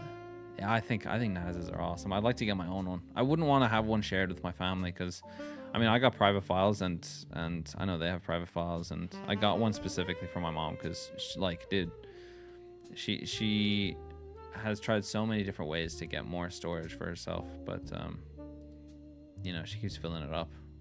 You know, she's the one in the family that holds on to all the memories and things like that, so she's got, like, you know, crazy amounts of, like, old family photos and stuff like that. And yeah, it's good for her to finally have a place to put them all. That's hers. That's not, like, in danger of, like, being lost or anything like that. It's saved here at home.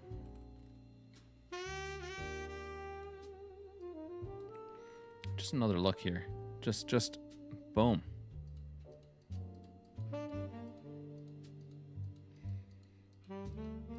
I think everything that we're doing seems very minute, but together, such a crazy difference. Even just the hat, dude.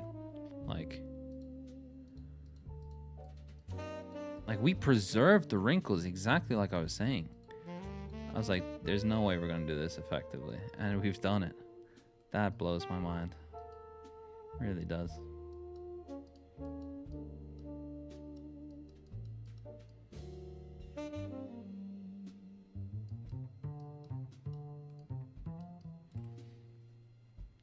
This is so sweet. Thanks, man. And people think, like I said, like, people think Photoshop is hard. I think everything's difficult until you learn what you need. Like, think about it. Like, a computer has so many parts to it, but if you know how to turn it on and open up Google and open up YouTube because you want to watch some YouTube videos, dude, you know how to use your computer the way that you want to use your computer. You don't need to know how to, like, open up all the settings and turn on and off, like, some graphic optimization stuff. You need to know how to use the tools you want to use to get the results you're looking for. Like, dude, there's so many things all over the place. I don't know how to use any of this. Well, I do to an extent, and especially if I dabbled around with it a bit more. But like I said, I don't need to, so I don't do that. Not needed. I think I'll finish his jacket and then I'll end the stream. And then tomorrow, maybe I'll see if I can spend some time just finishing off the background and then finalize the image. That's it. We just export it as a PNG and that's it. Well, a few different formats, I believe. And on Photoshop, one thing that nobody tells you as well is you can't just save an image. If you go into Photoshop and you go to save something, you're going to go up to File and Save, or Save As. That's saving the project. That's saving a whole project. If you're trying to save the image, that's different. You need to export. So if I'm working on this photo and I want to save the image that I have to go to File, Export, and then I can either quick export as a PNG or export as. And then if I export as, it gives me a bunch of different options to you know, edit the file type, the file size, etc., the resolution, all that jazz.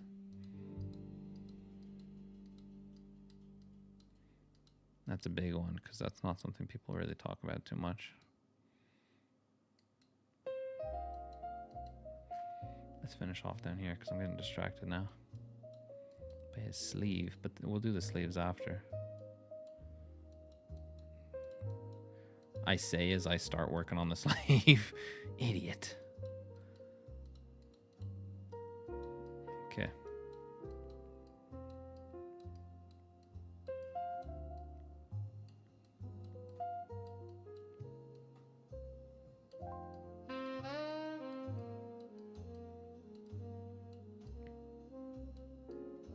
I don't know why I've managed to keep going. Dude, I think like if you weren't talking in chat, there wouldn't be, like, I think I would have stopped a while ago. Just because I would have gotten bored. Like, I think people talking in chat makes everything like way more entertaining.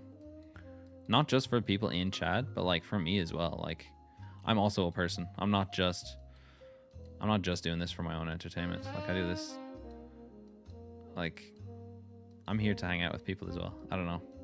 I mean, I guess I'm not doing this for other people's entertainment only. I do it for my entertainment as well. And then if nobody's here, I get bored as well.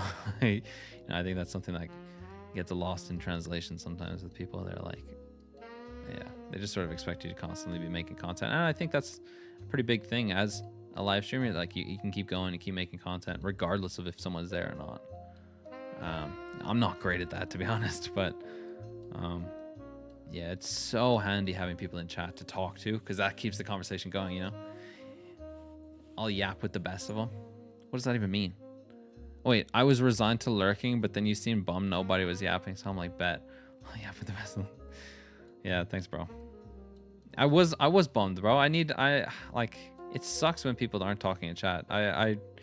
Listen, even if I hate your guts, like, I'd much prefer you talk in chat than like me just be here by myself. I mean, that sucks. Like, I'd rather talk to somebody while I'm doing something. I mean, that's the whole point of the stream, right?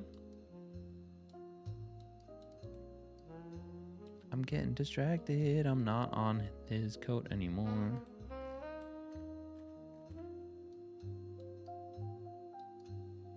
The smoke in the background makes it look like the image is kind of wrinkly.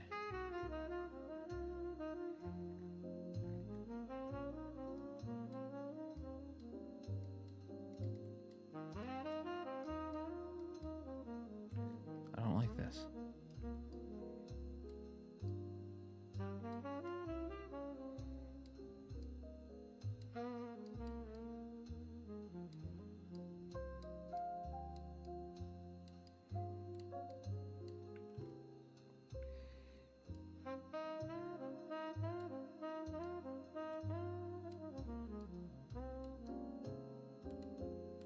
Look at that.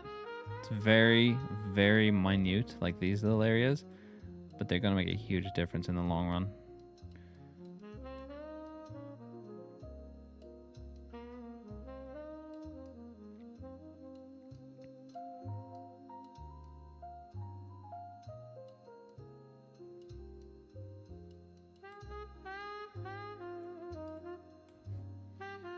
Yo, Z, what's up? Welcome to the stream, dude. How you doing, man?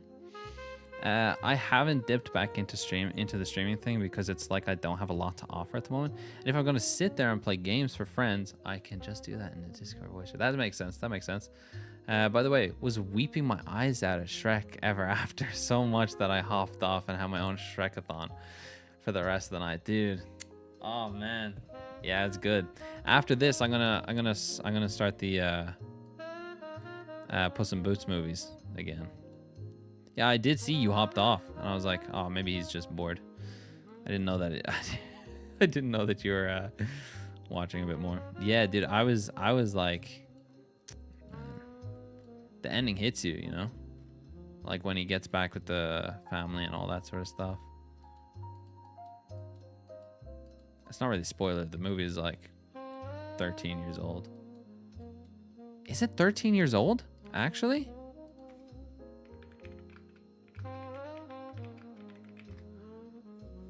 $15 years old, dude. Over 15 years old. Wow, that's crazy. Was not bored. Was a little lit and wanted to go cry somewhere. I get you.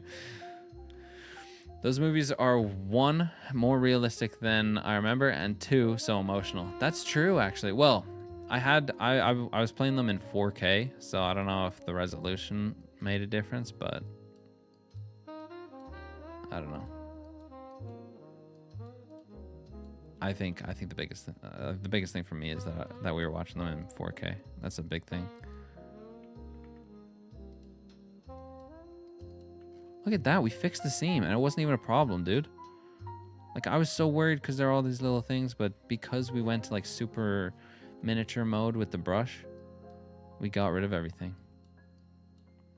We're almost done. We're just gonna do the sleeves and whatever sections are like within his body.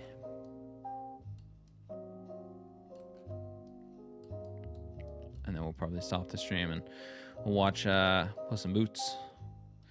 I heard from somebody today that Puss in Boots 2 is like really, really good. Which I'll take their word for it because I saw the memes and stuff of it. Like the whistling wolf who was like death or something like that. I haven't watched it. I've never seen it actually, but I'd like to. So I'm excited for it. Z, what are you up to, dude? No, I watched them in my room on a VC box. I don't know what a VC box is. At 1080p. And they're more than 3D and they're way more than 3D than I remember. Might be my TV setting, but I don't have frame interpolation or anything.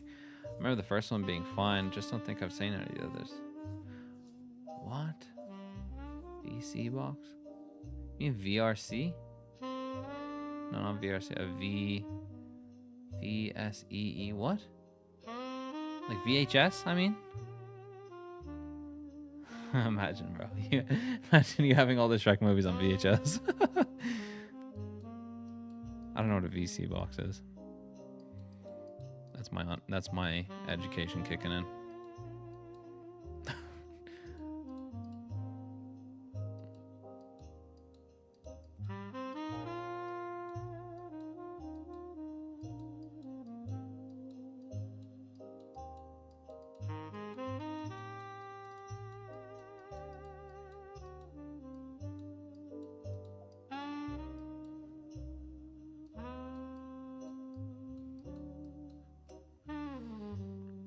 VC is a streaming platform. They got like every movie and TV show.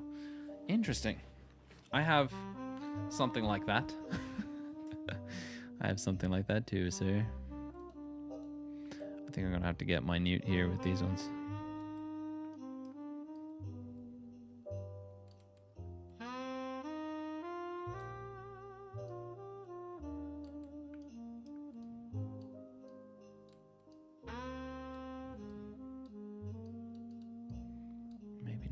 Minute as I expected.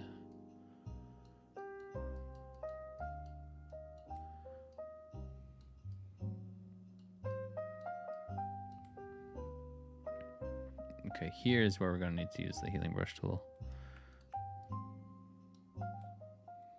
We're going to go replace here.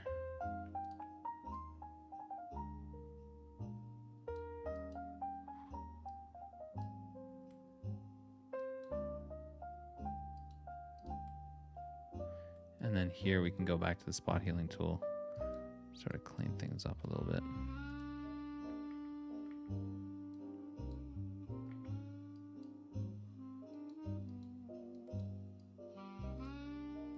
Oh, what are you doing, dude? Replace?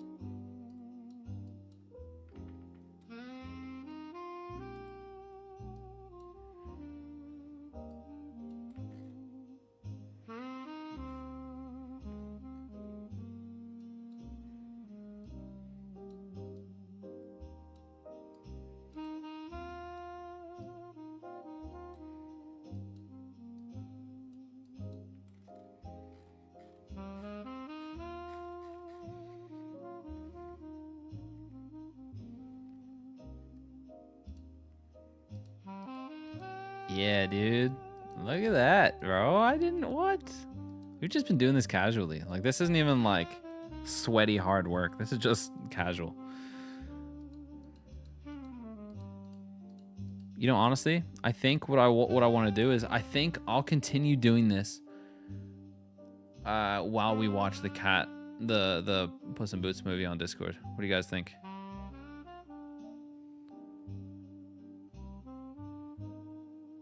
Because I can still live stream. You know what? Let's do that.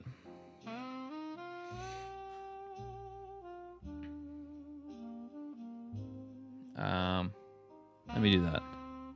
Because I can do this. And get the movie. 4K. Has to be 4K, of course.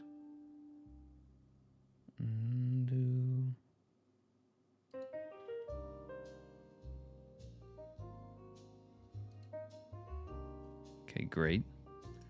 And then I have to go here. I have to make sure the audio is coming out through my headphones. Virtual B? No, virtual. Yeah, virtual B.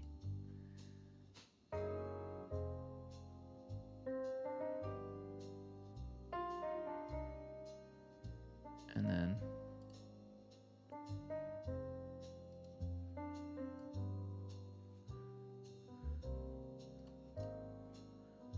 then turn off the subtitles. Gosh, we're doing the whole thing. Doing the whole thing here, guys. You guys want to see my OBS? Looks like pain. Looks like pain. All right, I need to make sure this is just taking in browser audio. Browser, we're gonna do. I don't know if there's a copyright free or not, but we're gonna loop that just so we don't have anything bad going on. And then let's make a an announcement.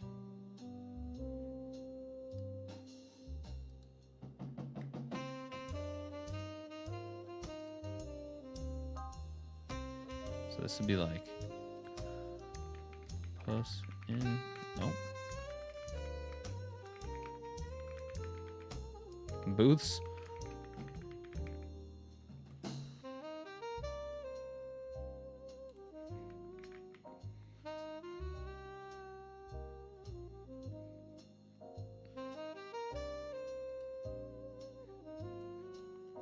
Don't mind that.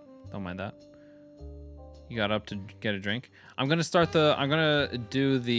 finish this on stream, but we're also gonna start watching Puss in Boots in the Discord server.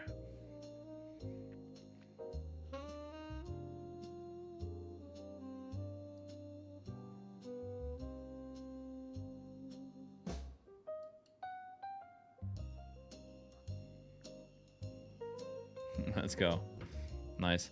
And I do need to get water as well.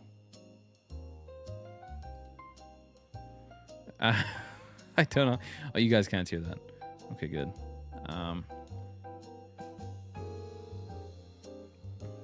Good.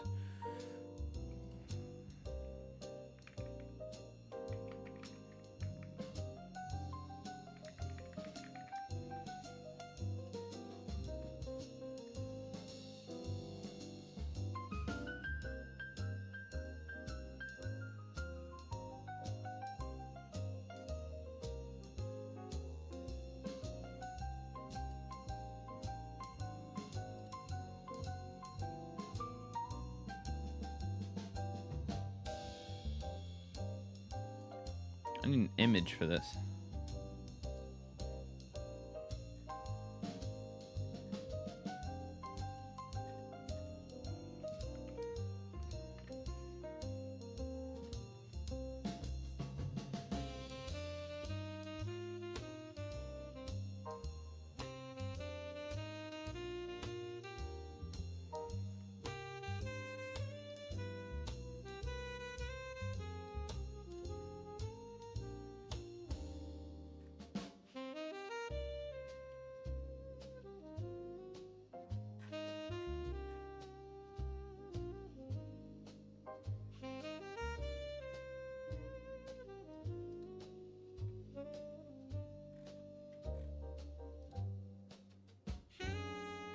There we go. That image looks good.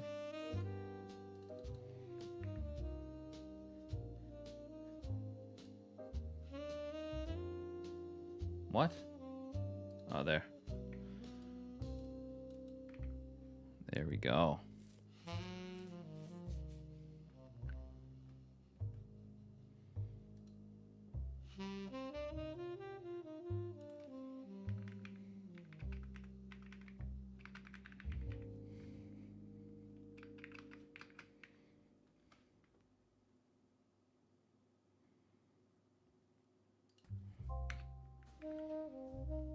Gotta get the right emojis here.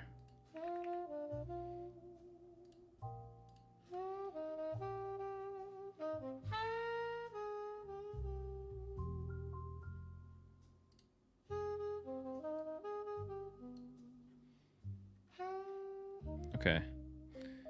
Can I go on here and share the movie? I can do all this stuff at once.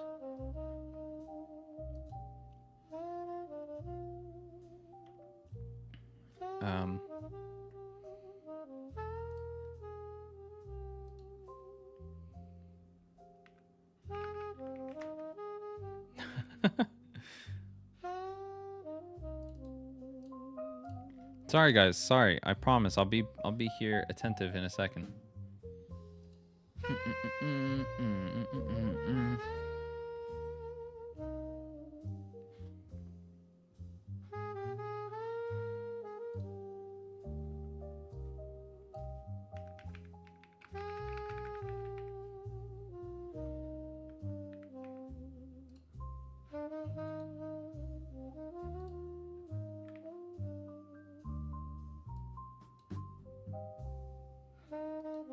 Okay. It's open. It's open on Discord. If you guys want to go check it out, it's open. What is open, you might say? You might question? It's the stage is open on Discord, so you guys can check it out. Join as you wish. Let me change this back to normal. Yo, we got Mr. Tony in here.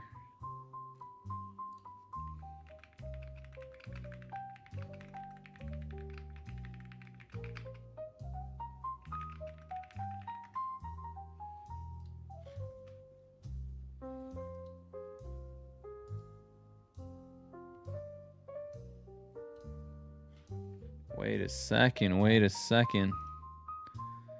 Edit channel, integrations, webhooks, moderator, copy webhook URL, add webhook, paste. Don't paste, go back. Input it manually, paste, add webhook. Go here, never, send. Send. Announcement posted. We got people here. Publish it there. Love it. All right, speakers. Okay, I'm gonna start it in like a minute. All right, that's me, that's him, that's Tony. And while we're watching the movie, I'll also live stream. We'll get that going. All right, I'll finish up this while we're watching the movie. All right. Anyway, ladies and gents, thank you so much for being at the stream. I'm not ending the stream, but for anyone who's going to stop watching so that they can join the Discord server and watch the movie with us, feel free to do so. It's been a pleasure. It's been a pleasure. What is this? Lighting? What is this? There's something on the inside. Is that just lighting? I think it might be just lighting. Whatever. Who cares? All right. Let's start this thing.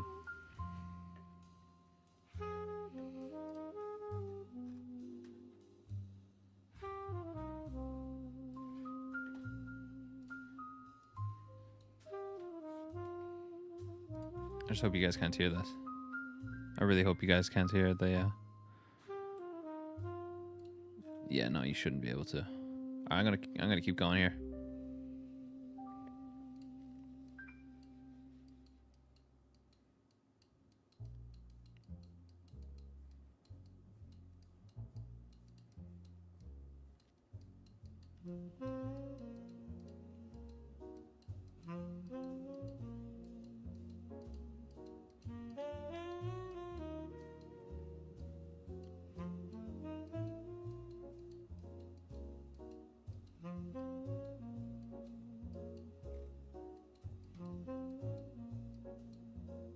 Audio's good.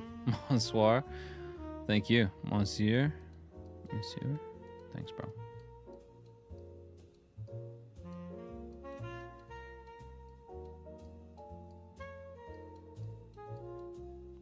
Outlaw. Great movie. Absolute legendary movie.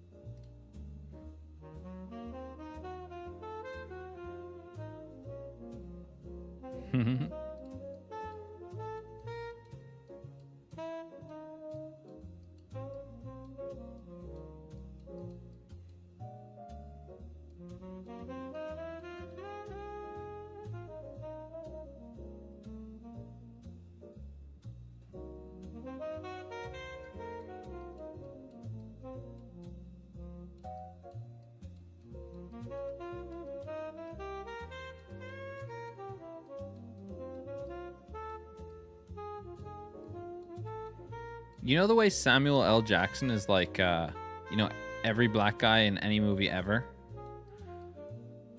That's who Antonio Banderas is, but for Spanish people.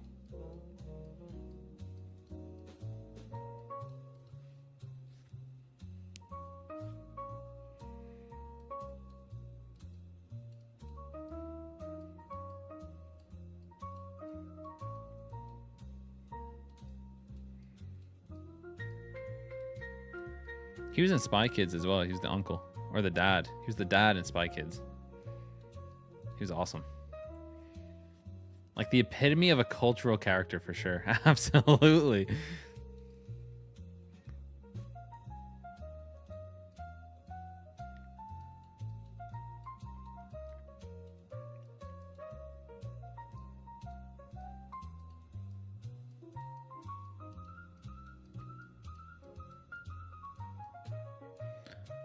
I'm surprised I'm still hosting the movie night while live streaming. I've never done this before.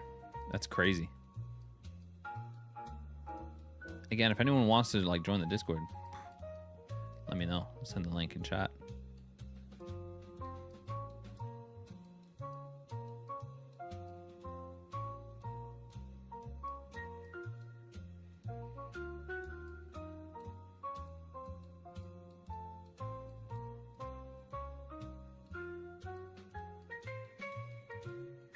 Quality's great. You're running both at 1080p.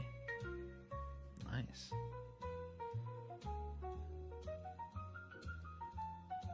Why are you running the Discord one at 1080p? I'm sharing it at higher than that, right? I think.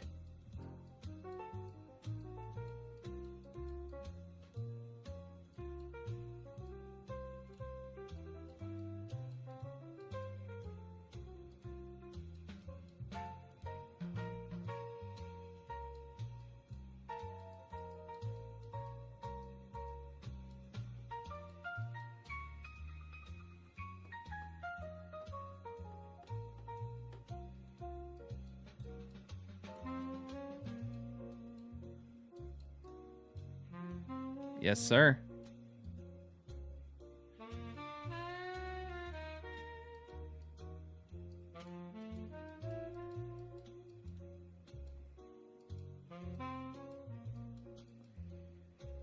Maybe it actually says source, so it could be higher. I'm not sure.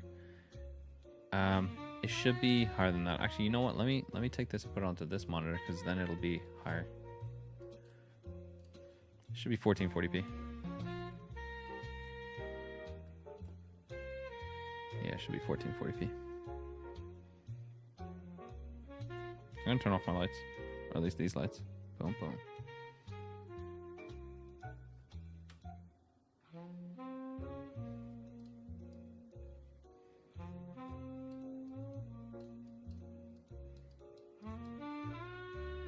Yo, what's up, Benjamin? How you doing, buddy? It's good to see you. I'm I'm just finishing up some Photoshop here. How you doing, man? You can't here, let me show you what the full picture looks like.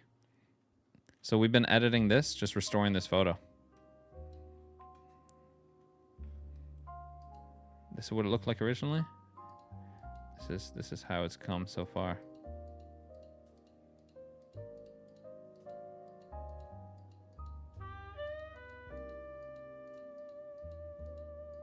Crazy.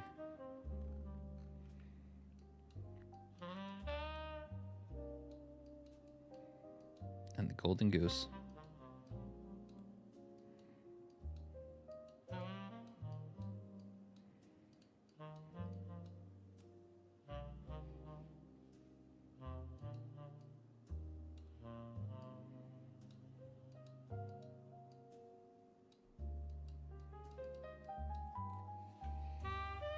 You don't know what can I help?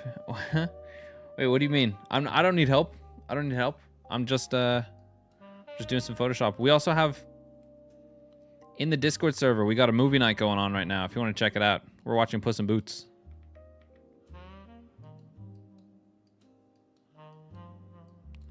Would 100% recommend coming by. If you're not already in the Discord server. I don't know if you are or not.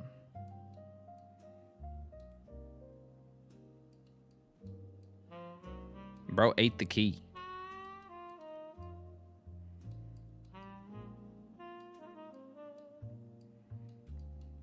This is one I'd probably change the brush to darken. But I don't think I need to.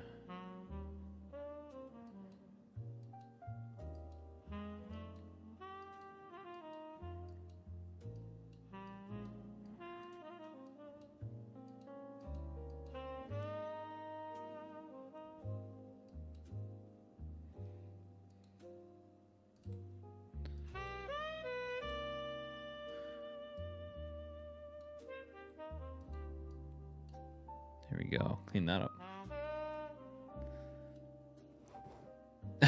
Oh, you don't have any baby muffins. That's funny.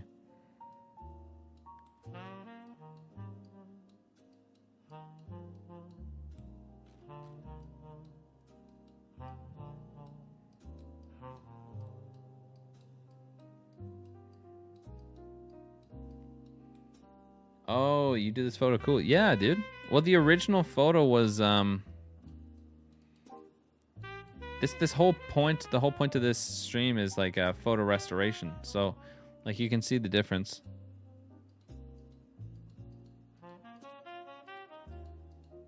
See that? And then over here there's a big rip. That's fixed as well. And then we're gonna clean up the background as well. But I'm just finishing off his jacket, and then I'll end this live stream, and then tomorrow, maybe, I'll just clean up the background, or maybe I'll just do it now while we're watching the movie in the Discord.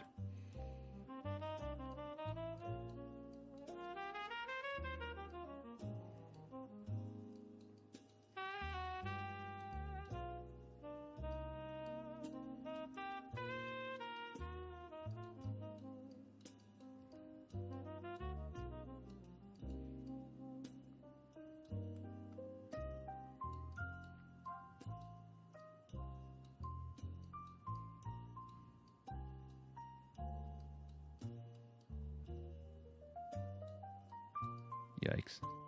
Sorry, the movie's great.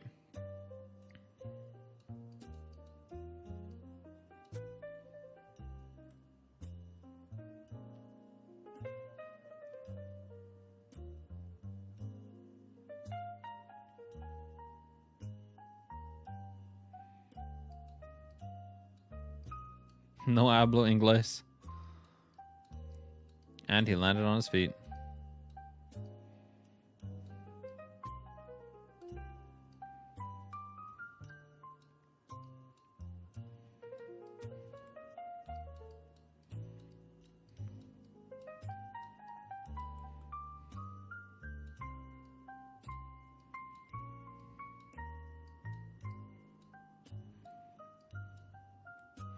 And this is where we get minute.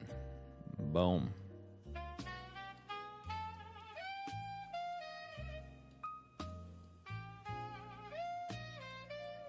Whew.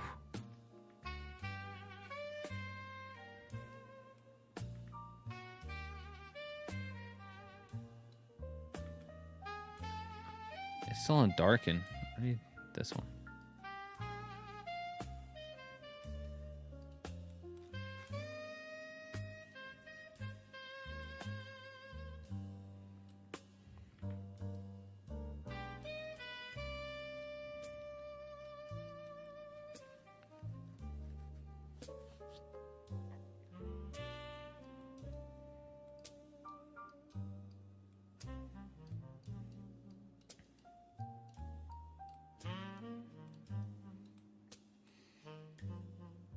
Do I play on game? What do you mean do I play on game?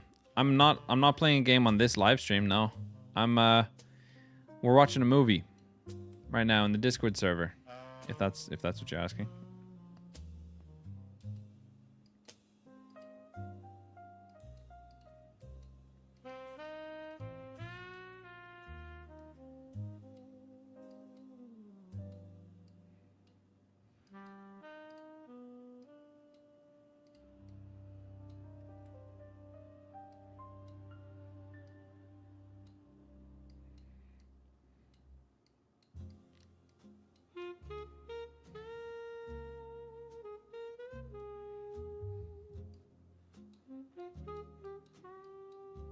It seems kind of dark down here. I think my best option would be to darken like this. Yeah, that looks much better. See the cat in this movie that we're watching? It sounds like a man before she reveals that it's a dude. Or that it's a chick. Dance fight.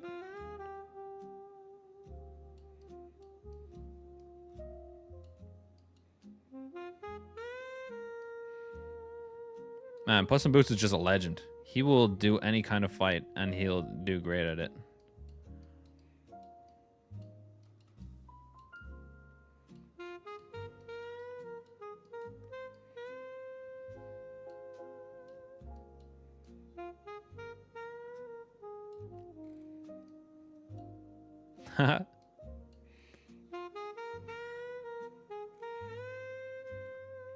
We should have a dance fight on stream, dude. Not even close. You're here. Just play the YouTube is kick me. I don't know why. Said hi. Oh, that's weird. I'm also live streaming on YouTube horizontal and Twitch and Kick. If you want like another place to try.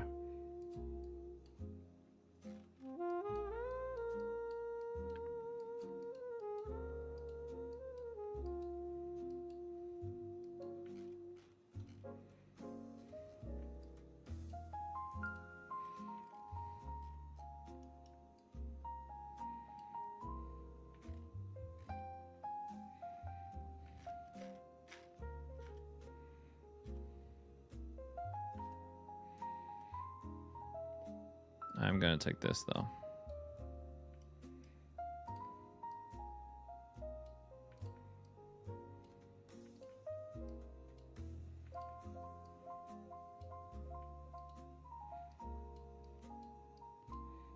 Oh. He's got milk on his boots. He's in danger.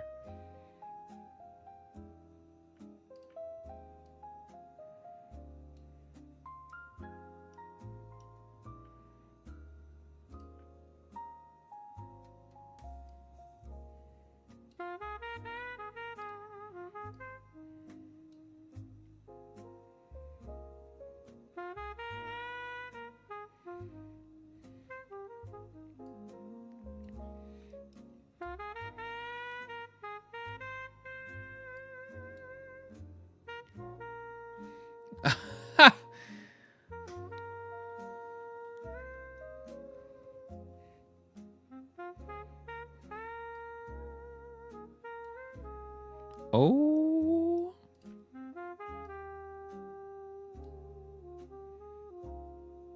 Amateur.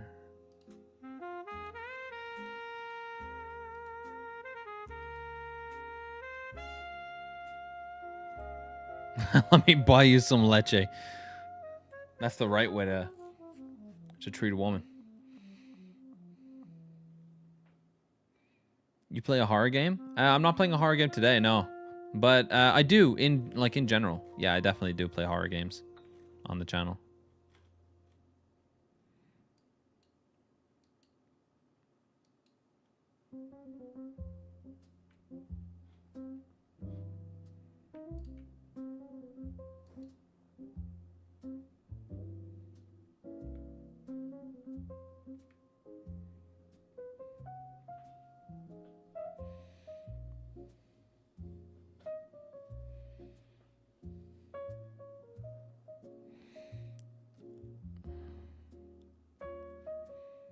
Transform.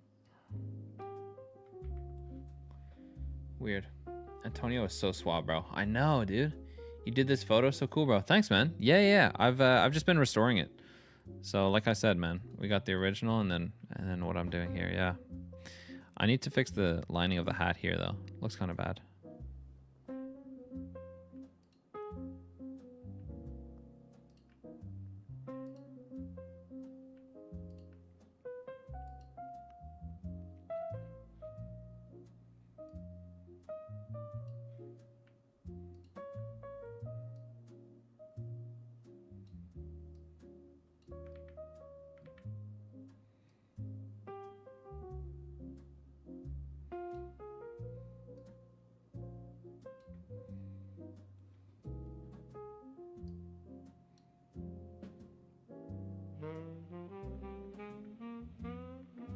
Kitty soft paws. But I need to go. Bye-bye. Oh, wait. All right, no. It's such a weird interaction. All right, no worries, bro.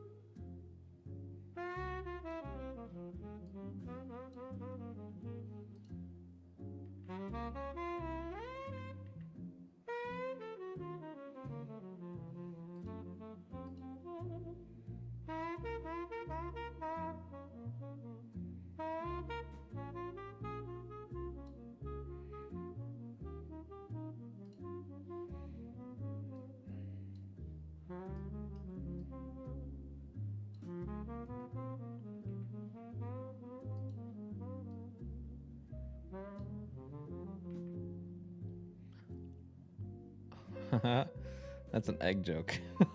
No one in stream knows what I'm saying.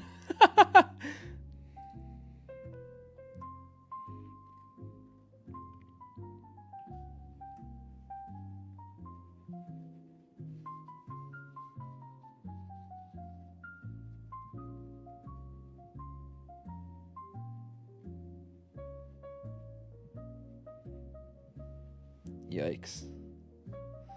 Yikes, bro. Do I know how to speak meow? Moo. No, I'm not fluent.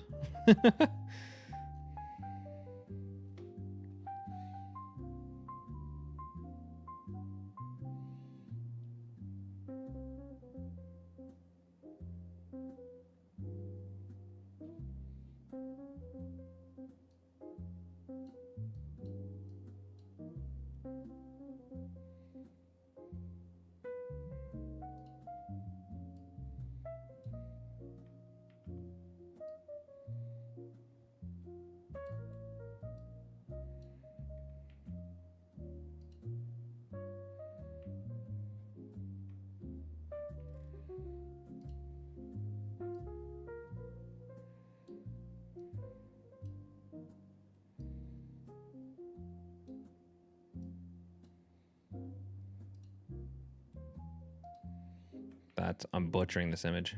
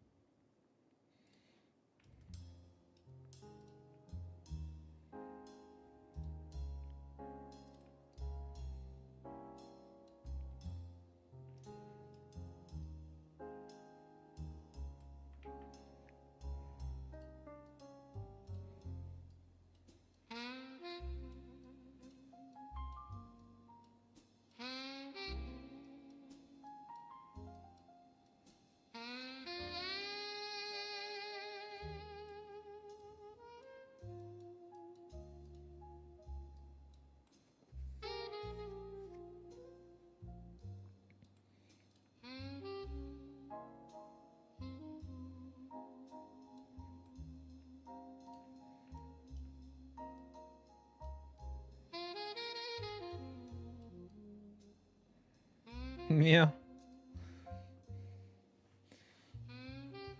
Best viewers. Ethnic Tonsure IDXW. Bro.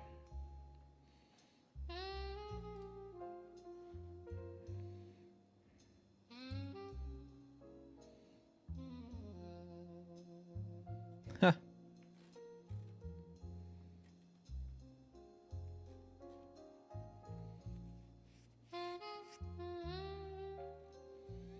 How do I smooth this out? Probably get the spot healing tool.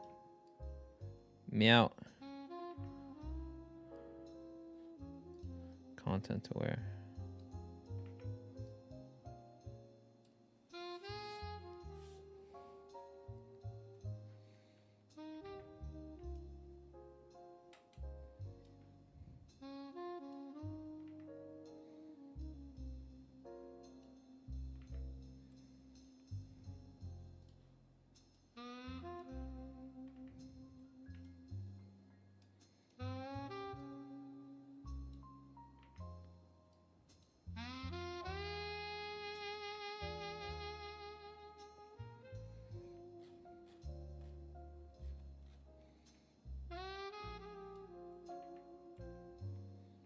How do I smooth this?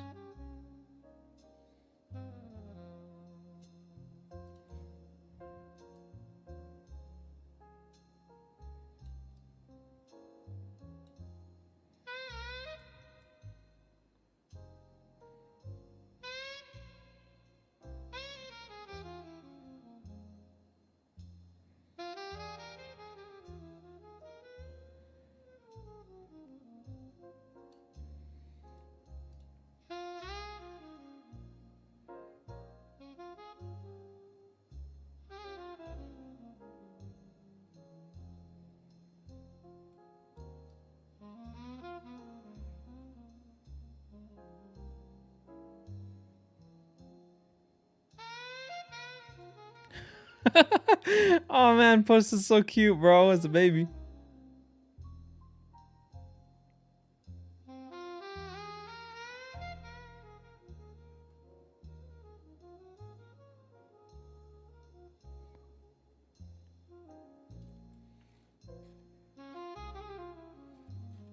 Yo, that's what I'm talking about. That looks so much better. If I turn the flow down.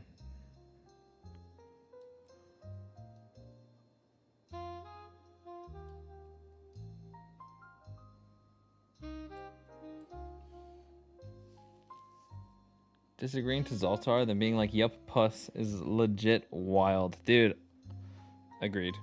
Zoltar's awesome.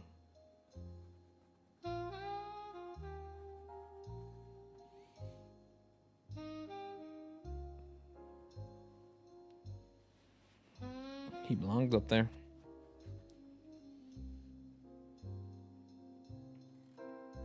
Look at that. I've added the front rim to this hat.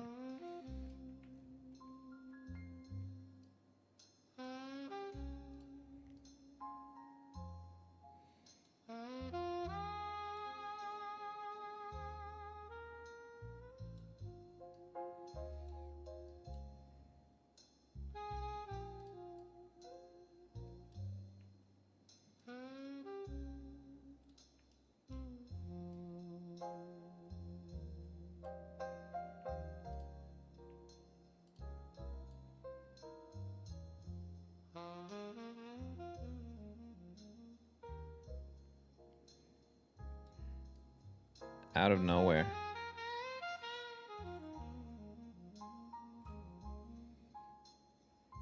He talks.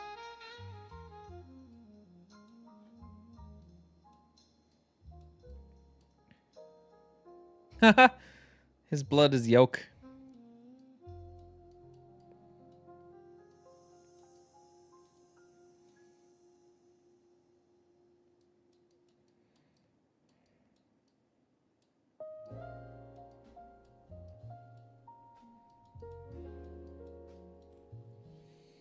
He pricks himself and it's yolk. I know, right?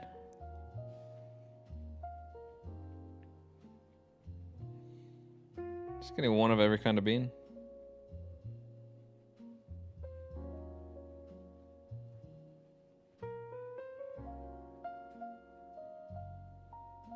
think they planted any jelly beans? Do you think?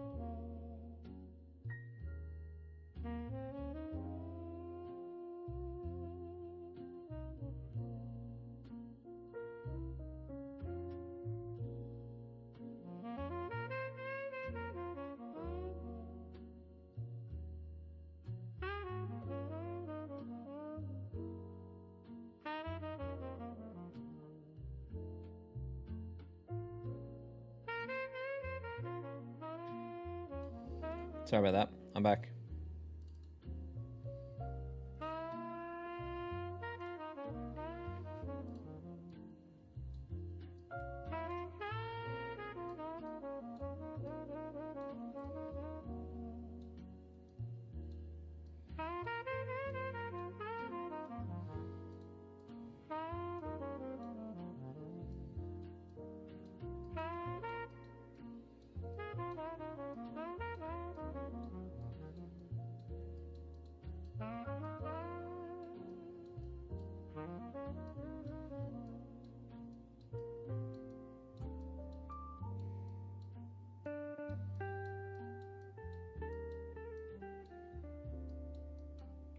Oh.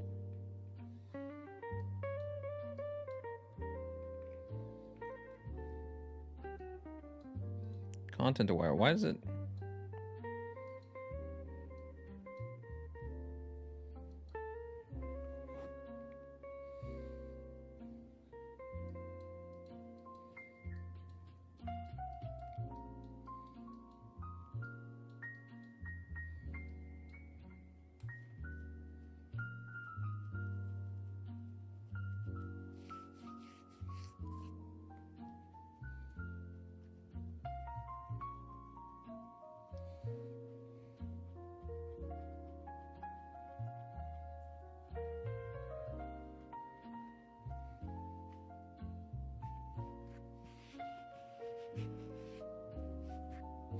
Oh man, he got set up.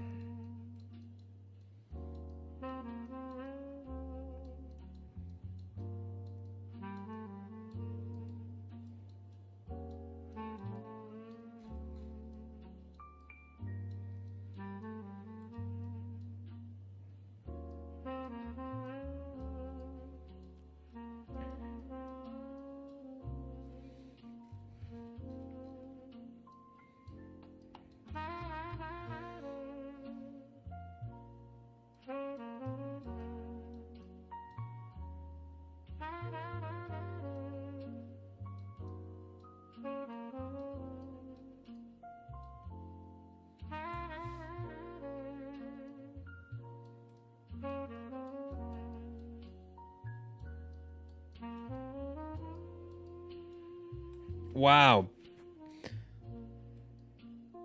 Big fur balls on that guy. Making a jump like that. Holy.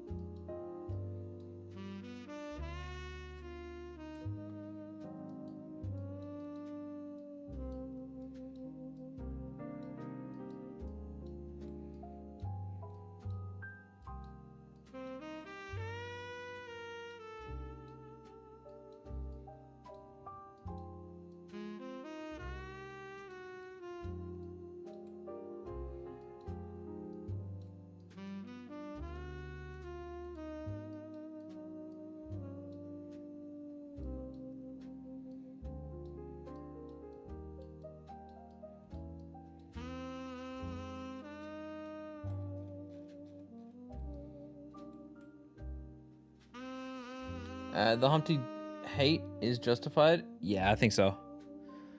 He ruined his life, man.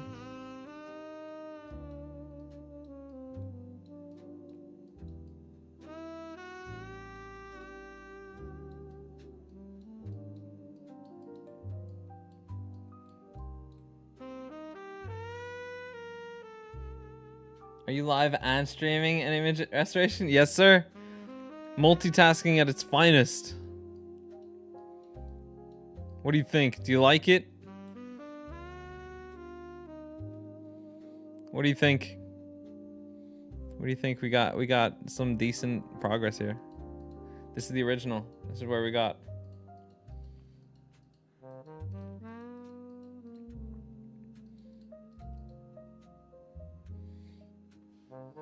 Wowzers, you're putting in work. I know, right? It's fun. It's fun when you're just chilling doing it. I'm watching a movie while I'm doing this, so it's like, it doesn't even bother me. I'm just clicking on circles. It's so easy to do this, bro. Photoshop is like pretty easy, man. Pretty easy.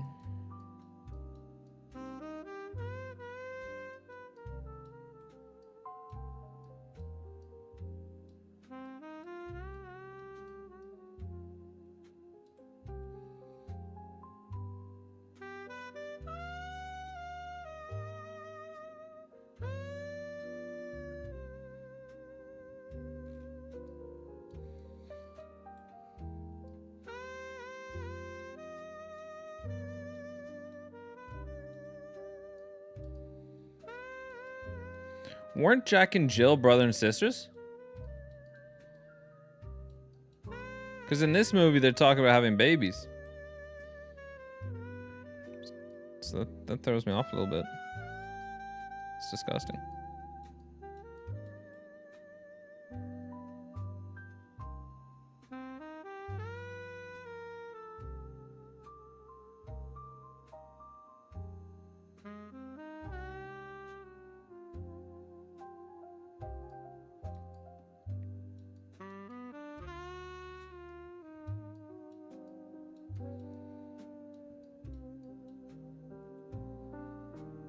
Ooh, she got the beans.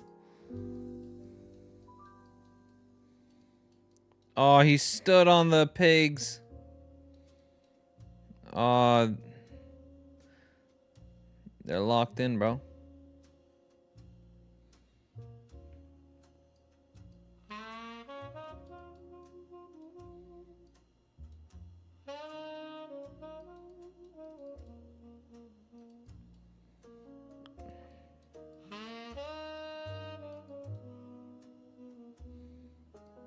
Oh, the movie's getting intense right now, guys.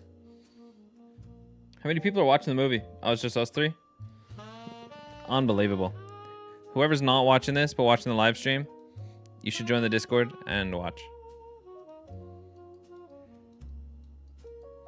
We've been having movie nights like almost every night at this point. For a solid 4 or 5 days. I don't see it stopping.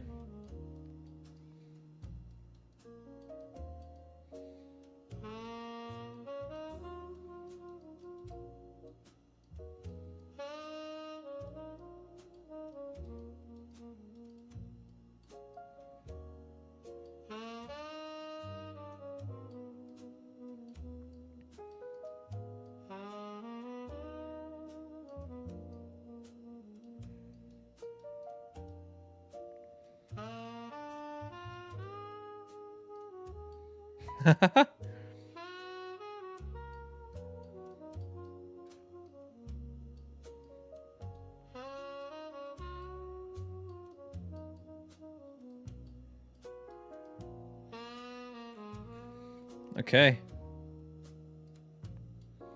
We're almost on the sleeves.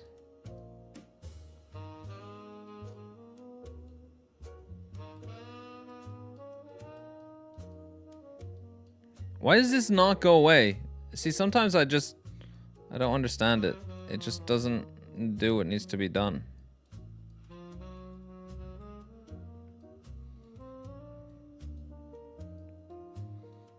He said, trust me. Humpty Dumpty definitely has a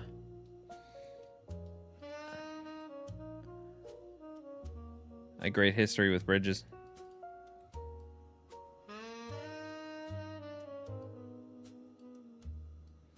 Oh! He locked in. He locked in. He saved it.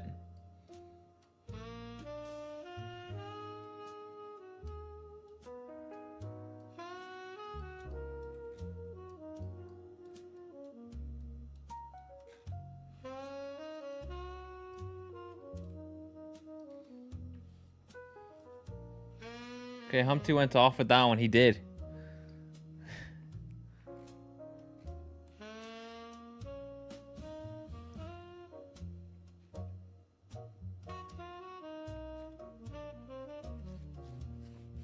You don't want to talk about it. Guys, we finished the character. I think we can sort of solve this little artifact here.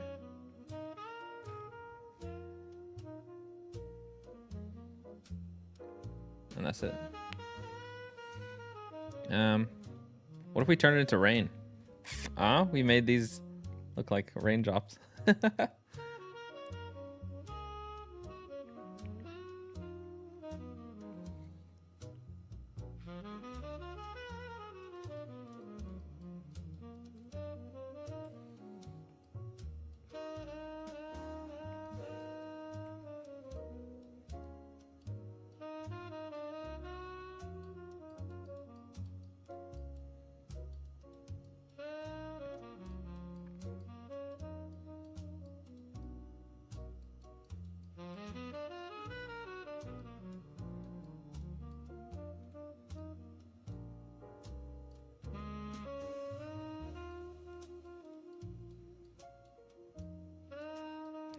Cat people are crazy. Heard it here first. I think cats are great, but I don't think I'd... Well, I definitely wouldn't get a cat. I'm allergic. That's why. But also, dude, they shed so much more than a dog. I guess it depends on the dog, right?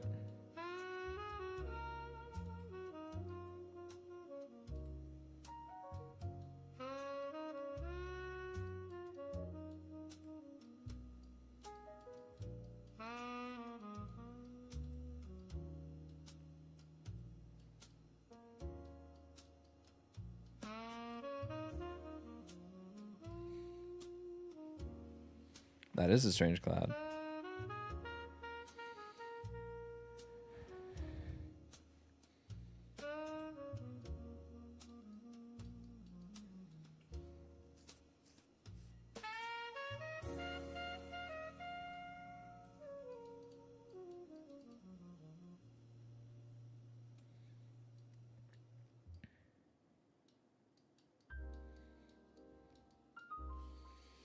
My roomie's sister got a cat, but she's a senior in college, so she pawned it off on us and comes to visit on the weekends. What? And this cat has 100 times the personality of any other that I've met. Oh, what? Is it like human-esque personality? Like it gets jokes and stuff? Or it's just a funny, weird character?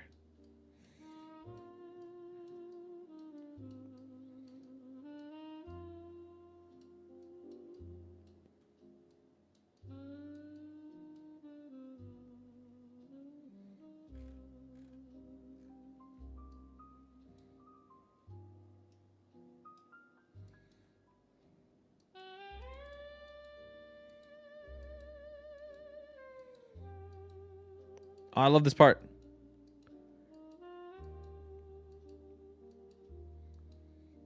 Hi, little plant. Pooh. I love this movie. She'll straight up come and talk to you. We've had conversations where neither of us know what's going on, but we both had a point to get across. That's pretty funny. You gotta send videos of it. I'll send in the Discord videos of my sister's dog. That thing's a whole other. It's like a human in a dog body.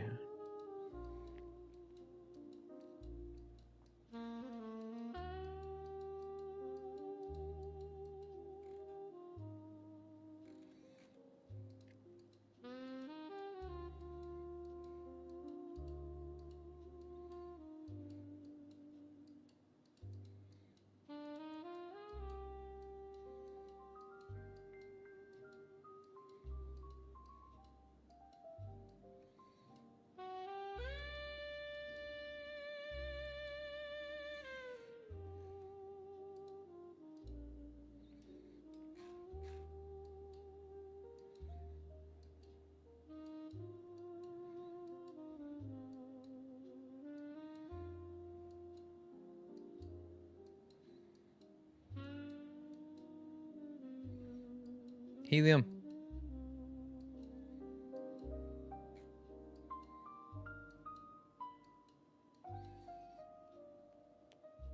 You had your musician friend over for a couple of weeks and she loved him. Now whenever I have his stream up on the speaker, she comes and sits on my desk watching. Oh. That's a character. That's a character, cat.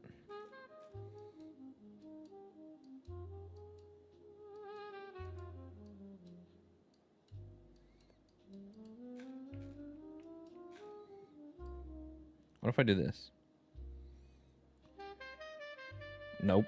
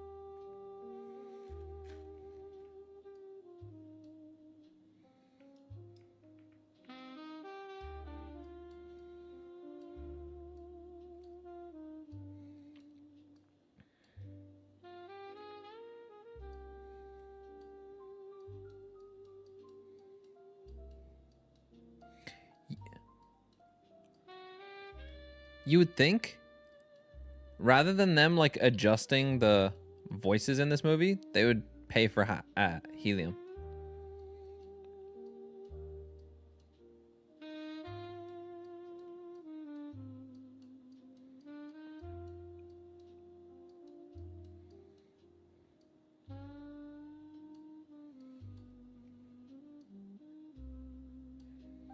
And this should be on replace. Is this gonna replace all this now? Oh boy, yeah. Oh no.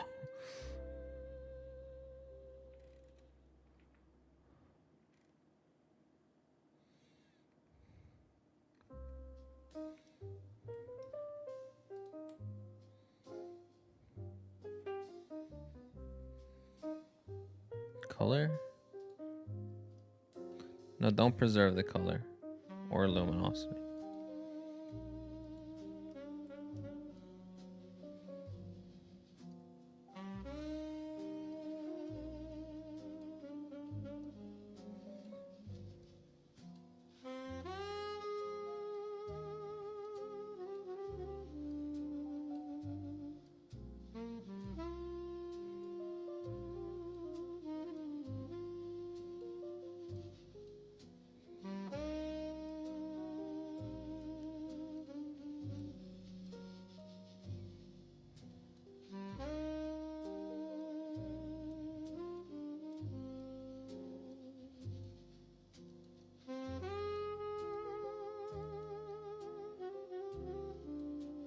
Nah, bro.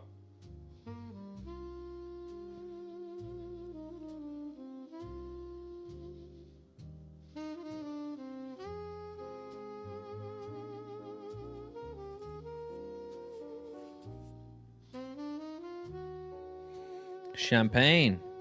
The solution to a lot of problems.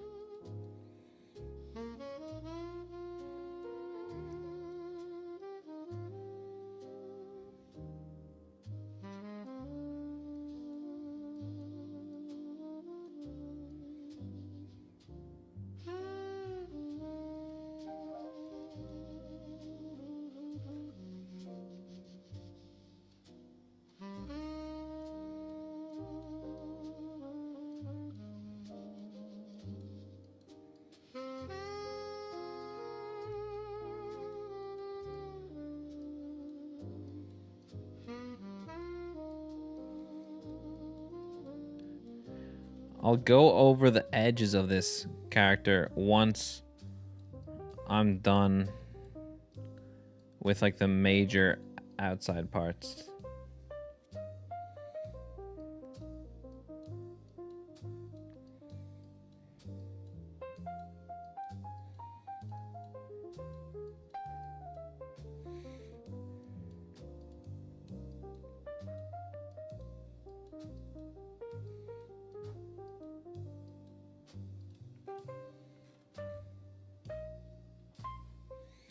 If I maybe use the blur tool here.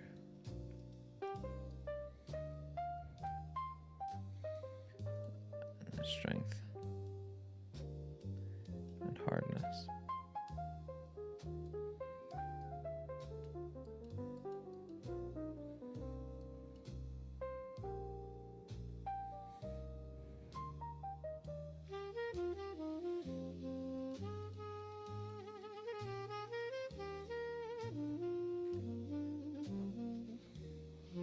Ouch.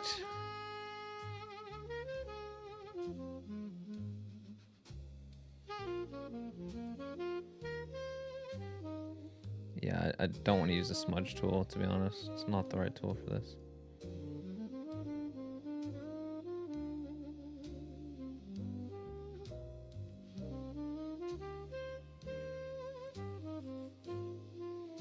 That's the goose? Doesn't look like a goose.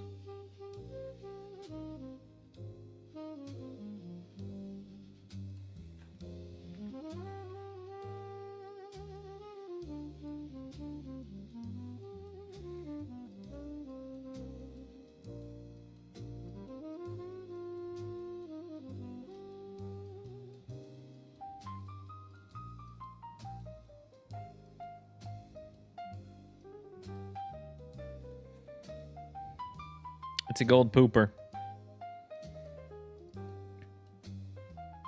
Anyone joining the stream is not going to know what's happening. We're watching a movie in Discord, by the way. That's what's happening. There's people here in Discord.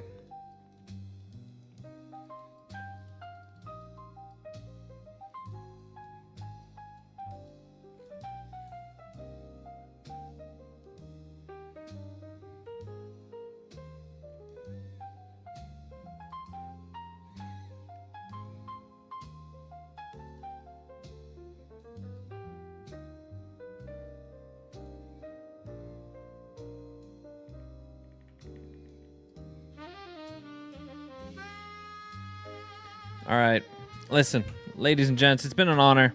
I think I'm going to stop this for today. I'm going to go get some water. I'm going to go do whatever. And we're going to finish this movie. So I appreciate every single one of you. Is this the fairy tale equivalent of stealing from God? I don't know. I don't know. Don't know. That's a good question.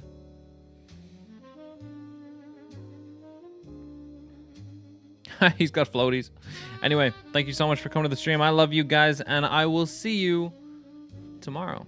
I will be streaming tomorrow, so thanks for everything. Peace out, guys. And thank you, Tony and Morgan, for coming to the stream. You guys are legends. And anybody else who came to the stream who I can't remember. Oh, my sister, Anna, Dr. Donut. Guys, how could I forget you? I'm literally the worst in the world. My mother. Some guy spamming bots. All right, peace.